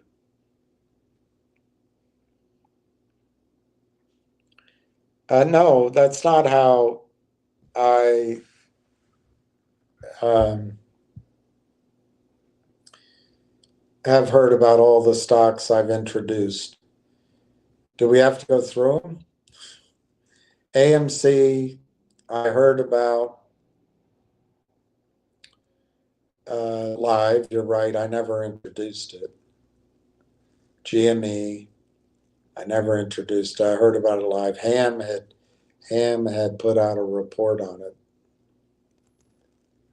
I heard about Whalen through a gold company I raised money for.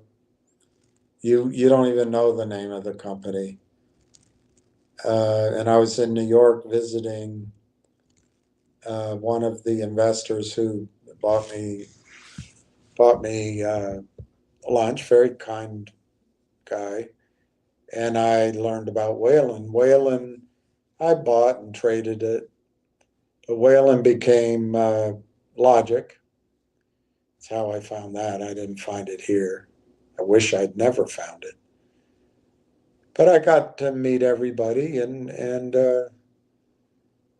they got destroyed by you, Ken. I mean, you guys are very effective, particularly when you work in packs. You're very effective. GTII, I heard through Ham. Finger, I actually learned about through the guy that I had lunch with in New York. And when Finger just went down, down, down, which could happen again, by the way, never know with you guys out there. But I bought some. I didn't know anybody. I wasn't live or anything. And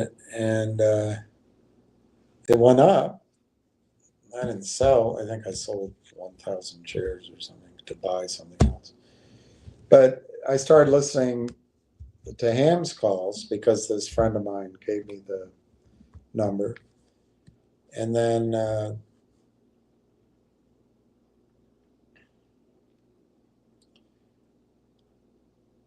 basically the stock went back down and Ham would have these calls and it felt like no one was listening. And I was sitting outside one night. I was saying, what could I do to help? I could go live and talk about it, or I could. And I really didn't think I'd go live that night. I was just trying buttons, and all of a sudden I was live. But I did it, and I think I said it, Ken, in my first videos, that my goal was to make sure guys like you didn't FUD people, fear, uncertainty, and doubt people out of their trades. And I also wanted to, at that time, show support to him. And then, so that went on for a while. I don't know how long. Was that a year?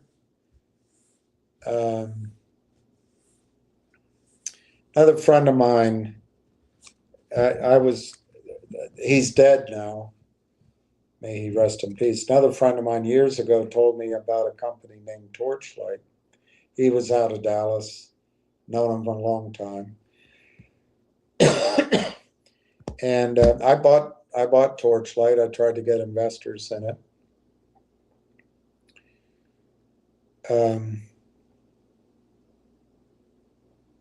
I got to know John Berta by email, maybe 2 or 3 phone calls. I don't remember exactly how many, but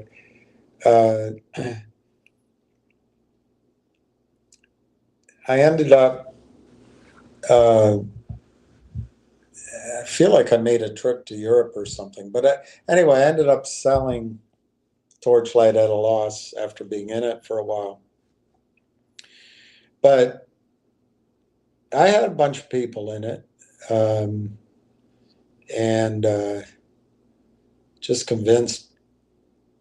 And I actually did a lot of due diligence. I went down to Dallas. I went up to Oklahoma. I went to, I believe it was Houston. I went to different offices. I met with board members. I met with geologists. And I really think Torchlight was a good story. But you guys killed it. You guys killed it. And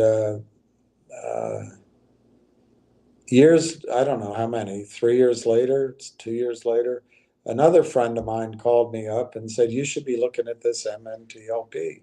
So what's that? He said, well, it's the spinoff of Torchlight from MMT. It was like 80 cents. He talked to me about it a lot over the next few months. And I said, nah, I don't want to get back involved. Nah, I don't know. So at the last week, everybody live was talking about it. And I thought to myself, I really did like that Torchlight property. And there's a chance of a squeeze here.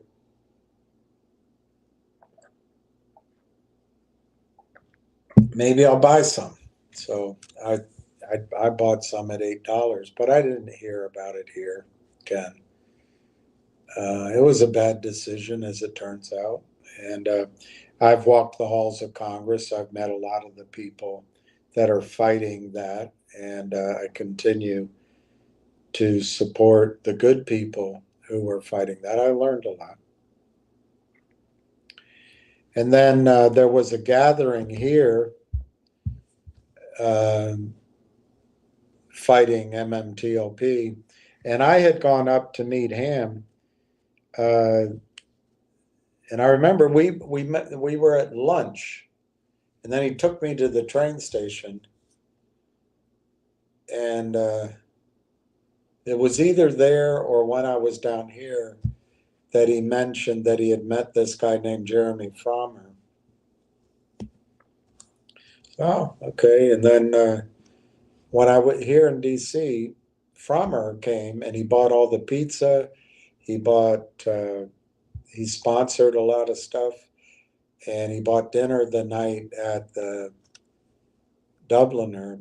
I didn't get there for the dinner, but I got there after I walked my dog and walked in. Everybody knew me, so that shocked me. How do people know me? But I guess it was YouTube.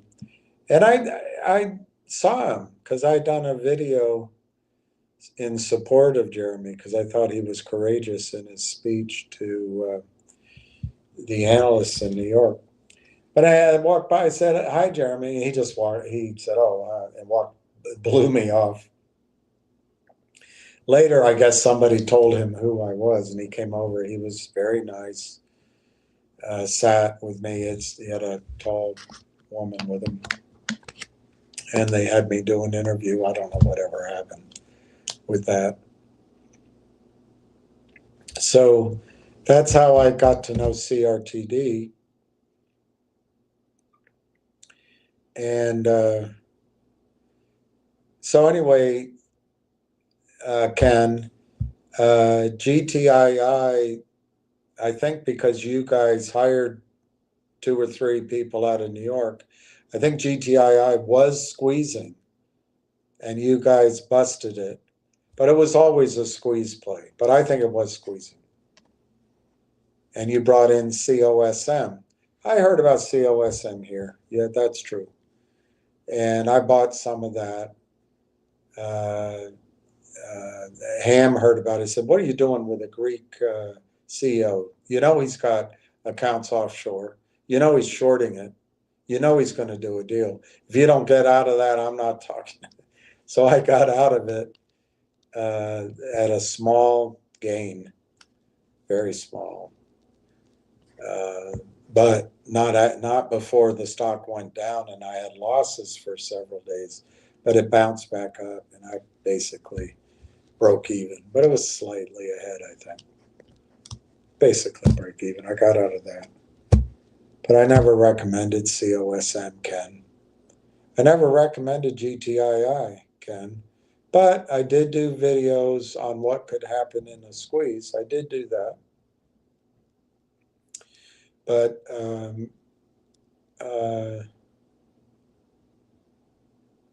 I flew down to meet some of the principals to try to get to know what was going on. I don't know, what other stocks are there that you think I learned here, Ken? I was never involved in MULN. I was never involved in MMAT. Never involved in um,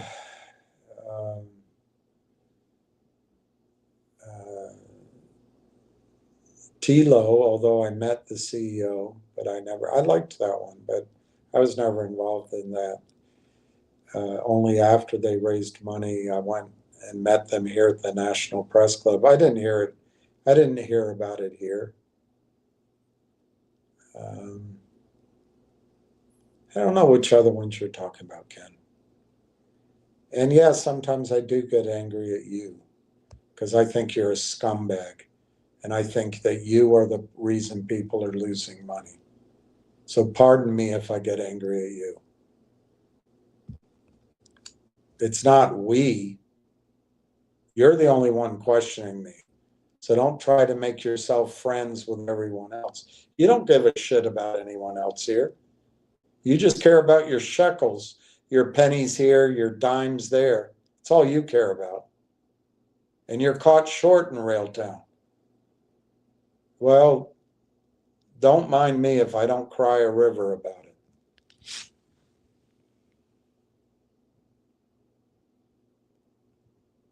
That could be it.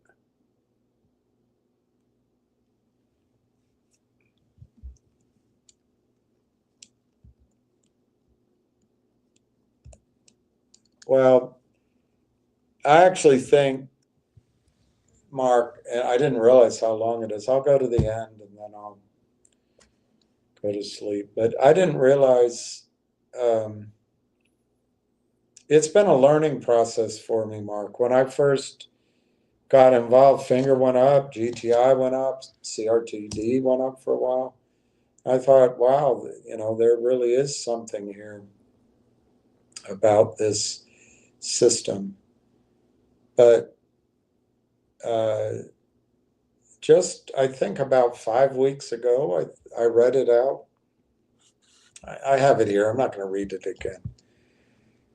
But 1994, the president, Bill Clinton's administration, changed the UCC Section 8 to allow banks who sponsor Hillary and Bill to allow brokerage firms to credit to your account a securities entitlement. So the only thing that is recorded at DTC is the street name, the pooled stock. It allowed for the pooling of stock so that your ownership becomes a right to a percentage of that pool, not the specific stock. That's legal. I didn't know that until about 5 weeks ago. It's legal. That's how Ken makes his money. But the other parts of it are not legal. This guy right here, these two attorneys, Maher and Riley, they explained it here. I'm not going to read it again. I'm tired. But even if you have a toxic convertible note or a at the market deal with warrants and derivatives, you're not allowed to sell the stock unless you've located it in writing. But they do it. And it's because it's huge money for Ken Griffin, Stevie Cohen, others. But they do it all arm's length. And they hire these scumbags like Ken Ralston. And it's an all-on war. It's an all-on assault. But, Mark, they're always going to win. Every single stock they're going to win because no one enforces it. if the stocks go up, they have tricks to pop the bubble. The only way a short squeeze is going to happen is if the longs break the law like the shorts, and longs don't break the law. Or if there is an out of the blue value creation, which an oil and gas company or a mining company could do. They drilled the next Garwar field off the coast of Antarctica or something. Then the shorts are screwed. Price action does it too. If the price starts running and then people join in and more people join in, the price keeps going, then they have to cover because they can't afford to put up money. So it's got to be a surprise or rapid price action, or the longs have to collude, which is illegal, just like the shorts collude, which is illegal. Most of the times, the criminals, they'll come on here, they'll do anything for money. They don't care. They don't care about you. And I'll be blunt, although his name is Ralston, if it's real,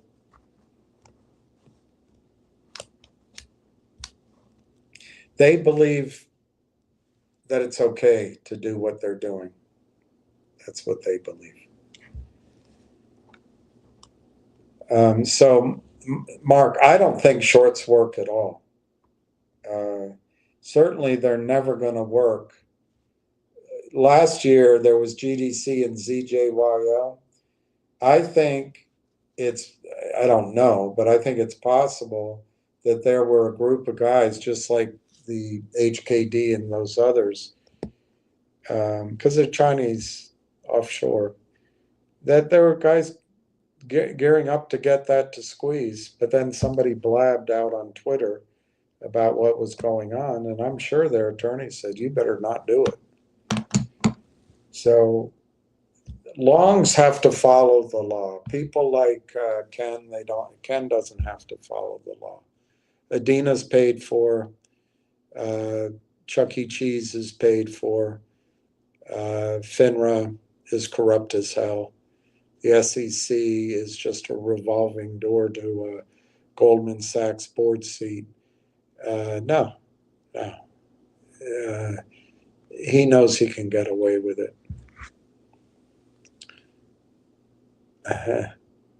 Ya Lublu Lianu. Ya, I love Liana. Hey, Liana.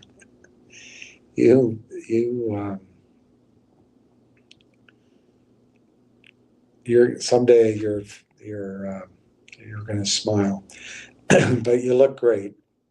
It's nice to see you here, Ernest. 3:27. Good morning. It is morning. First time seeing you on my feed. What's this channel all about? What do you mean I'm on your feed? What do you mean I'm on your feed? I'm on your feed? All right. This channel is about, I don't know what it's about anymore. I think what I'm doing right now, maybe it's penance, maybe it's absolution, but maybe it's just as simple as wanting people here to make a lot of money and get the hell away from the scumbags like Ken Ralston. Maybe it's as simple as that.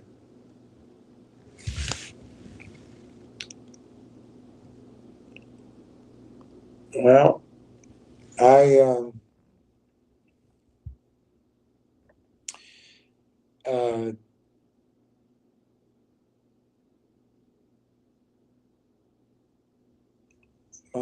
my dad's Irish, which makes me Irish, and I always grew up with a lot of sympathy for Ireland, and how they were treated by the British. And the Irish were treated very poorly by the British. And I don't think that's oxymoron. I don't think Irish are British. But, and it was tough for the people that came over from Ireland. And I don't know if you would call it a Holocaust, but there's a lot of dead babies and dead Irishmen buried in Ireland. A lot of cruelty. But then it was actually when I was training for Merrill Lynch, one of the guys I was in the international training section. I don't know, maybe because of my background. I don't know why they put me there. But it was good. I enjoyed it. But we were standing actually at Studio 54. I remember it vividly. I don't remember anything else but that conversation. We were each having a beer. And he started talking about the Irish. He's British. And the vitriol and the anger. And he just went on and on about how much he hated the Irish. And I thought, should I say something or just pretend I didn't hear it? So I said, I understand. I just want you to know I'm Irish. My dad's Irish, American. I'm Irish American. It's funny. He never looked at me the same way again. We were never close again. But I think we talked about it that night, and maybe again. I don't know. But we didn't keep our friendship over the years, which is too bad. I liked the guy, but he explained to me why he didn't like the Irish. He said they put bombs in the middle of London. They put bombs in mailboxes. They put bombs. They're killing civilians. And so I started getting his perspective. The IRA was bad, but everybody here, Irish here in the United States, would send money to the IRA, thinking they were rah sticking up for Ireland.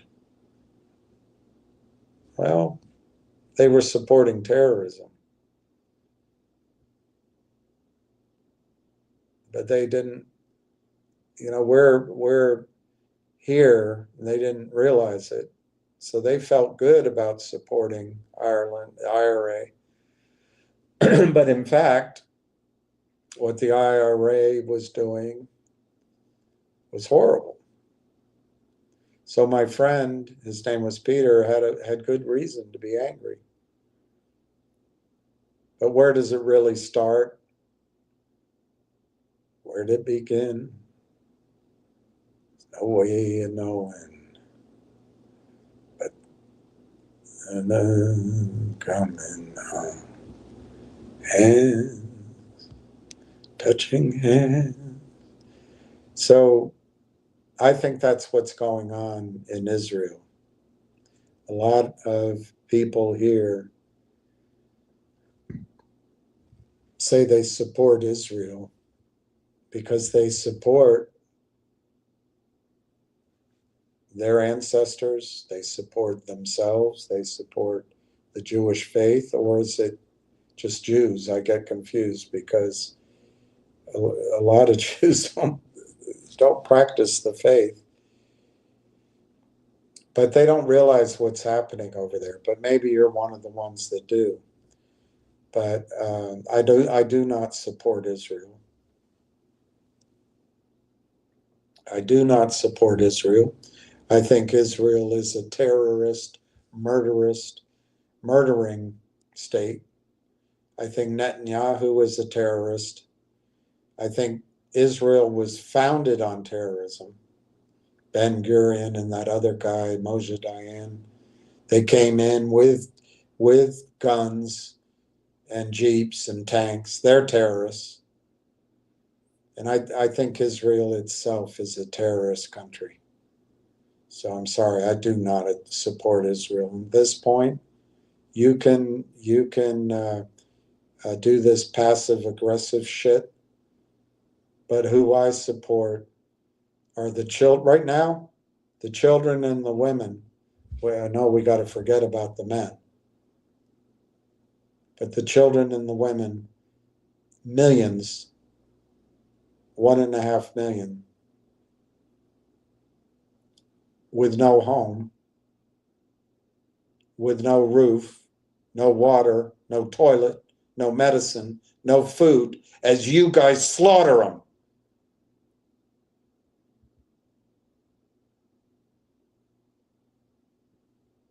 And I say shame on you. I say shame on you. I do not support Israel.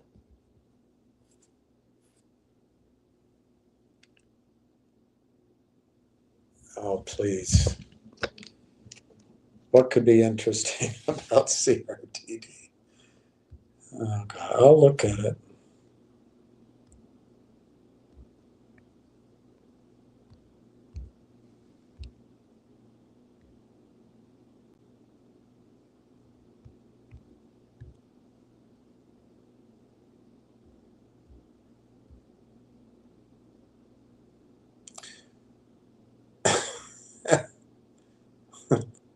Looks terrible on the 1-year chart.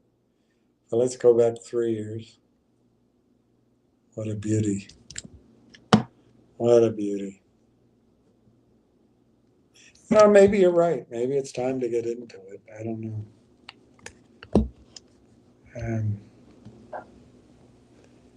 If you're from Africa, why don't you buy it? Why don't you buy it in Canada? You can buy rail.cad. Make sure it's Railtown, but you can buy it in Canada. You don't have to buy it here. It's RAIL.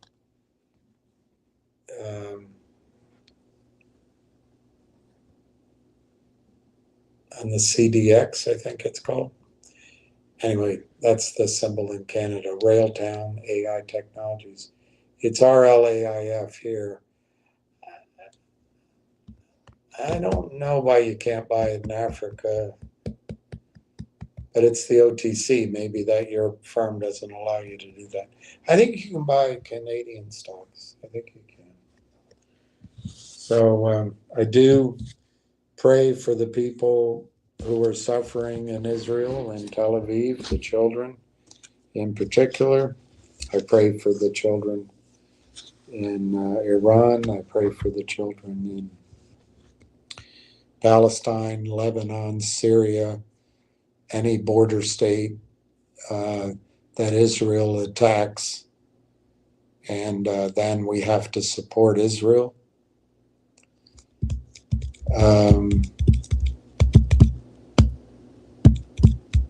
Just because Israel has in its past victims of one of the most horrendous crimes in all of humanity doesn't give them a free pass to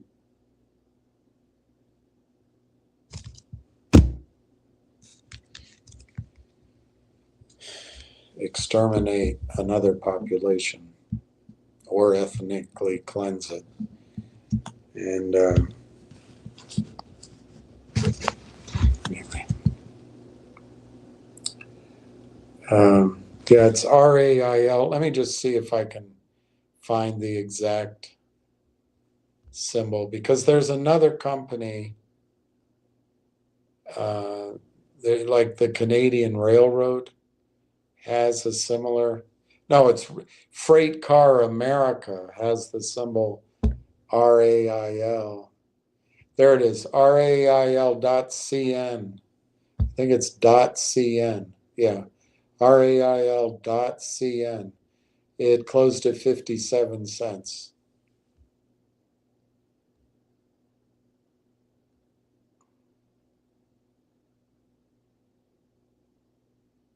We could stay on We could do a marathon until they make an announcement, and I won't eat again. I'll go on a hunger strike until they make their announcement. I could do that.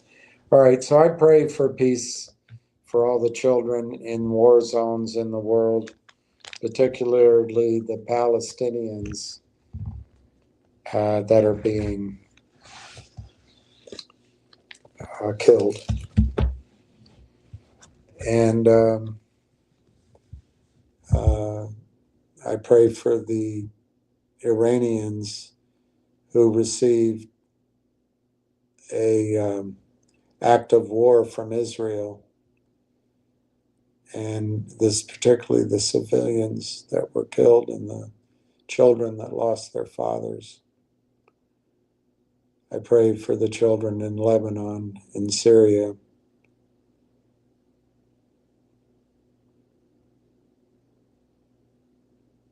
I pray that God can change the hearts of the men and women in charge in Israel so that they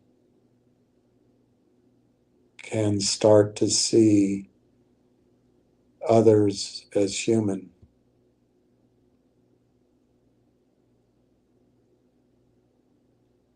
And I pray for all the children and the women in the Ukraine and the Russians that have been killed too. Pray we can get through all this without World War III. And I pray we don't go into World War III because we support a colonial white supremacist country of 8 million people and declining. I hope that's not the reason we go into World War III. Anyway, with that, I'm going to sign off. Thanks for listening. Railtown, I really think it's your last chance. Maybe it's all week. Maybe it's all week. Tuesday might be a good day too. But anyway, cheers, everybody.